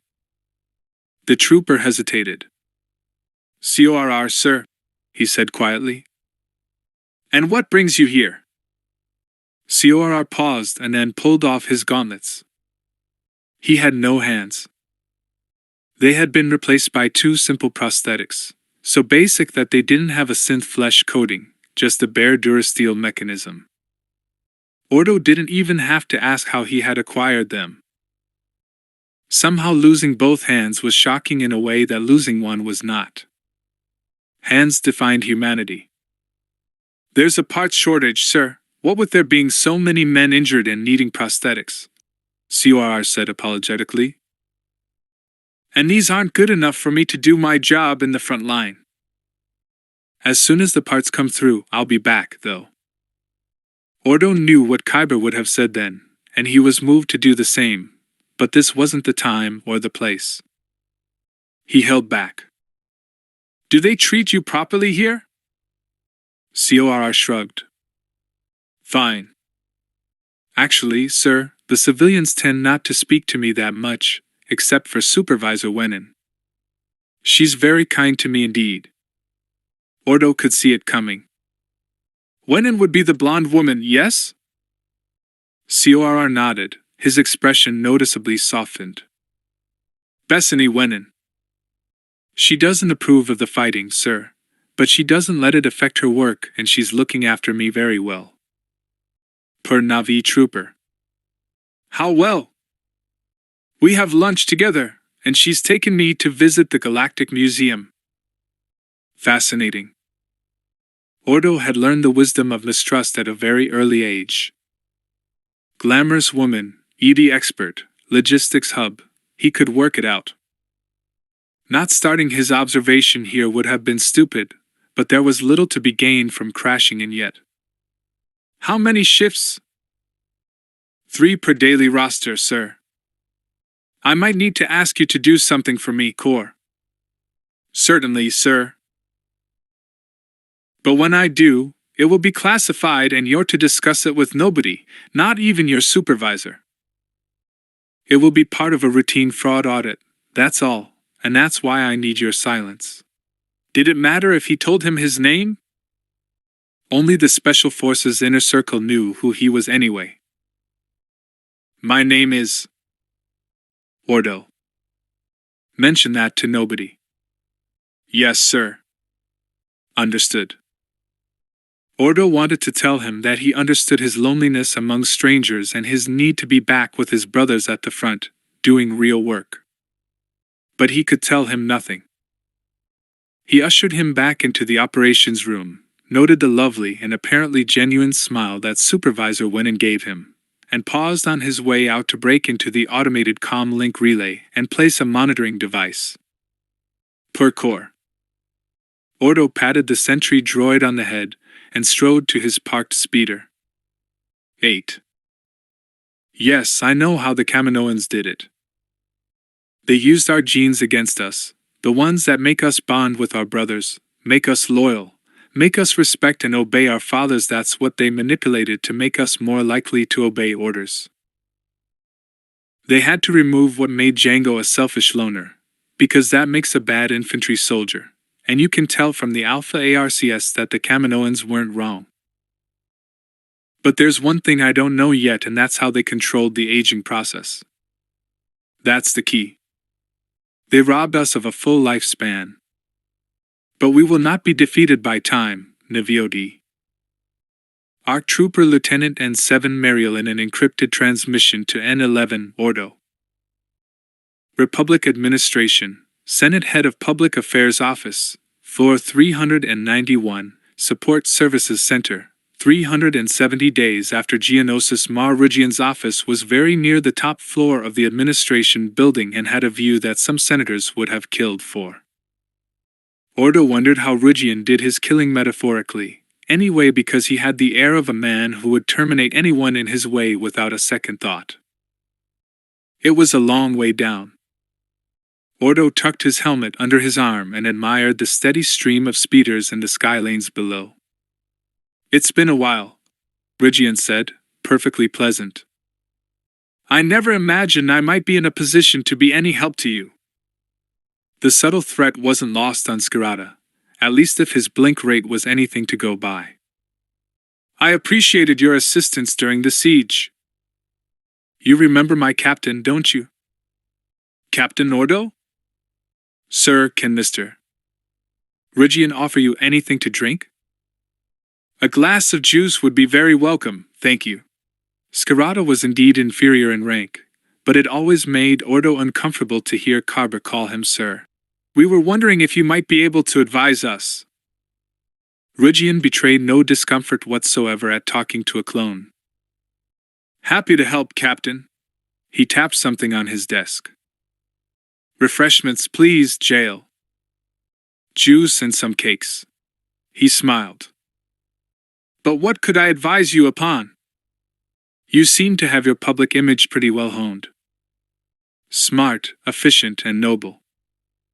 You can't buy an image like that. We feel that our troops should have a little more comfort in life, and we're aware how much weight your advice carries with key members of the Defense Department, said Ordo. Ah. Ridgian's eyes narrowed ever so slightly. Quite right, too. What do you want out of this, then? Leave. More of it? Any of it. They don't get leave. Any downtime is spent in barracks or in training. Oh.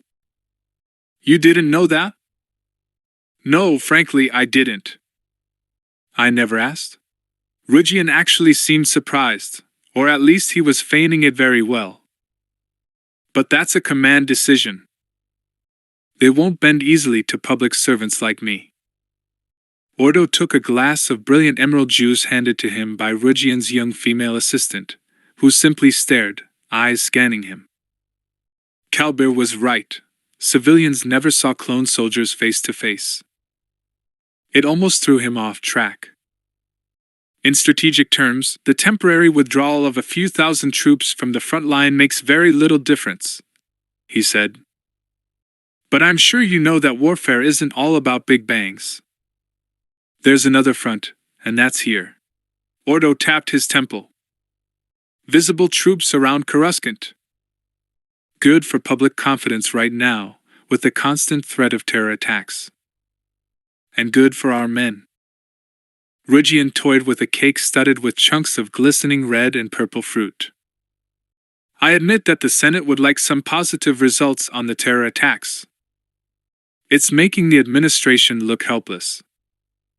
Much as I respect our colleagues in the CSF, they're not making much progress, are they? Skirata cut in.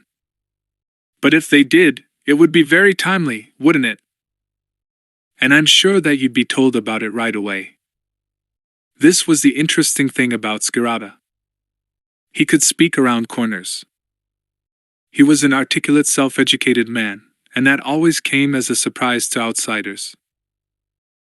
Juzik fell for the rough diamond act all too often, but Valve wasn't the only Mando with a razor-sharp mind and a fine line in rhetoric.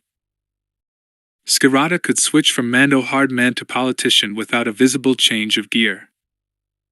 Ordo found every conversation in education. I always appreciate information, Ridgian said. Especially when I know it'll serve some real purpose. So, Ordo said, and drained his glass. The assistant popped in again as if she'd been staking out the office and refilled it. We have 2 battalions of the 41st Elite back in barracks and an assault ship's crew waiting on a refit. If someone could come up with the idea of an extended leave with the men allowed and encouraged to go off base, I think everyone would benefit. And maybe some credits to spend, because they don't get paid. A nice feel-good story for the media. Ridgian's expression flickered briefly from professional neutrality to surprise and then back again. Never even thought of that, you know. So is this going to involve your men? The RCs? Ridgian pronounced it ARRCs, like a soldier would. It was internal jargon and not for outsiders. Skirata blinked for a second, and then shifted down a gear into Mando mercenary again, albeit at one in a better mood than usual.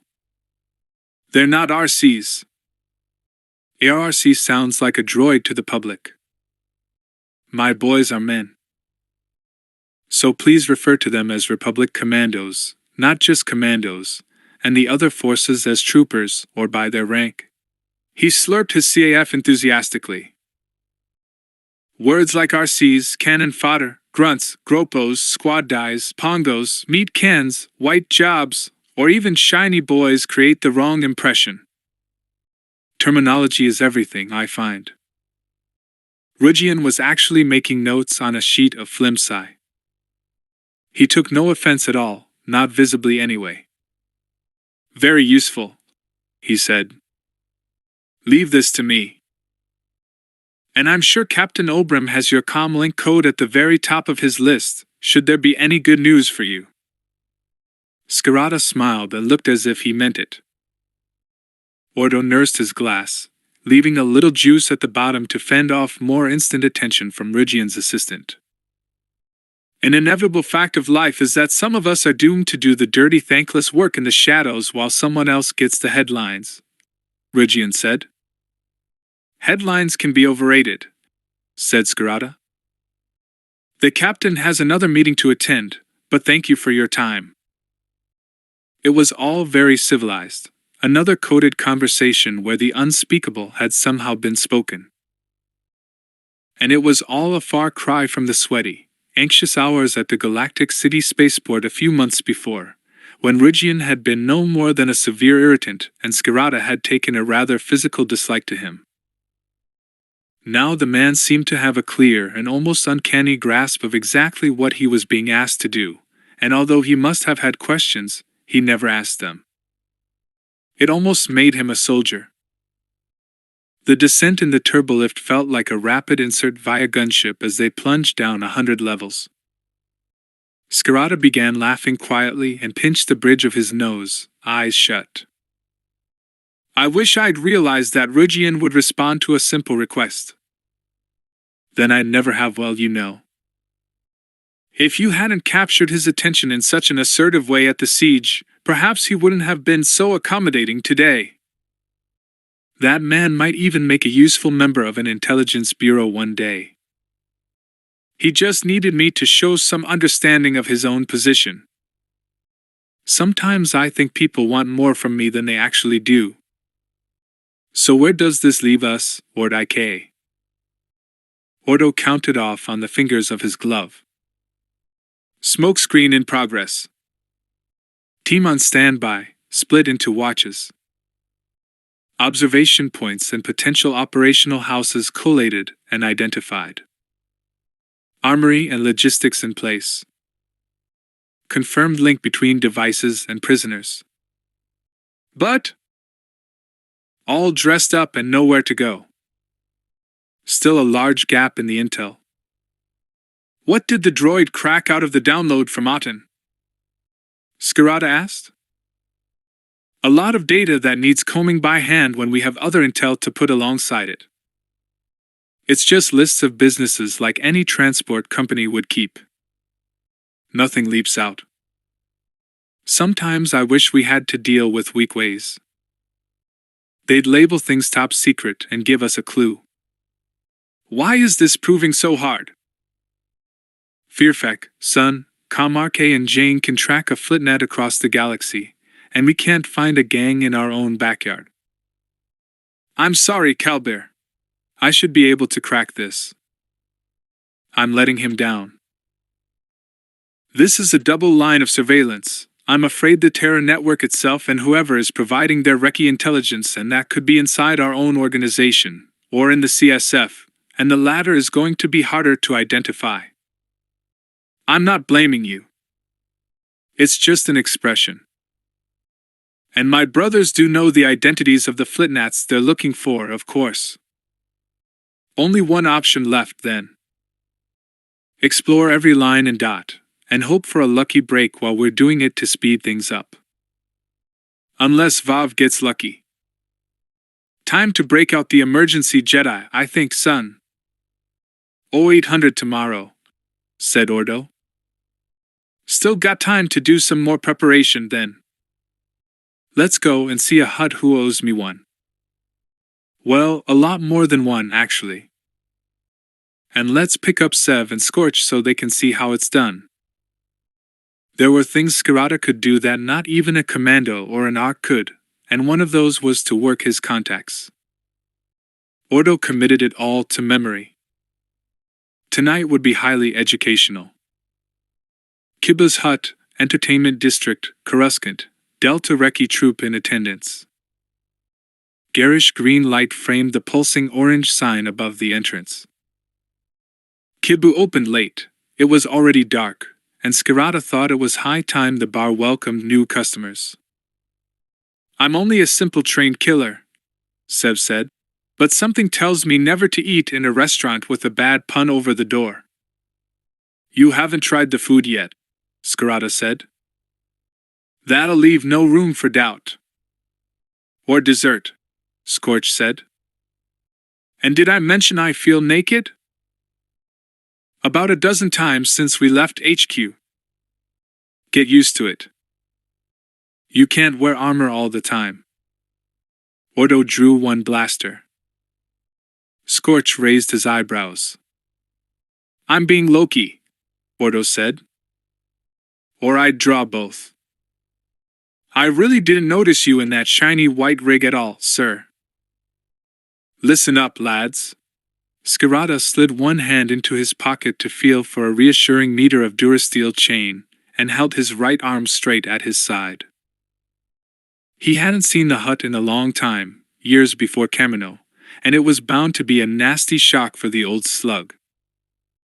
Kibu might be surprised to see me, especially as he still owes me a fee. So no heroics. I can handle him. Skirata gestured for the two commandos to stand back in the open lobby. Look casual and read the menu. And don't throw up. The sprawling maze of rooms passed for a restaurant, bar, and hotel, but only if the Coruscant food hygiene inspectors were looking the other way. It was perfect in every way if you wanted not to be bothered. There was a certain anonymity in the rough end of the entertainment district. It was just the kind of place where an awful lot of clone soldiers could pass in and out without drawing comment, at least after the novelty wore off. Skirata leaned on the intercom. Kibu the Hutt was at home. He just knew it. It was the skinny Duros suddenly standing in the doorway with a blaster that gave the game away. We're closed, the Duros said. And I'm Cal Skirata. The Duro's gray fist closed on the blaster. And I said we're closed. Ordo swung around the door and leveled his blaster in the Duro's. Flat face. No, I do believe you're open, and we'd like to see tonight's special, please. The Duros paused long enough to gape, which was probably what saved his life. If he'd lifted the blaster, Ordo would have killed him. Ordo grabbed his wrist anyway and twisted it almost as a side effect of wresting the blaster from his grip, and there was the unmistakable snick of cracking bone. The Duros squealed. I think that means come right in, Skirata said, and made sure he had his blaster in his waistband. Kibu might have shelled out some credits for competent help after all. He wandered into the deserted restaurant, and noted that the carpet didn't quite stick to his boots as much as it used to. He wandered behind the bar, as much to check that nobody was lurking there to give him a very unhappy hour as to see if the glasses were clean. Ordo's blaster whirred faintly as he raised it. When Skirata looked up, Sev and Scorch were covering one door each. Good lads. They'd all do fine out in the big bad world. Kyle. Kibu inched out of the kitchens, a waft of exotic spice and burned fat escaping as the Hutt eased himself into the bar area. So you come for your bounty at last. I thought you would never come. And you have staff and a nice jacket now. Must be doing better business, yes? Colleagues, Skirata said. I'll take hard currency, but if you haven't got that, we can negotiate. Kibu was unattractive even by Hutt standards. His tongue flicked across his slit of a mouth, and he edged to the bar to slither onto his dais and pour a couple of drinks. Your boys want ale. Kibu indicated a jar of pickled gourd on the bar. Snacks? No thanks. Sev and Scorch were a chorus, eyes fixed on the jar of very dead amphibians. Couldn't manage another thing. Okay, you and I talk then, Kyle. I take it you haven't got ready currency? Not that much. Give me time and dash. Let me make it easy for both of us. Skirata pulled up a stool and sat down to bring himself level with the Hutt's eyes. I'm a tourist. Can my boys take a look at your rooms? If we like what we see, we'll stay for a while. Skirata indicated the turbo lift. Sev and Scorch drew their blasters and disappeared for a recce. Ordo locked the main doors again and paced slowly around the bar, probably committing the layout and every detail to memory. A right little hula recorder, Ordo, another superb advantage of perfect recall. So, you have a project in hand, Kyle? I might have. Does it involve dead people? Not this time. I just need a place where my colleagues and I can relax and not be bothered for a while. Kibba's yellow slit-pupiled eyes followed Ordo around the bar. Skirata could never see yellow eyes now without thinking of Kaminoans. Your colleagues are soldiers. Yes. They like to make the most of their leave. They don't get much. So they do little. Jobs for you, Kibba said. Yes, and none of those jobs need inconvenience you. You won't get any visits from CSF, because my boys behave themselves. You just want peace and quiet for them to do those little jobs for you. You have no idea how much, slug breath. Yes. In exchange, you write off that small sum I owe you? I might. It was 500,000 credits plus interest. He didn't need it now. There was a time when he would have risked his life and that of anyone who got in the way to pick up a fee like that.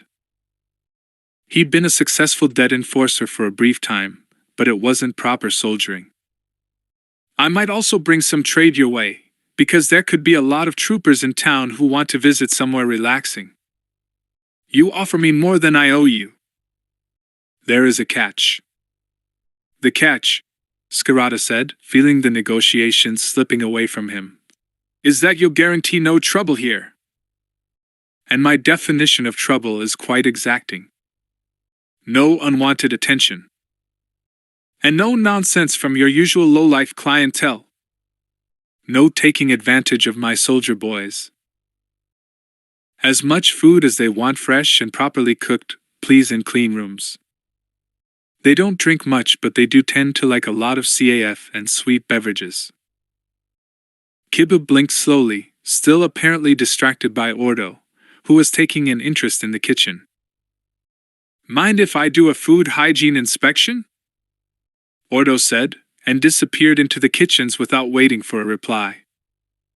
Kibba's gaze slid toward the kitchen and then back to Skirata. You ask for a lot for your shiny boys. Skirata closed his hand around the end of the chain in his pocket. The slug needed to learn who had the upper hand in this negotiation. That's because they deserve a lot. You owe me a lot, and if you mess me about you'll have a lot more trouble than you could possibly imagine. Skirata's build-up to giving Kibba a serious smacking was suddenly interrupted by a stifled shriek from the kitchens. A young Twi'lek female came rushing out the doors. He realized Ordo must have startled her. It might have been the twin blasters. And only respectable females allowed in the bar, Skirata added. But the Twi'lek looked terrified in a way that said she was used to being that way, and he didn't like that at all. He knew Kibba only too well. She doesn't look like your usual kitchen staff. The girl huddled against the far wall, staring at Ordo, who merely walked out and holstered his blaster with an exaggerated gesture. He didn't do reassuring very well at the best of times, let alone with women. It was time to teach him more social graces when carrying firearms. The hut gurgled a laugh. Females. You know how they are. Enough. Skirata pulled his Durasteel chain out in one movement and whipped it around Kibba's neck, twisting it in his fist as he wrenched the quivering bulk toward him. The metal cut into the creature's soft fat, leaving a white margin where the blood could no longer circulate. Listen, Shag, Skirata said, feeling his anger tightening his throat muscles. There was no worse insult for a hut than slave. I like tree-like females. Honest ones, the sort that don't thieve, or worse. So no mistreating the staff or I might discover what a trade union activist I can be. Just look after any of my boys who pass this way. Iniki? You step out of line and there'll be a new batch of fresh blubber products at the market first thing in the morning. He twisted the chain a little tighter. Jagwa na yoka fatba. No trouble. Kiba's third eyelid flicked across his reptilian eye like a windscreen wiper. Your pretty shiny boys die anyway, sooner or later. That was it. Skirata jerked the hut's head down and brought his knee up in Kiba's face as hard as he could with a wet thwack. He didn't need this thing to remind him of that and mock their sacrifice. Kiba spluttered ammonia-scented saliva, moaning. Are we going to get good service at your establishment? Skirata said, ignoring the pain in his kneecap. Or would you prefer to pay me 500,000 creds plus 9 years interest right now? Tagwa Lorda. That's more like it. He loosened his choke hold a little. A bit of customer focus is good for business. Kiba balked visibly. I lose profit. You'll lose a lot more than that if you mess around with me. I've always wanted to see if huts really can regenerate body parts. Skirata tightened the chain again. Kunu Jaraikadir Shah Mando Ade. Don't mess with Mandalorians. It wasn't bad advice. Kiba was no linguist, but Skirata knew tone could convey a great deal even to an animal, and maybe even to a hut. He hoped the lack of circulation in Kiba's neck was translating for him. Tagwa. Sergeant, Kiba said, and let out a long wet gasp as Skirata released the chain. Sev and Scorch emerged from the turbolift again and gave Skirata the thumbs up. Ideal for a relaxing break, Sarge, Scorch said. Lovely clear views, platform to park a speeder or 6, and lots of room to stretch our legs. A whole floor of rooms at the top, in fact. Good defensive visibility, easy access and escape, and the right layout for moving around and storing kit and ordnance. Excellent. If it's good enough for my colleagues, it'll be good enough for me, Skirata said. You want to take a look just to make sure, Ordo? Ordo shook his head, still seeming wary of the Twi'lek female. I'll go with the majority. So, long stay rates? Skirata asked. As discussed, Kiba said. Skirata slid off the stool and wiped the chain clean of Kiba's slime before coiling it and putting it in his pocket again. He was concerned about the Twi'lek, though. Civilians were hardly his prime concern on this operation, but it didn't cost anything to be courteous. He walked over to her. She was still cowering. He squatted down almost instinctively. He saw 6 scared little boys waiting to be reconditioned. I'm Cal, ma'am, he said. What's your name? She didn't meet his eyes. She had that way of looking off slightly to one side that he thought he'd seen too many times before. Lasima. Well, Lasima, if your boss isn't treating you well, you let me know. And I'll have a word with him. He smiled as best he could. And none of my boys will give you any problems either, okay? Okay, she said shakily. Her leku were moving slightly, but Skirata couldn't understand the unspoken language they conveyed. She might just have been twitching out of fear. Okay. Skirata gave her as reassuring a smile as he could manage and moved to the doors. We'll be back tomorrow to move some stuff in. Have the top floor ready for us, will you? Nice and clean. And fresh flowers, Scorch said. They ambled back to the speeder and set off for Arca Barracks, settling into an automated skylane and merging into the stream of glittering taillights. Coruscant was lovely at night, just as Phi said. Scarata had never thought about it much before. He nudged Sev. Good operational house, then. Tailor-made. It'll take us a day to move the kit in discrete amounts, but we can access via the landing platform when it's dark again. Does our host get nervous about storing ordnance? Ordo said. He's a hut, said Scarata. He's stored a lot worse. And what he doesn't know won't keep him awake at night. Scorch seemed impressed.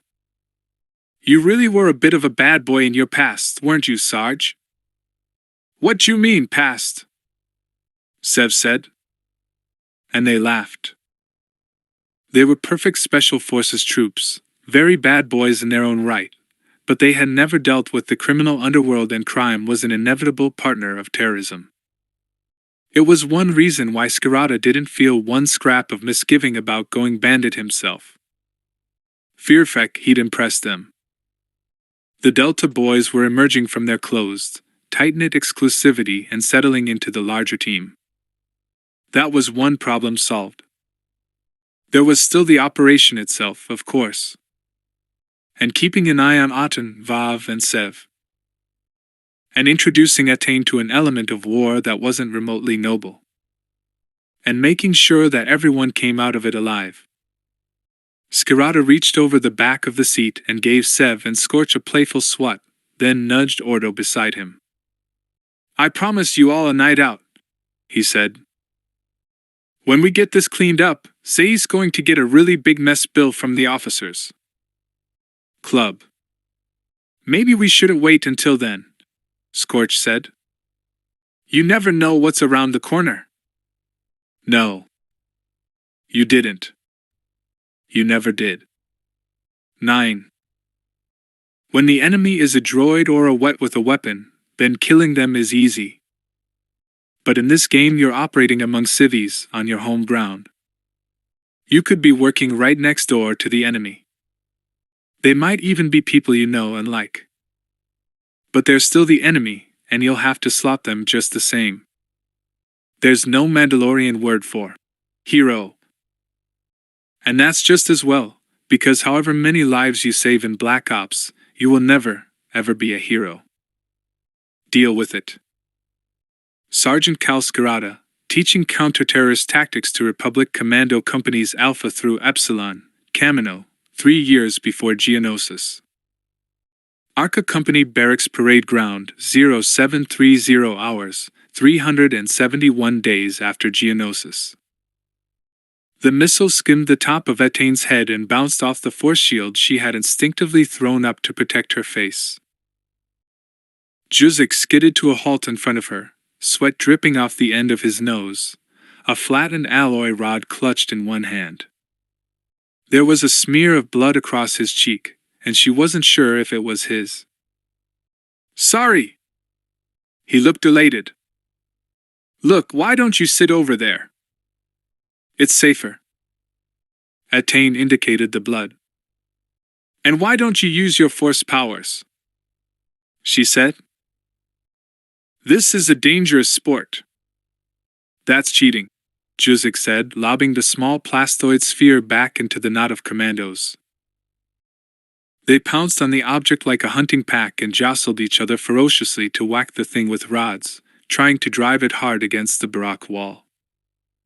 Attain had no idea what the game was called, if it had a name at all. Nor did it seem to have any rules. The ball, such as it was being hit, kicked, and thrown as the whim took the players. And the teams were Niner, Scorch, Fixer, and Darman against Phi, Aten, Sev, and Boss. Scarata insisted that they played in mixed teams. Several other commandos had paused while crossing the parade ground to watch. The battle was conducted in grim silence except for the clash of rods, gasping breath, and occasional approving shouts of, "And they are Drauchier! Put your back into it!" and "Kandosii!" which, Juzik had explained, had been appropriated colloquially to mean classy rather than noble. They had all become much more ferociously Mandos since she had first met them. It was a phenomenon that made sense given the specific nature of their duties, but it still left her feeling that they were becoming strangers again. Working so closely with Skirata appeared to have focused their minds on a people who seemed to have the ultimate freedom. Even Darman had fallen happily into it. He was utterly engrossed in the game, shoulder-charging Boss out of the way and knocking Juzik flat. There was a shout of, "Kendo CI!" as the ball thudded against the wall, 2 meters above the ground. Then Skirata emerged from the doorway. Attain didn't have to take any hints from the Force as to his state of mind. "Armor!" he yelled. His voice could fill a parade ground. The commandos froze as one. He did not look amused. "I said where's some armor? No injuries. You hear me?" He strode across to Juzik with surprising speed for a man with a damaged leg and came to a halt with his face centimeters from the Jedi's. He dropped his voice, but not by much. "Sir, I regret to have to tell you that you're a deputy." "Sorry, Sergeant." Juzik was a contrite scrap of bloody robes and sweaty hair. "My fault. Won't happen again. No injuries. Not now." "Okay, sir?" "Understood, Sergeant." Skirata nodded and then grinned, ruffling Juzik's hair just as he did his troops. "You're definitely Oriatan Bardike. Just don't get yourself killed." Juzik beamed, clearly delighted. Skirata had not only told him that he was exceptionally tough, but he had used the most affectionate form of his name. Now he was Little Bardan, and thus one of Skirata's clan. He jogged off after the commandos and disappeared inside the building. Skirata ambled across to Attain and sat down next to her on the bench. "He's a gutsy little decut, isn't he?" So it wasn't only a term of abuse, then. "If there wasn't a war on, I suspect that Master Zay would have had a serious word with him by now. Barden's become very attached. Being a loner might make a warrior, but it won't make a soldier. Where were you educated?" Skirata was looking straight ahead rather than at her, and his eyes creased at the corners for a brief moment. "On the street, on the battlefield, and by a bunch of very smart little boys." Attain smiled. "I wasn't being rude. Just curious." "Fair enough. I had to analyze and explain everything I taught my nulls for 8 years. It wasn't enough for me to show them the right way to fight. They wanted me to rationalize it. They shredded me with questions. Then they'd feed it all back to me in a way I'd never seen it before. Amazing. Do we get to meet them all? Are they all like Ordo?" "Maybe," Skirata said. "They're deployed in various locations." It was his non-committal answer, "Don't ask." "And they're all of the same caliber, yes. So out of a strike team of 12, you have 11 tough men Aten, yes? And me. I can't help feeling I'm not going to be much use." Skirata took out a chunk of something brown and woody and popped it into his mouth. He chewed like a Dan, as if he were gnawing off someone's arm. "Adenade," he corrected. "Oh, you'll be plenty of use. I suspect you'll have the hardest job of all. Whatever it takes." "I know." "Sergeant, is this going to become clear at the briefing?" "It's not a secret. I just want everyone to have the full picture at the same time. Then we ship out and disappear." "I hear you've done that before." "Kui Valdar." "Yes, I've been those who no longer exist before. You get used to it. It has its plus points." He got up and walked toward the barracks, Attain following. His limp was far less obvious today. "How did you hurt your leg?" she asked. "I didn't follow orders. I ended up with a verpine shatter gun round through my ankle.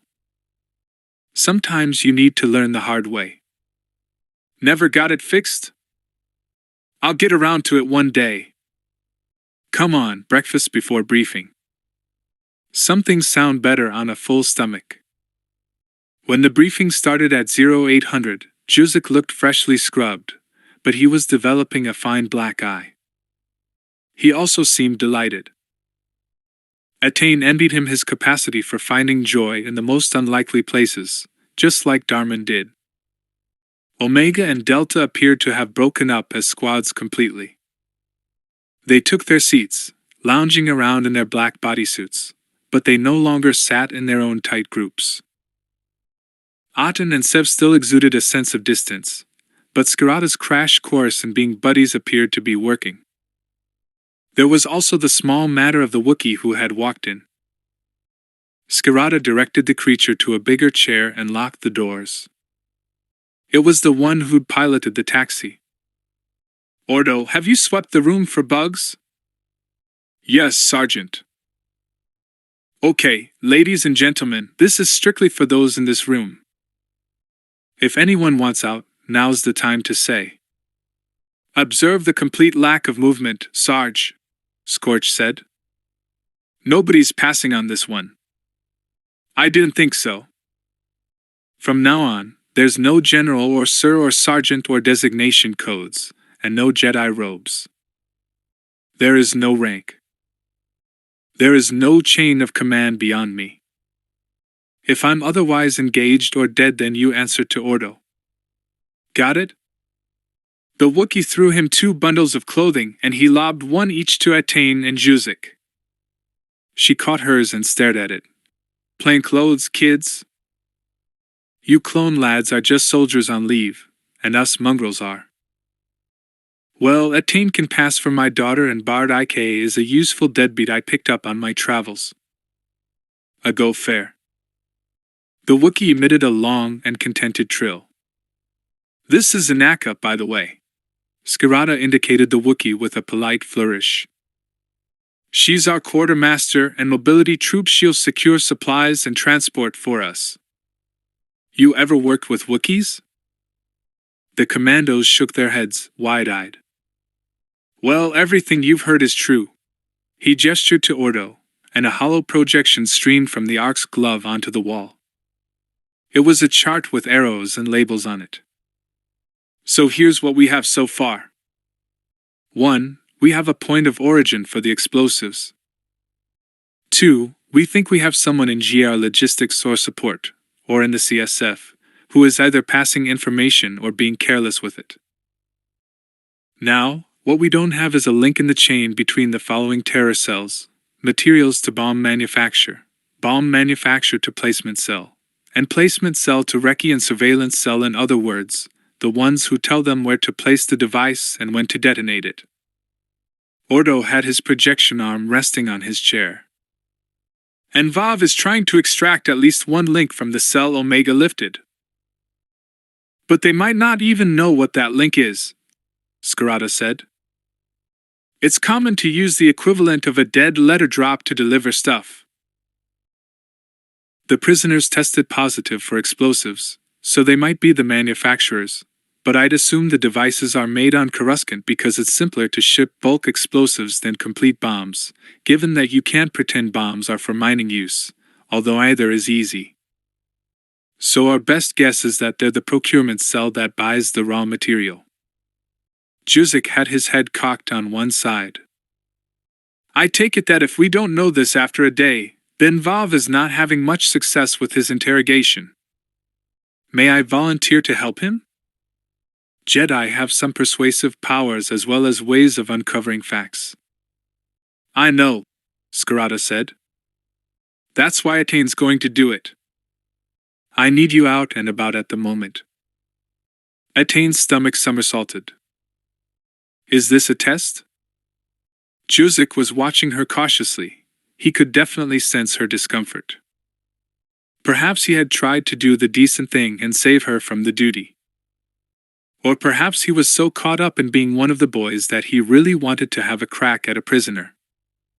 Juzik had his own wary relationship with the dark side, it seemed. Okay, Attain said. You've killed. You've killed hand to hand, and you've killed by unleashing missiles. On Kalura, under deep cover, you stabbed and crushed and cut, and taught the local guerrillas to do the same. And now you worry about manipulating minds? I'll do whatever I can. Good, Scarata said, and moved on as if she had simply volunteered to cook dinner. Now, the data on Sliced is just a list of 35,000 companies using the freight service that Valve's guests were apparently hitching a ride with. That means a lot of physical checking we can't do ourselves. So Obrim's running it through his database, his personal, special one, to see if any of them have form in customs irregularities, shady dealings, or even a speeding ticket. While he does that, we ship out. Juzik, Inaka is going to turn you into the galaxy's scruffiest taxi pilot, and the rest of you can draw your extra kit, by which I mean discreet body armor, plainclothes rig, and civilian weapons. Ah, Sarge. Fi, you'll love it. You might even get to wear Hokin's helmet. Just for you, then, Sarge. Good boy. Okay, we all RV back here at 2100 hours when it's nice and dark.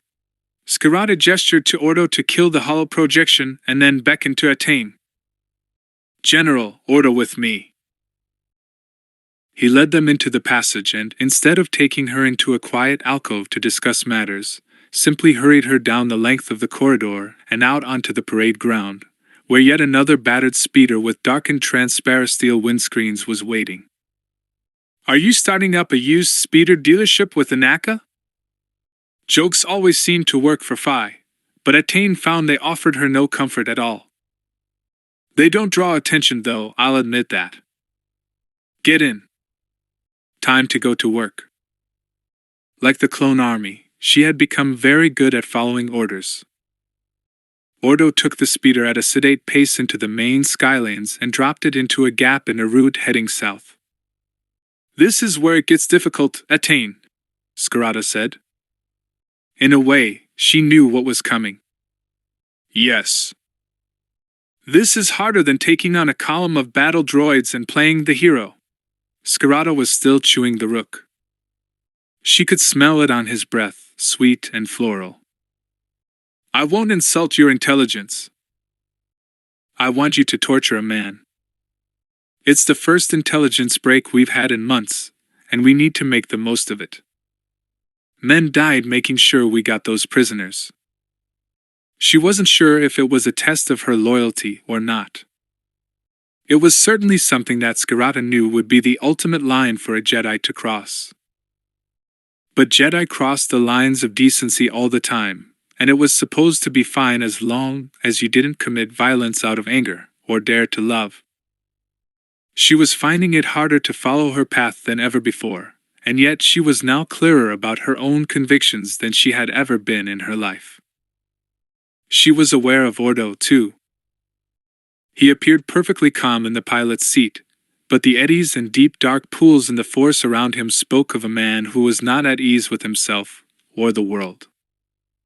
Great peaks of fear and pain and helpless trust and desolation and sheer overwhelming speed and complexity hit Attain like a spray of cold water. He felt as foreign as a hut or a weak way or a Twi'lek. He was a man in frequent agony.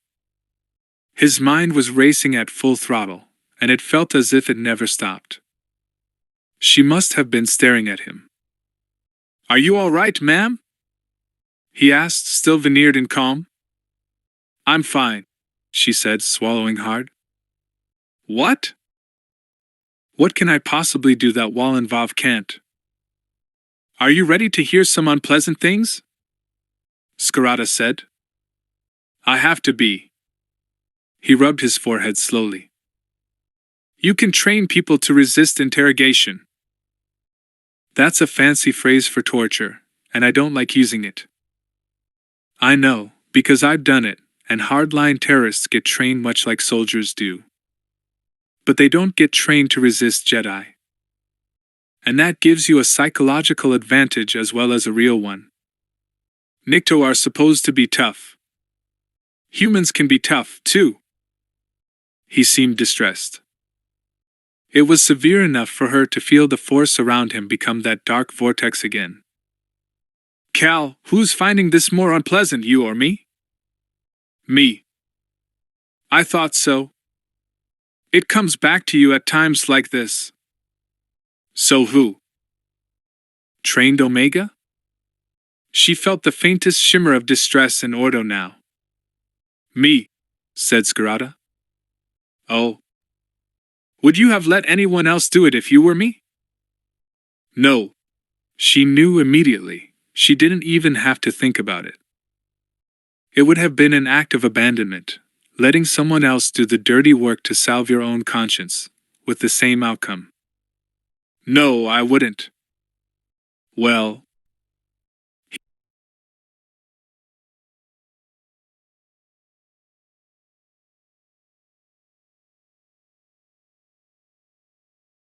if I can train my boys, then you should have no trouble doing what Vav can't.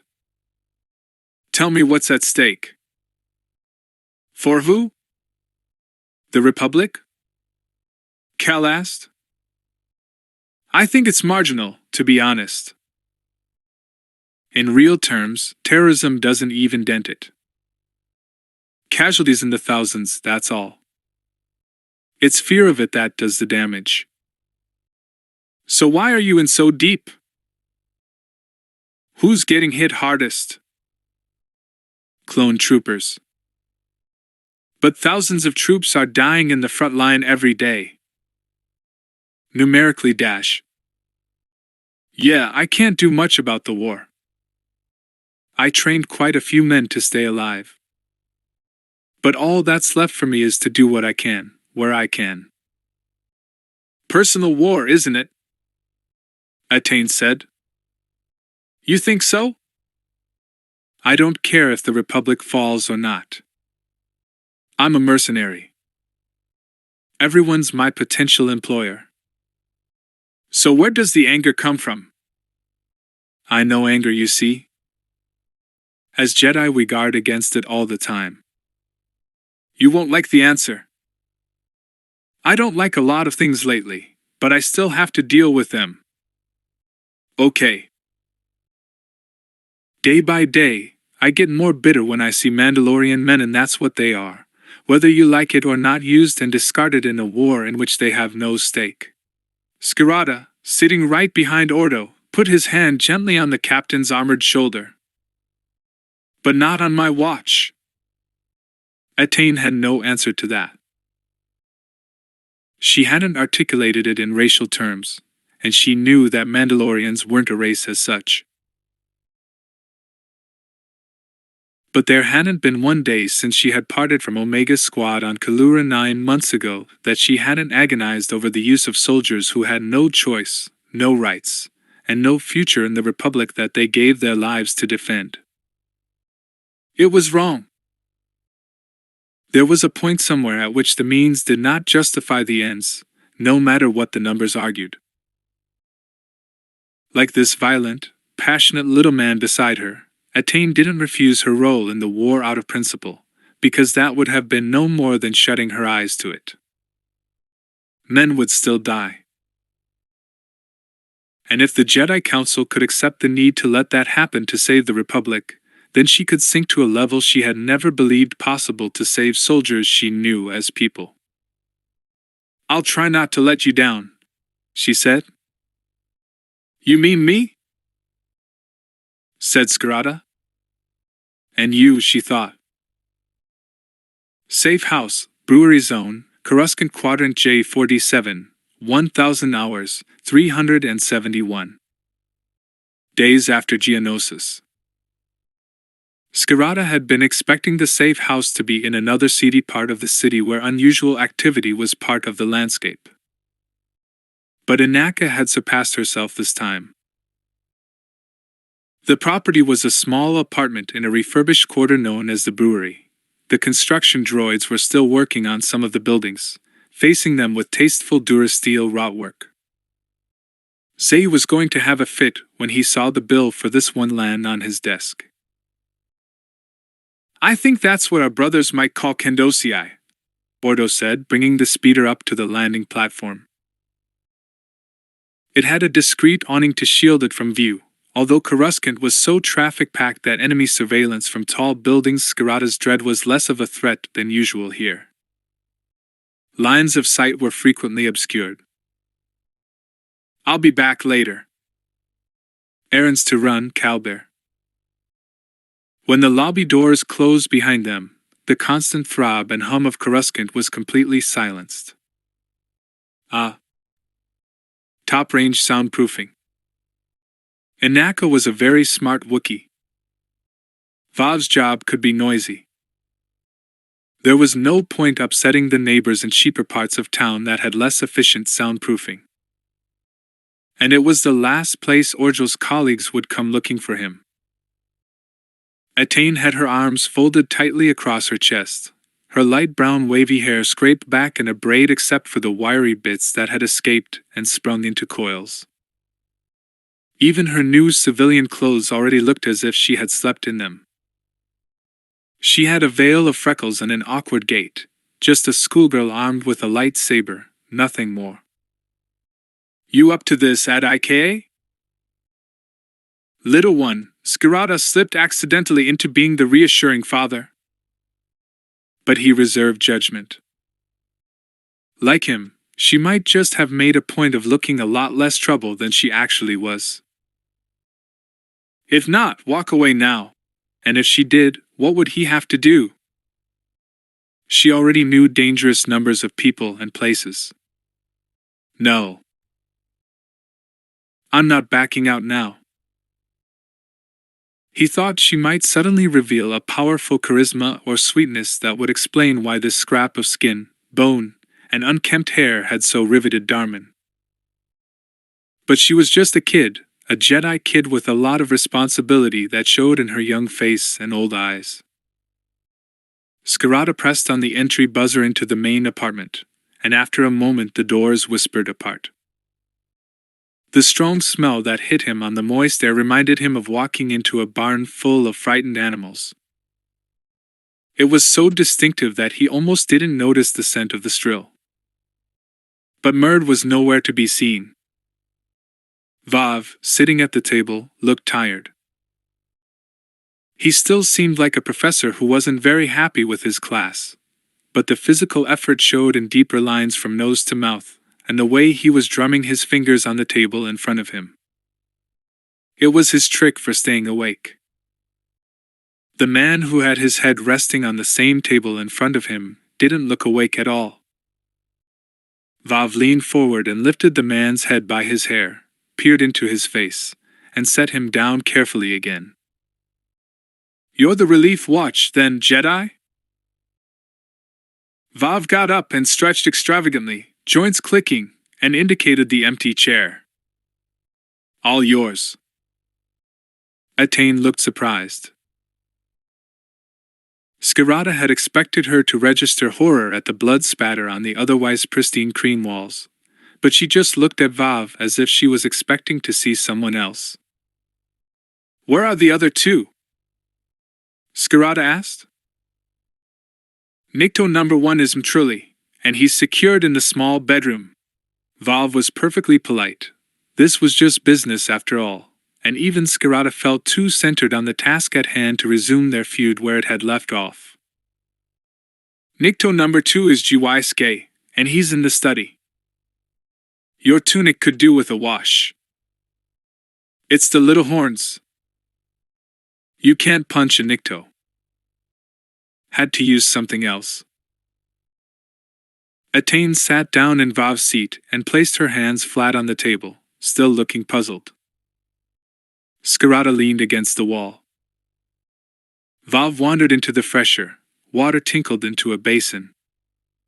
"You want to tell me what you know," Atane said soothingly. "You want to give me the names of the people you operate with." Orgel twitched. He raised his head from the table with some difficulty and stared into her face for a second. Then he spat in it. Attain jerked back, visibly shocked, and wiped away the pink-stained spittle with one hand. Then she composed herself again. "Keep your stinking mind tricks to yourself, Jedi," Orgel hissed. Skirata didn't expect her to break at that point. And she didn't, she simply sat there, although he knew it wasn't blank inactivity. She had been trained from childhood just like the clone army, except the first weapon she seized would be her control of the Force and her ability to read it like clamoring comm link signals. Darman had told him. "She could tell us apart right away by how we felt and thought, Sarge. Wouldn't that be a handy trick to have?" "Can I see the Nikto?" she asked suddenly. Vav came out of the fresher, wiping his face on a fluffy white towel. "Help yourself." He gave Skirata a you-know-best look and unlocked the doors for her. "They're securely trussed. You know we keep them from talking to each other, don't you?" "I worked that out," Attain said. She disappeared into one room for a minute and then came out and went into the other. When she emerged again, she walked up to Skirata and Vav and lowered her head. "I'm pretty sure those Nikto have no information, and no, they don't have it," she said quietly. "People have useful information all the time and don't know it," Skirata said. "We piece the apparently useless stuff together and come up with connections. What I mean is that they have this distinct sense that they're just afraid of dying." Vav shrugged. "So much for Nikto grit, eh? Every creature avoids death. The difference is that Orgel is afraid of breaking. It feels different to me. It's not animal dread. It's not as deep in the Force." Attain had her fingers meshed in that Jedi way that made her look as if she were wringing her hands. "I might as well concentrate on him. He has information he's afraid to reveal." They watched her walk the few meters back to the main room and settle down at the table opposite Orgel again and stare at him. Vav shrugged. "Oh well. At least I can have a nap while she's minding the shop. Then I can get back to work with more tangible methods."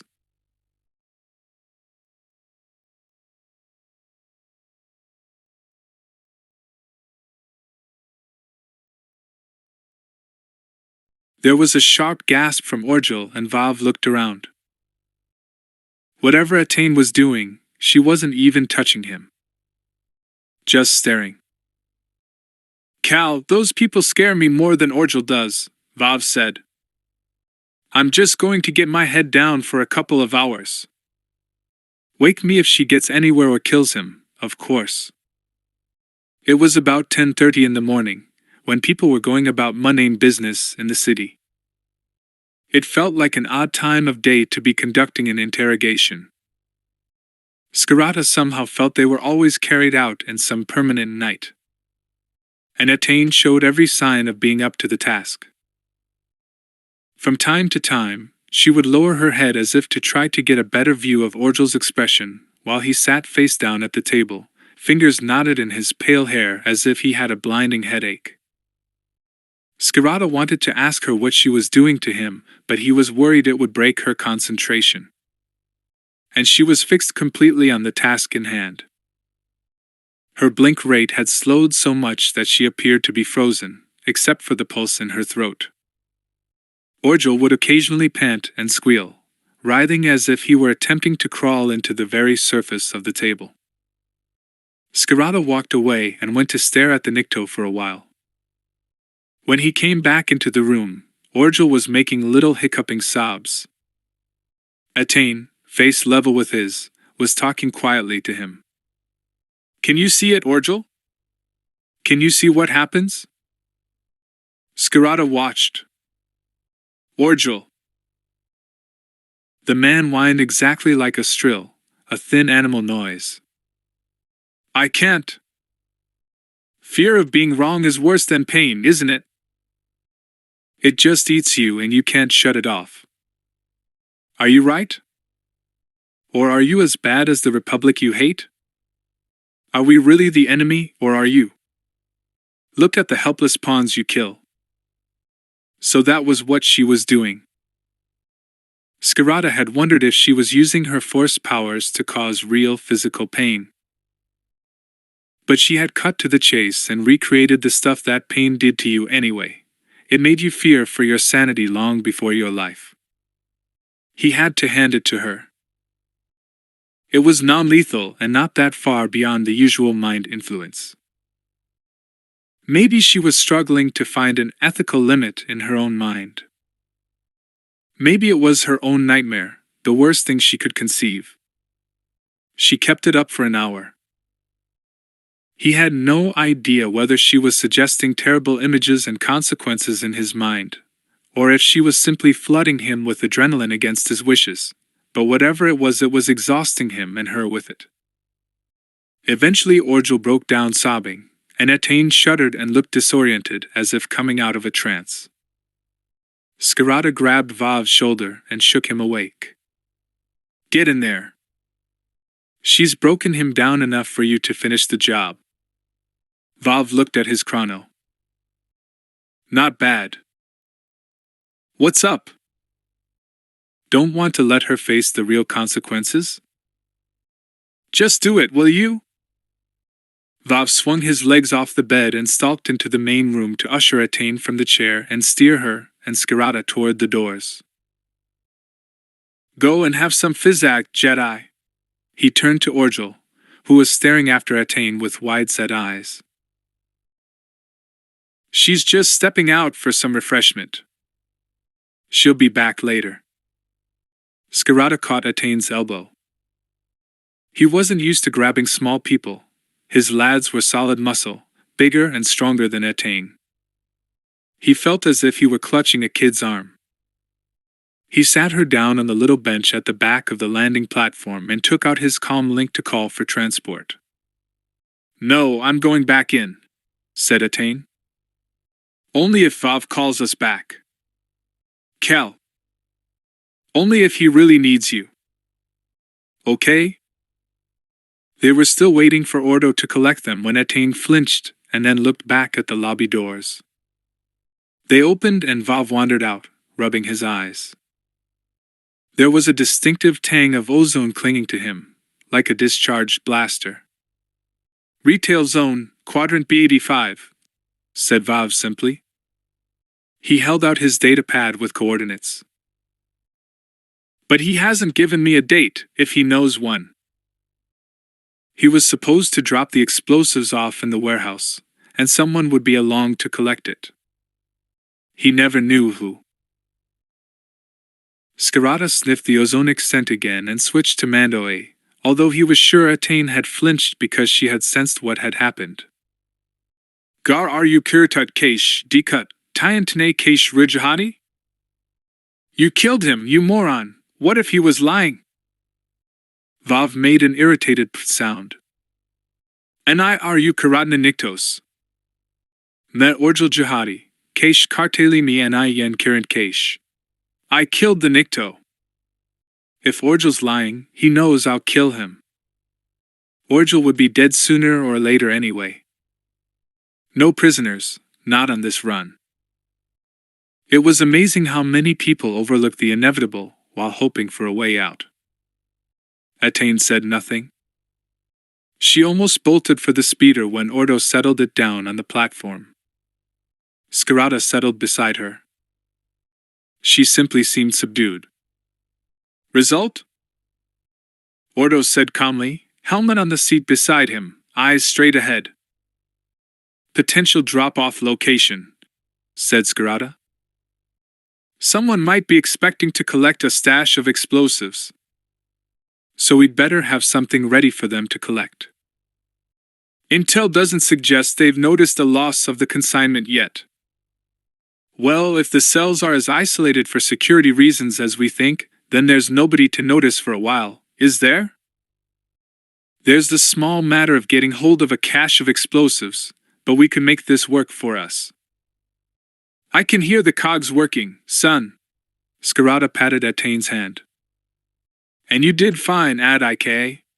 Ordo glanced over his shoulder and then appeared to realize that Skirata meant Attain, not him, this time. There was no gender in Mando A. It's never easy. She accepted his touch without reaction, and then seized to his hand so tightly that he thought she was going to burst into tears or protest. But she maintained the facade of calm, except for that desperate grip on his hand. He had always been a soft touch for a desperate child's grasp. Sowing doubt is a very corrosive thing when you're dealing with people who believe in causes, said Attain. Skirata decided he'd have no trouble treating her as his daughter. He forgot his real, a strange daughter all too often. He'd enjoyed returning to little Razan's excited welcome, but each time he came home from a war, wherever home happened to be, she was unrecognizably older and less excited to see him, as if she didn't know him at all. But I have sons. That's why I stick to causes nobody can take from me, Skirata said. A Mandalorian's identity and soul depended only on what lived within him. And he relied only on his brother warriors or his sons. 10. Clone troopers are well disciplined.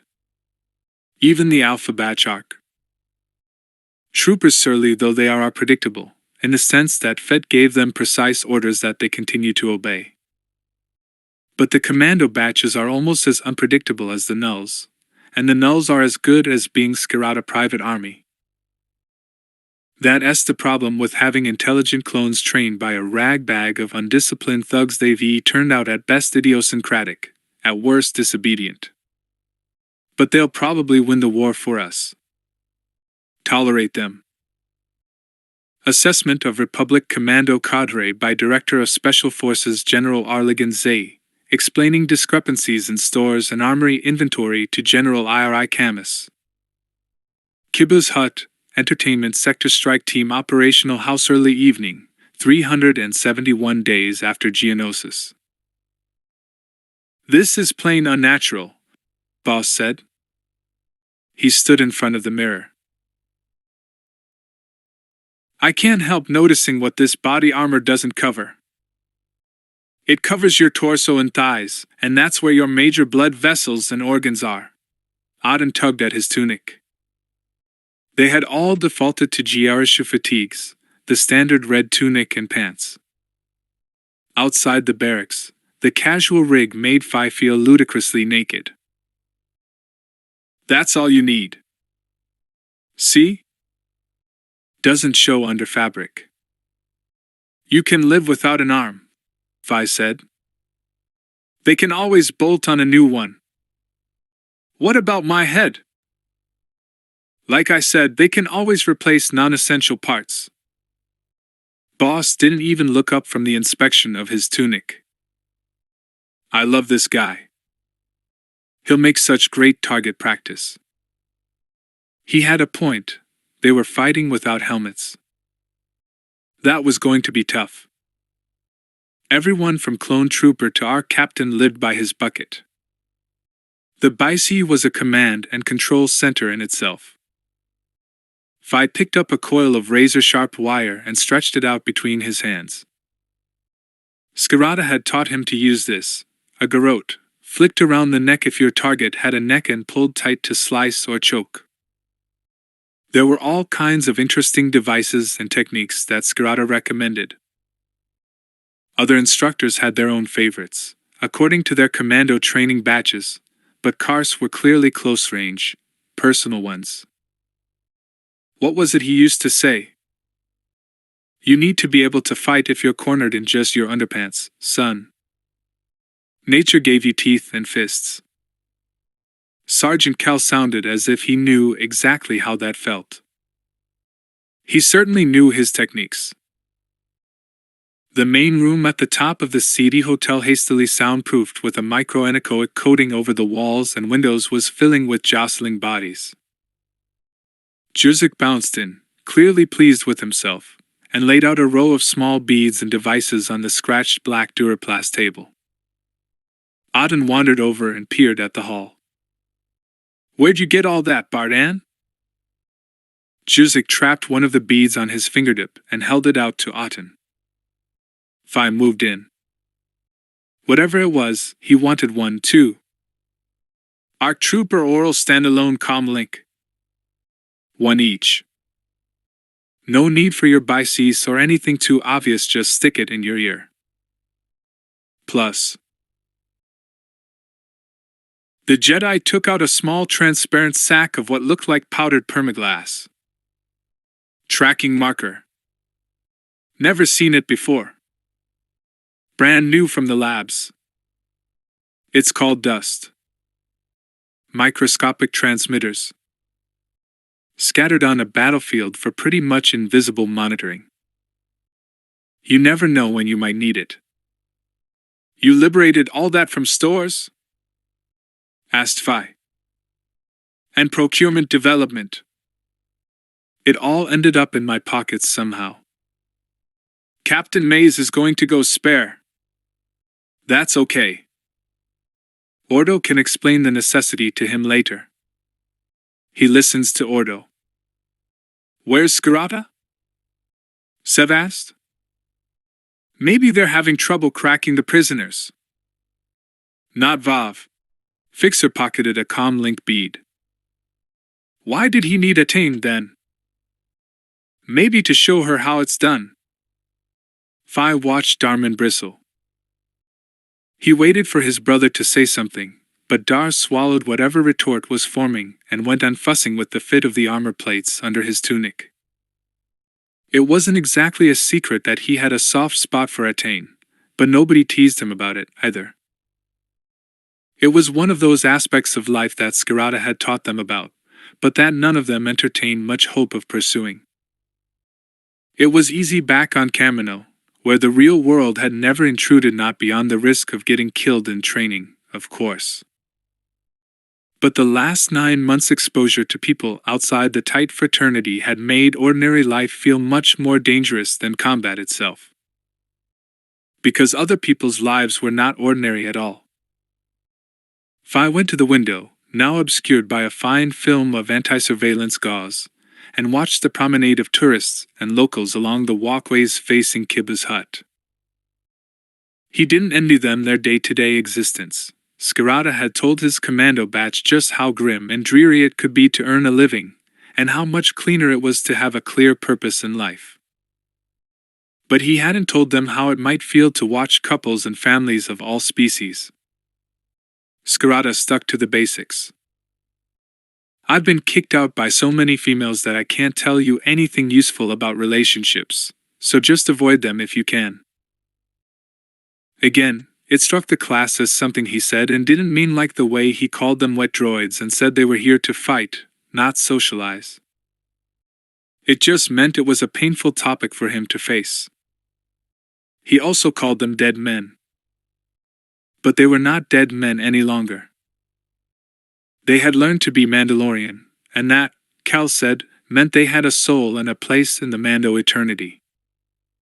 Phi thought that was probably worth having. The doors opened and all 8 commandos spun around to train a motley collection of modified civilian blasters on the opening. Security code or not, you could never be too careful.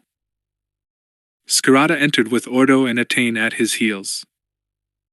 The squads lowered their weapons.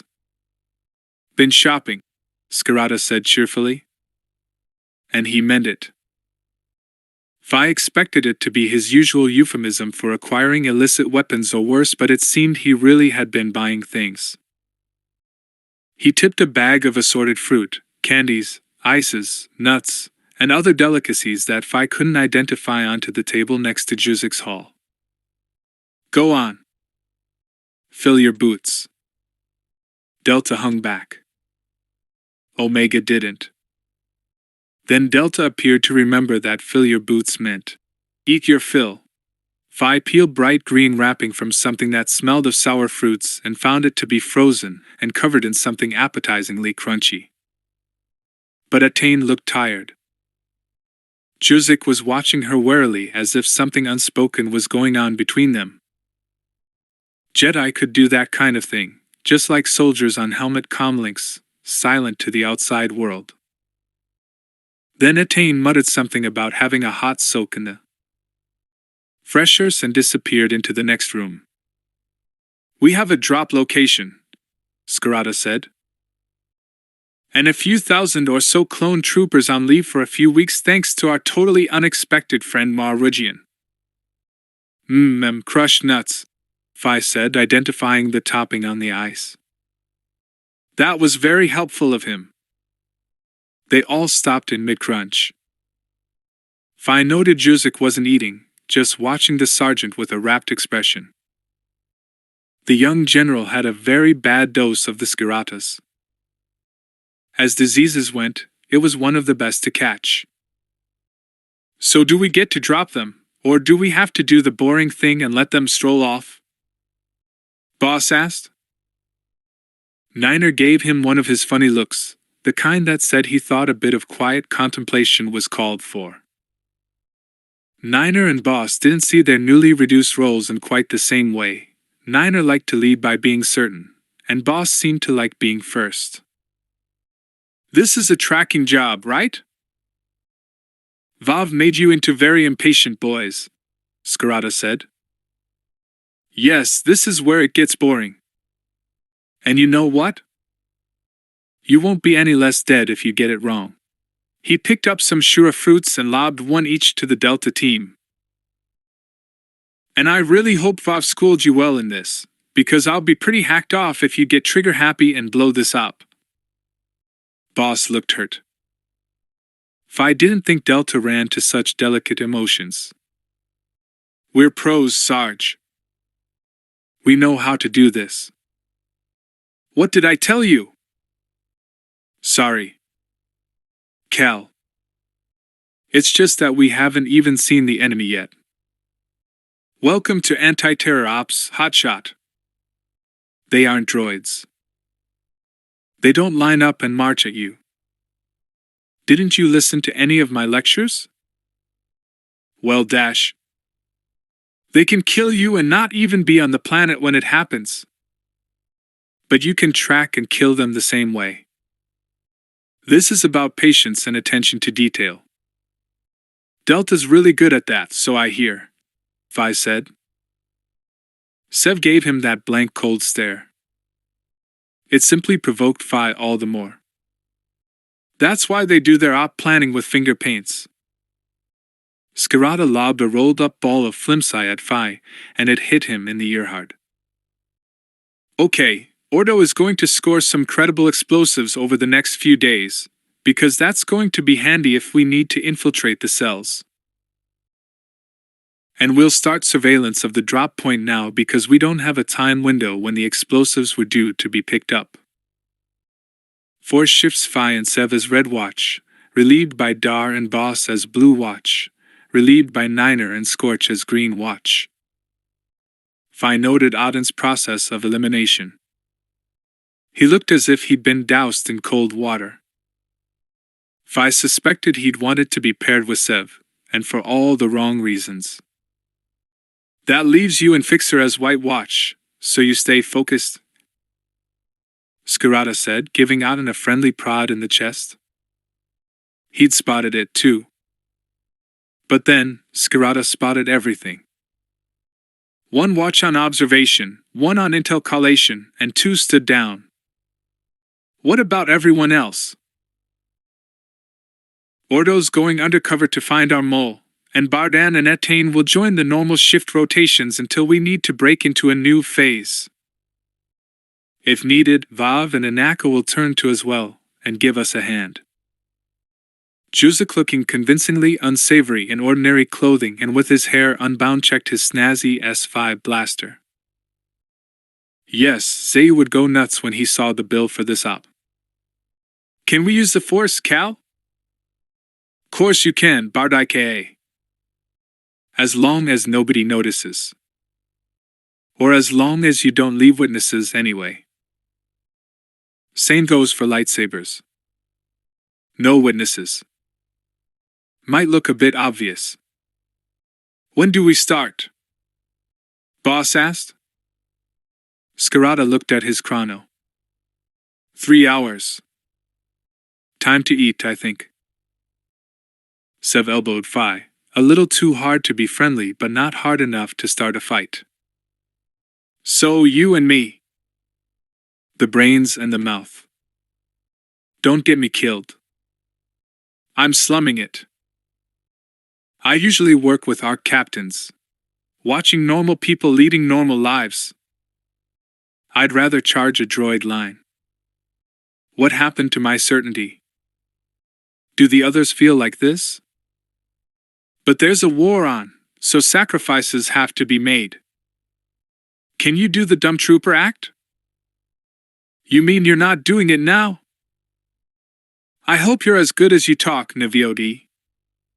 Count on it, Phi said, and noted that Darman had wandered off in the direction of Atane's exit. Sometimes I'm not very funny at all. Atane felt she had held out pretty well, all things considered. It was only when she closed the refresher door that she let herself vomit uncontrollably until tears spilled down her face and into her mouth. She ran water into the basin to cover the sound, and choked on her sobs. She'd been so convinced she could handle it. And she couldn't. Ripping into Orgel's soul had been even harder than outright physical violence. She had stolen his conviction from him, which was no great evil until set in the context of the fact that he would, she knew, die very soon without even the comfort of his beliefs, broken and abandoned and alone. Why am I doing this?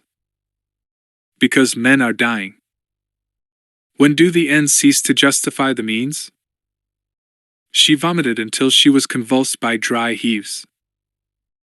Then she filled the basin with cold water and plunged her head into it. When she straightened up and her vision cleared, she looked into a face she recognized. But it wasn't hers. It was the hard, long face of Wallen Vav. Everything I've been taught is wrong. Vav was all brutality and expedience, as clear an example of the dark side for a Jedi as any she could imagine. And yet there was a total absence of conscious malice in him. She should have sensed anger and murderous intent, but Vav was just filled with nothing. No, not nothing. He was actually calm and benign. He thought he was doing good work. And she saw her supposed Jedi ideal in him motivated not by anger or fear, but by what she thought was right. She now questioned everything she'd been taught. Dark and light are simply the perpetrators. Perception. How can that be right? How can Vav's passionless expedience be morally superior to Ski Rada's anger and love? Atane had struggled for years with her own anger and resentment. The choices were to be a good Jedi or a failed Jedi, with the assumption sometimes unspoken, sometimes not that failure meant the dark side awaited. But there was a third path, to leave the Order. She wiped her face on the towel and faced a hard realization. She remained a Jedi because she knew no other life. She pitied Orgel not because she had tortured him, but because he had been robbed of the one thing that held him together, his convictions, without which he had no direction. The truth was that she pitied herself devoid of direction and projected it onto her victim by way of denial. The only selfless thing one have ever done that was not centered on my own need to be a good, passionless, detached Jedi was to care about these cloned men and ask what we're doing to them. And that was her direction. It was so very clear, but she was still raw and aching within. Revelation didn't heal. She sat on the edge of the tub with her head resting on her knees. "Ma'am, what's wrong?" It was Darman's voice. It should have been the same as every other clone's, but it wasn't. They all had their distinct nuances in accent, pitch, and tone. And he was Dar. She could sense Darman across star systems now. She'd wanted to reach out to him in the Force many times, but feared it might distract him from his duty and endanger him, or if he knew it was her and didn't welcome it annoy him. After all, he'd had the choice of staying on Kalura with her. And he had opted to stay with his squad. What she felt for him now, the longing that had developed only after they parted, might not be mutual. He called out again. "Are you okay?" She opened the doors, and Darman peered in. "I don't want to be ma'am right now, Dar." "Sorry, I didn't mean to interrupt Dash." "Don't go." He moved a couple of steps into the room as if it were booby-trapped. She had been here before. She had been utterly dependent on his military skills when her life was at stake. He had been so focused, so reassuring, so competent. Where she had doubts, he had certainties. "So you still don't find it any easier then?" said Darman. "What?" "Giving in to anger. You know. Violence. Oh, any Jedi Master would have been proud of me. I did it all without anger. Anger makes it the dark side. Being serene makes it okay. I know it must have been hard. I know how Sergeant Cal reacted when he had to dash. No. I was harming a stranger. No personal dilemma at all. It doesn't make you a bad person. It has to be done. Is that what's upsetting you?" "That, maybe." And having doubts. She didn't want to be alone with all that in her head. She could have meditated. She had the strength of will and the ancient skills to pass through this turmoil and do what Jedi had done for millennia detached from the moment. But she didn't want to.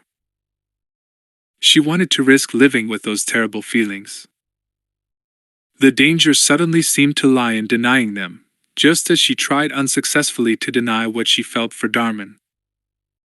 "Dar, do you ever have doubts? You always said you were certain of your role." "I always felt you were." "You really want to know?" "Yes. I have doubts all the time." "What kind?" "Before we left Commando, I was so sure what I had to do. Now."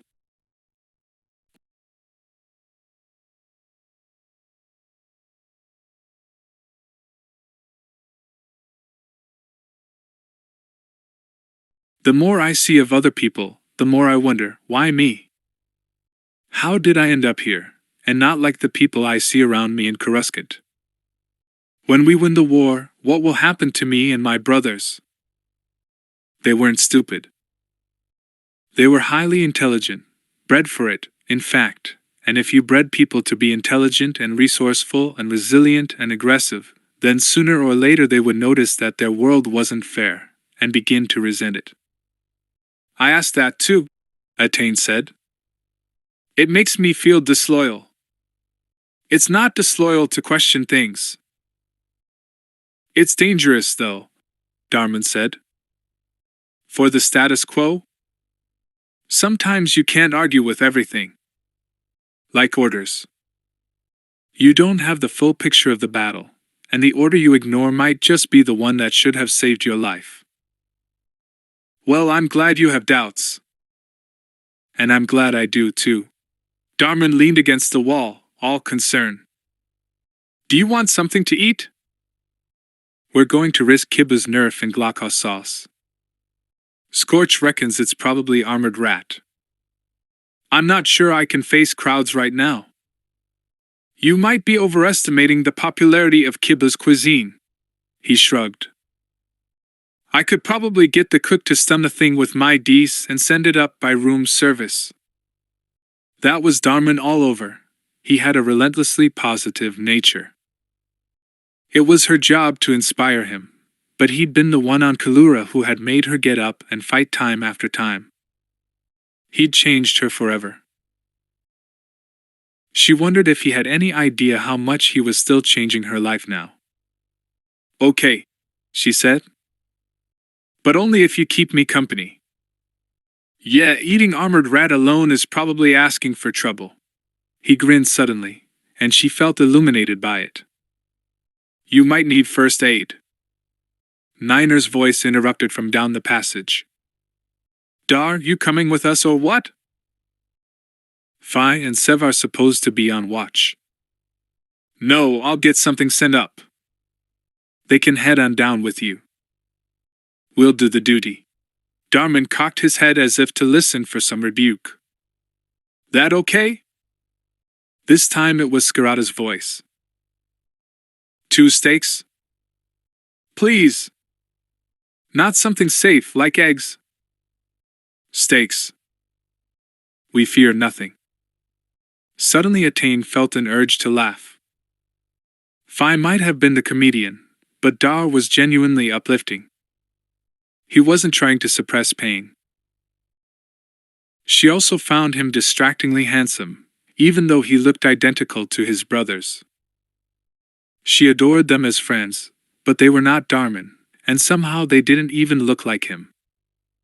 Nobody else ever would be that precious to her, she knew that. Well, what shall we do now? He asked. Not lightsaber training for a start. You really whacked me with that branch. You told me I had to. So you take orders from clones, do you, General? You kept me alive. You'd have done fine without me. Actually, no, said Attain. Actually, I wouldn't have done fine at all. She looked him in the eye for a few moments, hoping that Darman the man would react to her, but he simply stared back, a bewildered boy again. I'd never been that close to a human female before. Did you know that? I guessed as much. I wasn't even sure if Jedi were. I wonder sometimes, too. I wasn't scared of dying. He put his hands to his head for a moment, and then raked his fingers through his hair, that gesture she'd seen in Scarata. I was afraid because I didn't know what I was feeling and dash. The service droid buzzed to be let in. Fearfeck. Darman's shoulders sagged a little. He got up and took the tray from the droid, looking pink-faced and annoyed. He peeled back the lids and inspected the contents as if they were unstable explosives, and she felt the moment was now lost. Is it dead? Attain asked. If it isn't, it's not getting up again anytime soon. She chewed a test mouthful thoughtfully. Could be worse. Ration cubes. Oh, that brings back memories. Now you know why we'll eat anything. I remember the bread, too. Ugh. He prodded something in the container with his fork, looking concerned. You did reach out to me in the Force, didn't you? I wasn't imagining that. Yes, I did. Why? Isn't it obvious? How would I know? I'm not sure if I know that much about you. I think you do, Dar. Darman suddenly took exceptional interest in the remains of the steak, which might have been Nerf after all. I don't think anyone believed females would matter to us, given our life expectancy. And it wasn't relevant to combat. That was freshly agonizing. Of all the injustices piled on these clones who had never been given choices, that was the worst, the denial of any individual future, of hope itself. If they beat the odds of battle, they were still doomed to lose the war against time. Darman would probably be dead in 30 years, and she wouldn't even be halfway through her life by then. I bet Cal thought it was important. Darman chewed his lip and averted his gaze. She wasn't sure if he was embarrassed, or if he simply didn't know what she was really asking. He never mentioned what to do about generals, he said quietly. My master never specifically mentioned soldiers either. I hear you ignore orders anyway. I was afraid I'd never see you again, Dar. But you're here now, and that's all that matters. She held her hand out to him. He hesitated for a moment, and then reached across the table and took it. "We could be dead tomorrow, both of us," she said. "Or the next day, or next week. That's war." She thought of the other Phi, whose life had ebbed away in her arms. "And I don't want to die without telling you that I missed you every day since you left, and that I love you, and that I don't believe what I was taught about attachment any more than you should believe that you were bred only to die for the Republic." This was breaking all the rules. But the war had broken all the rules of peacekeeping Jedi and a civilized Republic anyway. The Force wouldn't be thrown into turmoil if a mediocre Jedi and a clone soldier who had no rights broke just one more. "I never stopped thinking about you either," said Darman. "Not for a moment." "So, how long does it take 2 squads to finish their meals in the bar?" "Long enough, I think," said Darman. 11. "I'd rather have little Jedi like Barden and Etain working with us than the likes of Zay. They're sharp, no preconceptions, no agenda. And they're more concerned with pulling their weight in the team than all this philosophical ossic about the dark side. Zay might be a seasoned man, but he seems to want respect from me just because he can open jars of CAF with his mind." Cal Scarata, having a quiet drink with Captain Jailer Obrim, well away from prying eyes. Retail sector, Quadrant B85, 9 days later, observation vehicle in position overlooking warehouse space, 1,145 hours, 380 days after Geonosis. Juzik was enjoying himself. "So," he said, and let the trendy dark visor slide down his nose so he could look over the top. "Do I look like a low-life taxi pilot?" "Pretty convincing," Phi said. He wondered if Juzik ever had the sense to be scared. "Do I look like a fare?" He was pinging, as Scarata called it.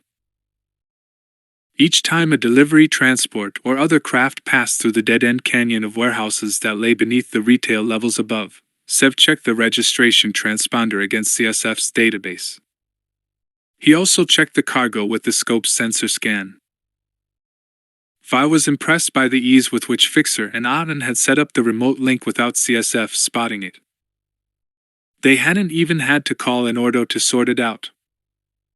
Ordo had melted into the city again 2 days ago, no mean feat for an ARC trooper captain. Phi tried not to wonder where he might be. It was bad enough thinking about Sicko. "Okay, that one was routine." Garment delivery. Sev made a low rumble in his throat, almost like an animal. "What do we look like from the outside now?" At the moment, one Rodian taxi driver reading a holozine while he's parked and waiting. Phi could see out, but nobody could see in, or at least they could see something that wasn't actually in the taxi, thanks to the thin film of photoactive micro-emitters coating the interior. "Clever stuff, this gauze." "Thank you," Juzik said. "It took me a long time to work out how to program moving images into it." "Are you bored?" Sev said, looking around at Phi. He still seemed wary of directing any of his comments at Jedi, even if all rank had been swept aside.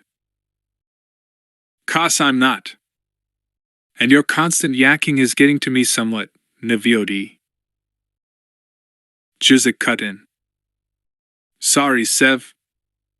My fault." Sev looked embarrassed for a moment. "If you're interested, 51 of the 70 crates I've clocked on this watch show up on the CSF database tagged as criminal. Theft is a bigger industry than legit business here." Juzik raised an eyebrow. "Isn't that the sort of thing Obrim's people might like to know? Isn't it the sort of stuff that would bring the boys in blue crashing in here and blowing our op?" "Point taken.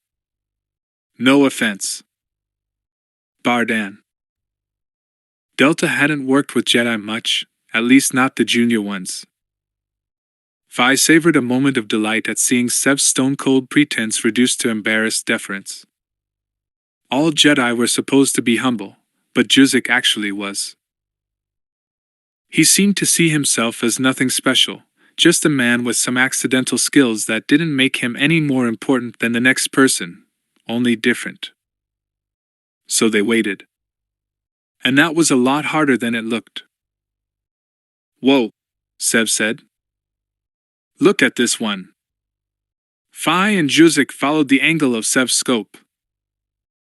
"CSF database has this tag as restricted. Could mean it's of interest to us, or could mean organized crime." Juzik's visor had slipped to the end of his nose. Or both. It was a medium-sized delivery transport with dull green livery caked with dust. The identity transponder was evidently fake, because when the crate aligned itself with the platform at the doors to Warehouse 58, and the hatches sprang open, there were just a few boxes inside. The warehouse doors eased open far enough to let a repulsor cart edge out, and two droids began loading the small containers onto the repulsor's flatbed. "Small but heavy load by the look of it," Vi said. "And we've got company." Sev realigned the scope, and the data pad hummed into recording mode. "Second transport backing up to it." Another delivery vehicle hovered, edging astern until it was level with the other side of the landing platform. The boxes were transferred to it. They didn't go into the warehouse at all. "That's irregular," Sev said. "And we don't like irregular, do we?" ID transponder says a legit rental vessel. A female human in coveralls, white skin, wavy ginger hair to the shoulders, medium build, short, stepped out of the green transport onto the platform to be met by a male Falleen who jumped out of the rental. He was young, as far as Vi could tell, with light green skin, and his mundane pilot's rig was a little too long in the leg for him. All details were worth noting. The two turned their backs to the skylane and appeared to be talking. "Well, that's a rare sight, and I bet he's not on the CSF database," Sev said, checking the pad. Images flicked across the screen at a blinding speed while the system sought a match from the image the scope had grabbed. After a few moments the screen read, and no match. "Falleen don't venture off-world very often, and he certainly isn't here to check out the tourist sites. Let's try the woman." Vi watched. There was a match indeed, and one that came up rapidly. "Fearfect," Sev said. "Her name's Vinajis. And she's a government employee. I'm not going to like this, am I? Not when you hear she works in GR Logistics, no." "Chakar," Vi said. "She could be on legit business, of course, but then I'm such a trusting soul." "Falleen Mail and GR Clerk? Hello? Do I have to draw you a picture?" Sev sighed to himself. They certainly put those Falleen pheromones to good use. "I bet she'd do him any favor he asked. Getting security information out of her would be even easier." The two transports closed their hatches, leaving the woman and the Falleen on the platform, and lifted back into the skylane. It looked like any other delivery except that it was a transfer of cargo, which was not usual, and the two waiting on the platform oozed bad guys from every pore and scale. The two targets looked at their data pads just like warehouse staff checking a consignment. Then the Falleen turned and began walking up a pedestrian ramp to the retail level, and Vinod just hung around. "I'm naturally curious," Sev said. "Vi, you up for a discreet trail of those two?" Vi's heart was pounding. Training and instinct took over. He was back on Commando again, stalking an armed target in the simulated urban training terrain into Polka City. It was just the town that was simulated. The ammunition was real, deadly real. "Ready. Bardan, back up behind that pillar, will you?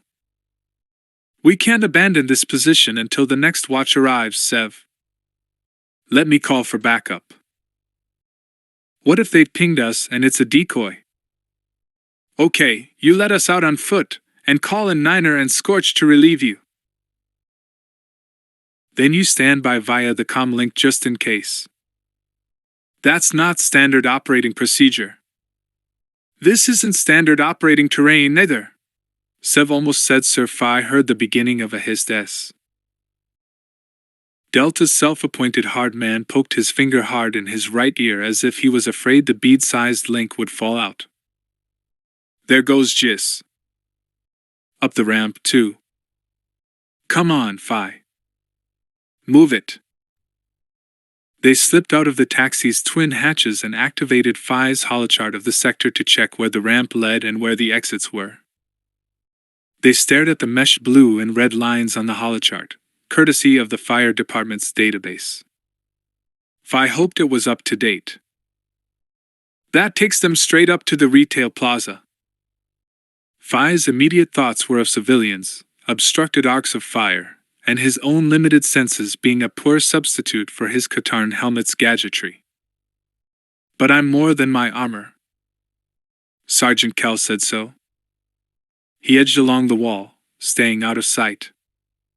Can't deploy tracking remotes, not here, not in public. I might do a little shopping myself. Just keep that dumb grunt expression on your face, mongrel boy. It suits you. Sev took out his datapad and switched the screen to reflective mode, turning his back and holding the device a little out to his right. She's just going over the top of the ramp. Yeah, she's peeled off on the first level. She's following Lounge Lizard so far. Come on. Let's go around the bridge route and pick them up here.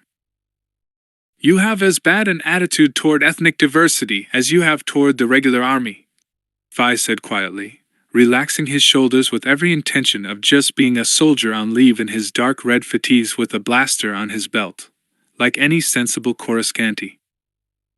The next hour was unplanned, unexpected, but not untrained, for Phi hoped he'd make it through alive.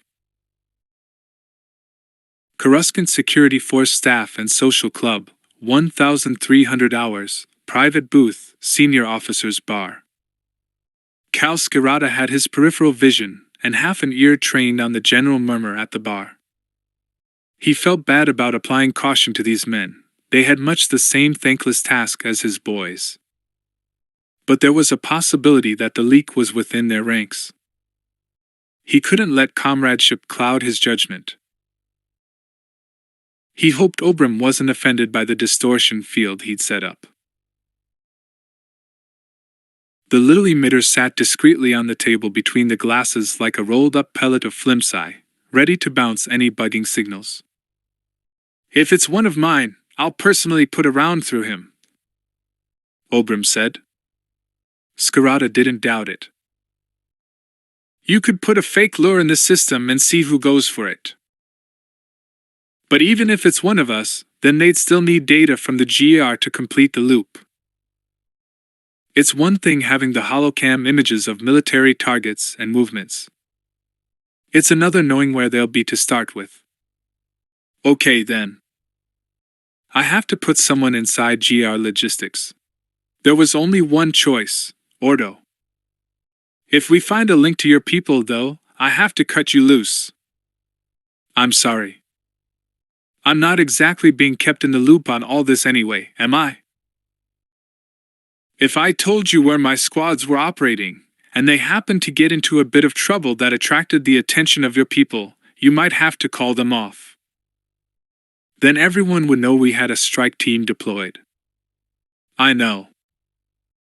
I'm just worried that your personnel will attract the attention of some of my overzealous colleagues, and one of us will be sending reads to next of kin. My boys don't have next of kin. Only me. Cal. I can't. I just can't.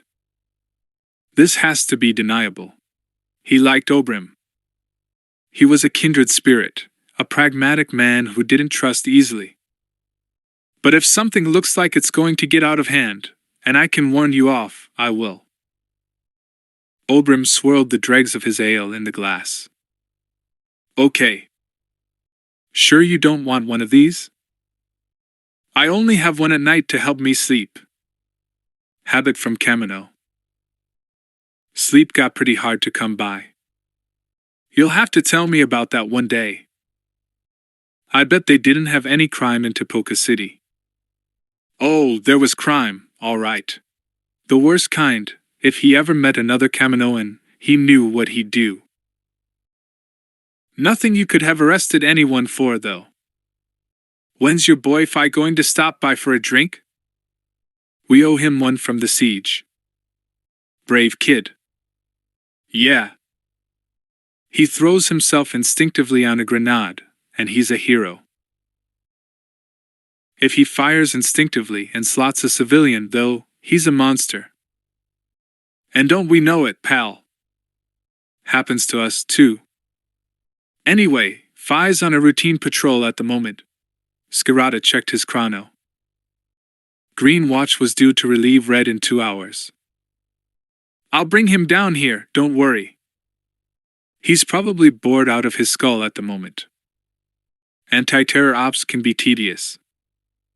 Sitting around, more sitting around, even more sitting around, then scramble, sheer panic, and bang. Yeah, I think that sums it up. Skirata drained his glass of juice. I just hope we get to the bang part in time. Level 4 Retail Plaza, Quadrant B85, Coruscant, 1,310 hours. Red Watch observing targets on foot. They should have called it in and let one of the other teams pick it up. But sometimes you had to run with it. Fi was now on autopilot, reacting to training he hadn't realized he'd absorbed so thoroughly, and Sev was matching him pace for pace. The shopping plaza was a mass of color, random people, and even more bewildering smells and sounds. This was life in the field without a helmet, and Fi didn't like it.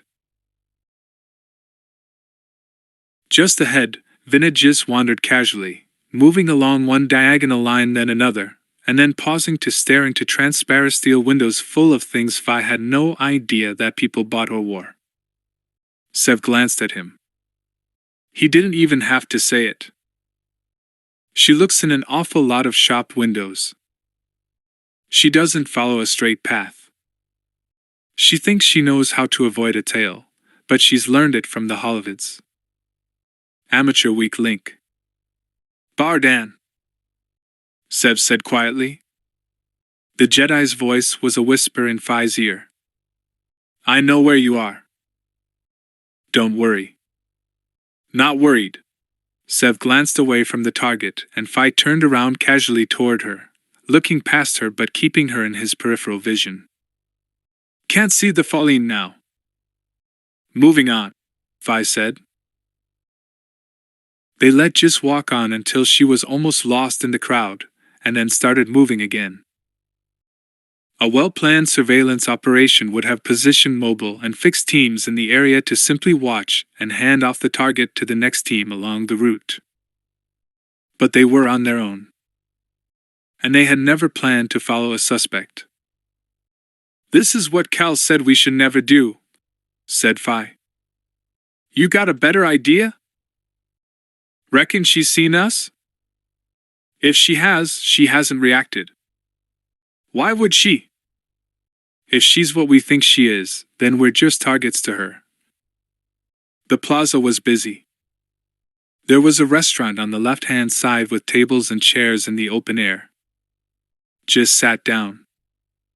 Sev and Fi walked on past her, and if Fi looked like an overwhelmed clone who'd spent his life cloistered in military environments, then he wasn't acting.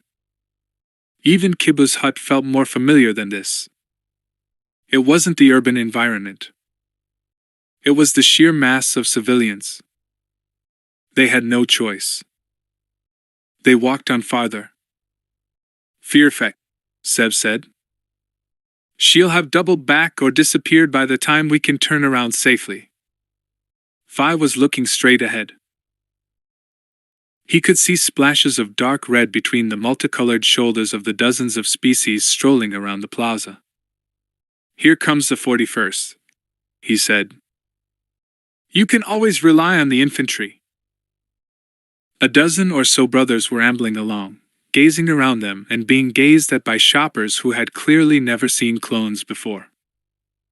No matter how many times Vi saw that reaction, he always found himself wondering what they found so strange about it, and then had to see his own world as the rest of the galaxy saw it.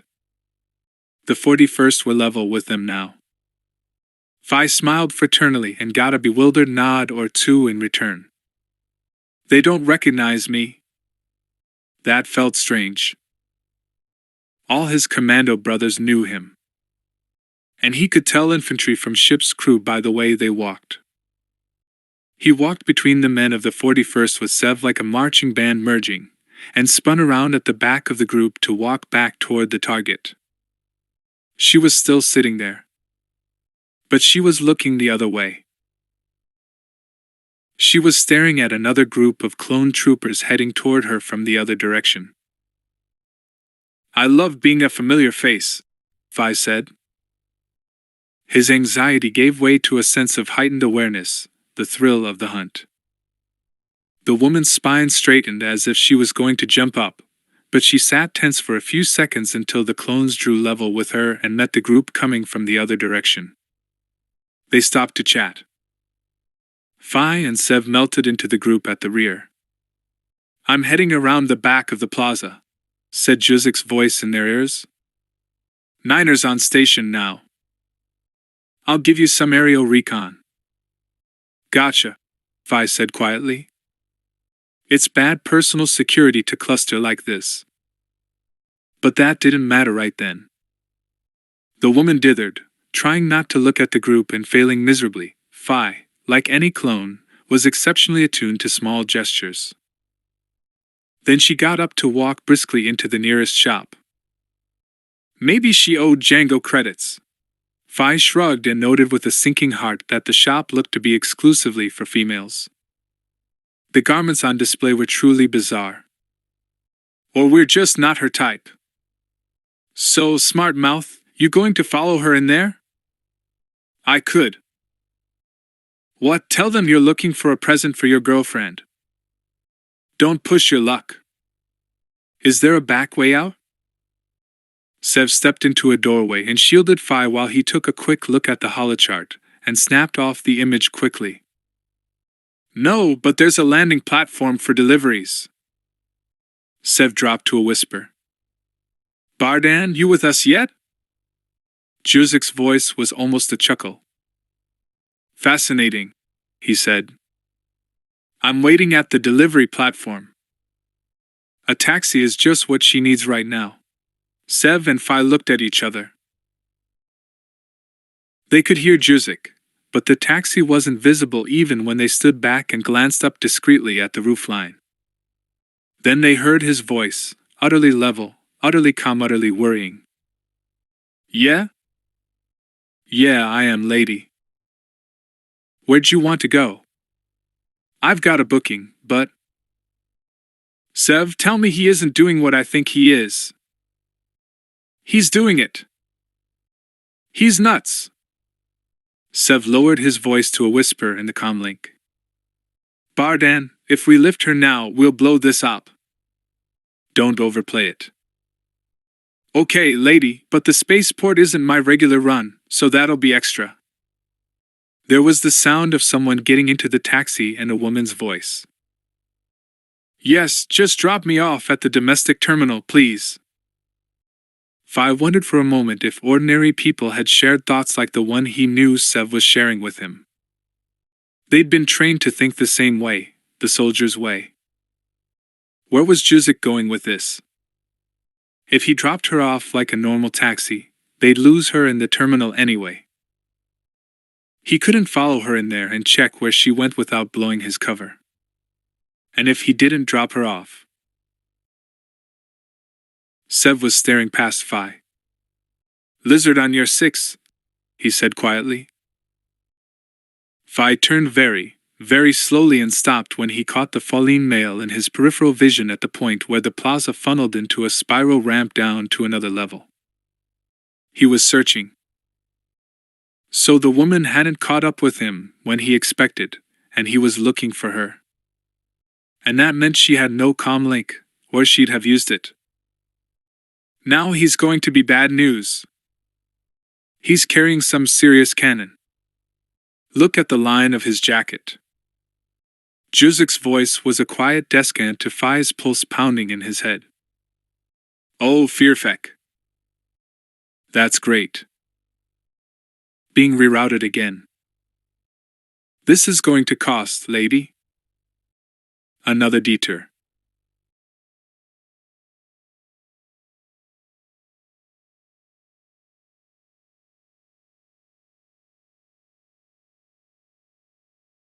Bardan, are you doing what I think you're doing?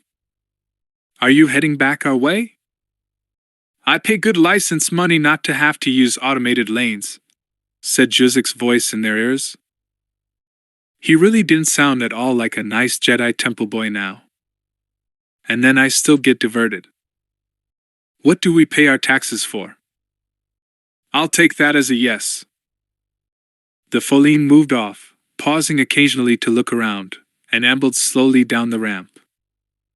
Phi and Sev leaned on the edge of the parapet like any tourist might to take in the view below. Phi dropped his voice. He's calling someone. The Foline had the back of his hand raised to his mouth. Oh, for a helmet comm link. Phi might have been able to pick up the frequency. Is it her? Or backup? And then we pull this in and get Niner.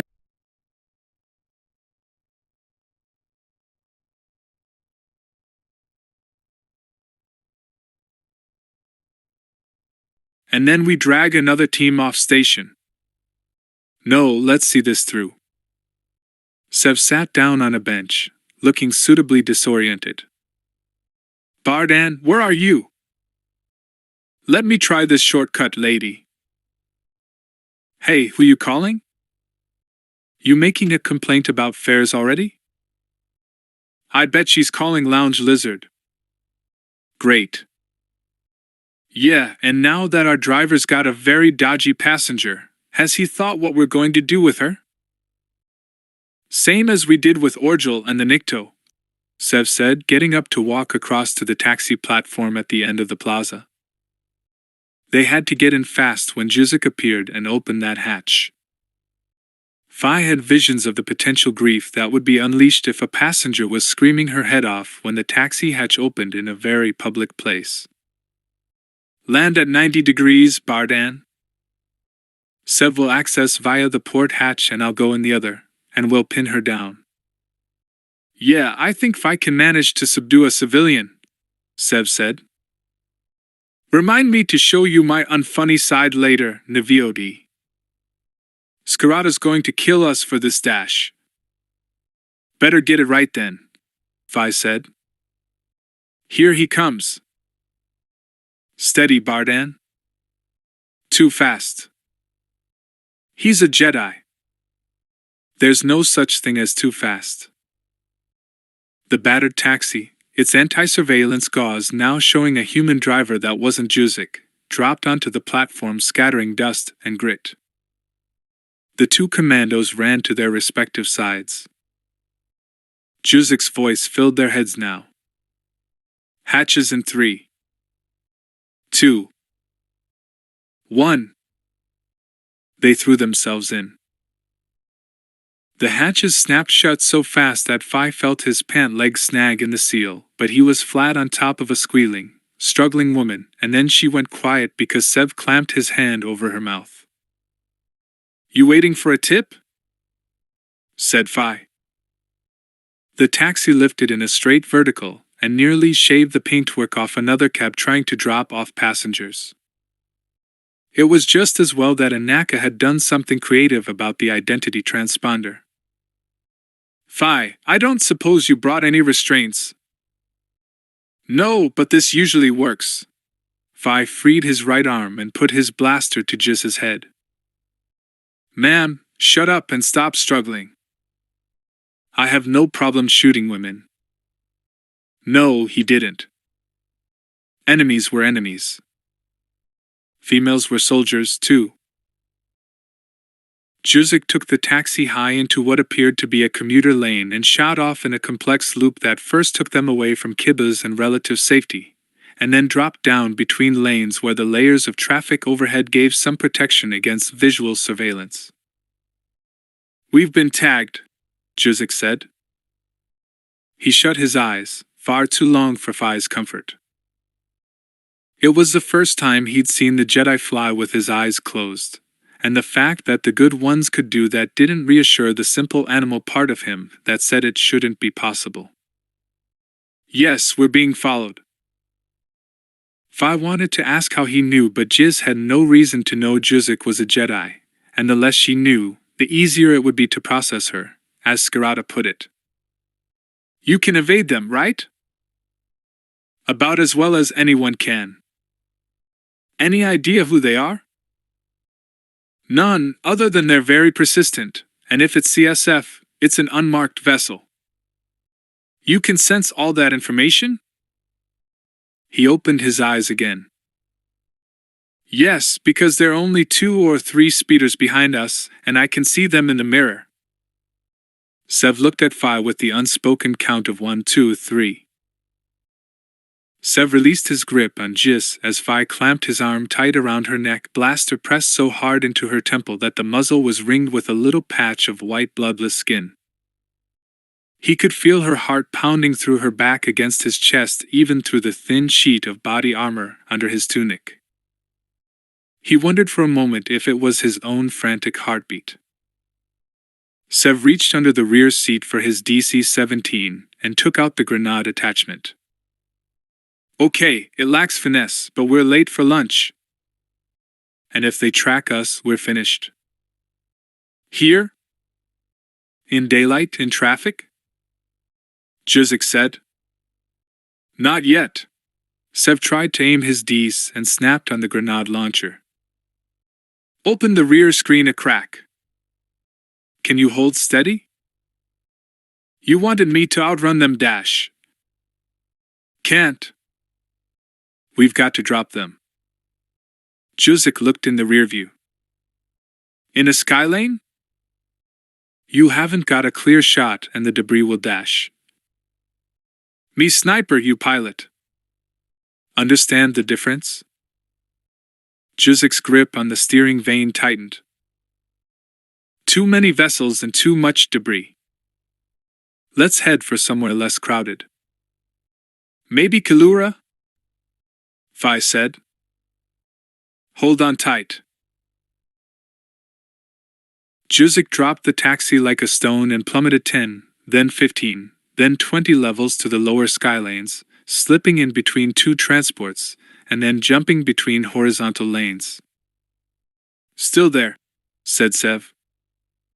3 vehicles behind. "Have they alerted anyone?" "I can't sense anything." Juzik kept shaking his head as if trying to clear it. "They might not want to risk using comlinks." "Who the fearfeck are they?" "I don't know." "I'm not a mind reader, and if you just shut up because I'm trying to concentrate on flying and listening and dash." His voice trailed off. "Just aim." Fi pressed his blaster harder into the woman's head. She flinched and shut her eyes tight.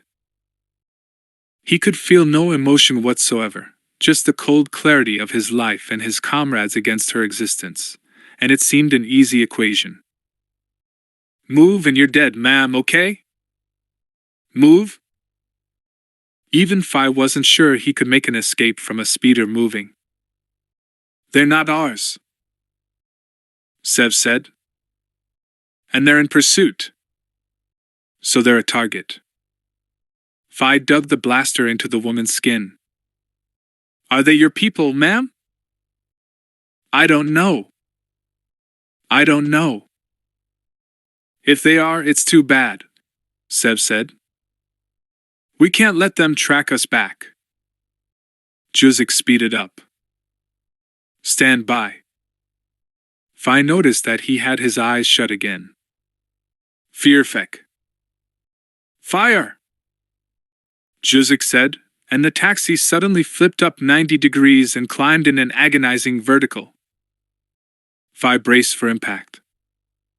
They had to be dead. But the taxi was still climbing. They were in a vertical shaft, and a ball of blue-white flame roared beneath them. Fi was thrown against Sev, but he locked his arm tight around the woman's neck, and all three of them hit the partly open rear screen as the sound of ricocheting debris faded behind them in the service duct. The light dimmed fast beneath them and suddenly disappeared as Juzik slammed the taxi into another right angle, and they were flying horizontally along the channel again. "Target down!" Sev shut his eyes. "That better not be CSF," Fi said. "That's going to be very messy." Suddenly they were bathed in hazy sunlight.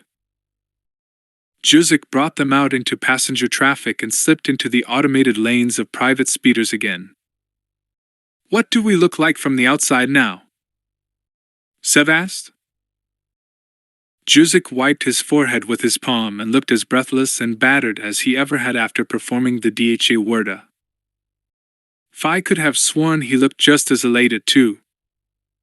"Family of Garchian tourists with a grand driver," the Jedi said. "Now let's try to explain this to you-know-who without getting our heads ripped off." He opened his comm link. "Returning with a prisoner, Cal." Sev grumbled in his throat. "Never use real names." "Least of our worries now," Fi said. So Juzik was scared of Skirata too. It was supposed to be a quiet O's job, as he'd put it, observation duty. It had turned into kidnapping and blowing up unidentified vessels. Scared wasn't the right word, though. "He'll be disappointed with us. We let him down." Fi, like anyone who came into Skirata's circle, desperately wanted Calbear to be proud of him. It was more effective motivation than fear any day. "Remember, he even shoves Wookiees around," said Fi. He adjusted his grip on the woman's neck to stop the tingling in his fingers. "And they take it." The taxi was silent except for the occasional whimpering gulp from Jis and the rumble of the vessel's hard-pressed drive. Eventually Juzik came to a shuddering halt on the platform at the top level of Kiba's hut. Sev called on his comm link for a hand with the woman, and Aten came running out with Fixer. "What have you been playing at?" "Skirata's going nuts in there." Aten slid into the taxi and put cuffs on Jis. "Get out and we'll take her to the safe house." "You've got some explaining to do." "Safe house for them, maybe." "Safe for her?" "No." But then she had picked the wrong side. She wasn't a helpless victim. So much for whining that we never get to see the enemy. The taxi lifted off, leaving Fi, Sev, and Juzik standing on the platform, exhausted by adrenaline. "Thank you for flying Jedi Air." Juzik grinned, and shook their hands. "Have a nice afternoon." "You're all insane," said Sev, and stalked off.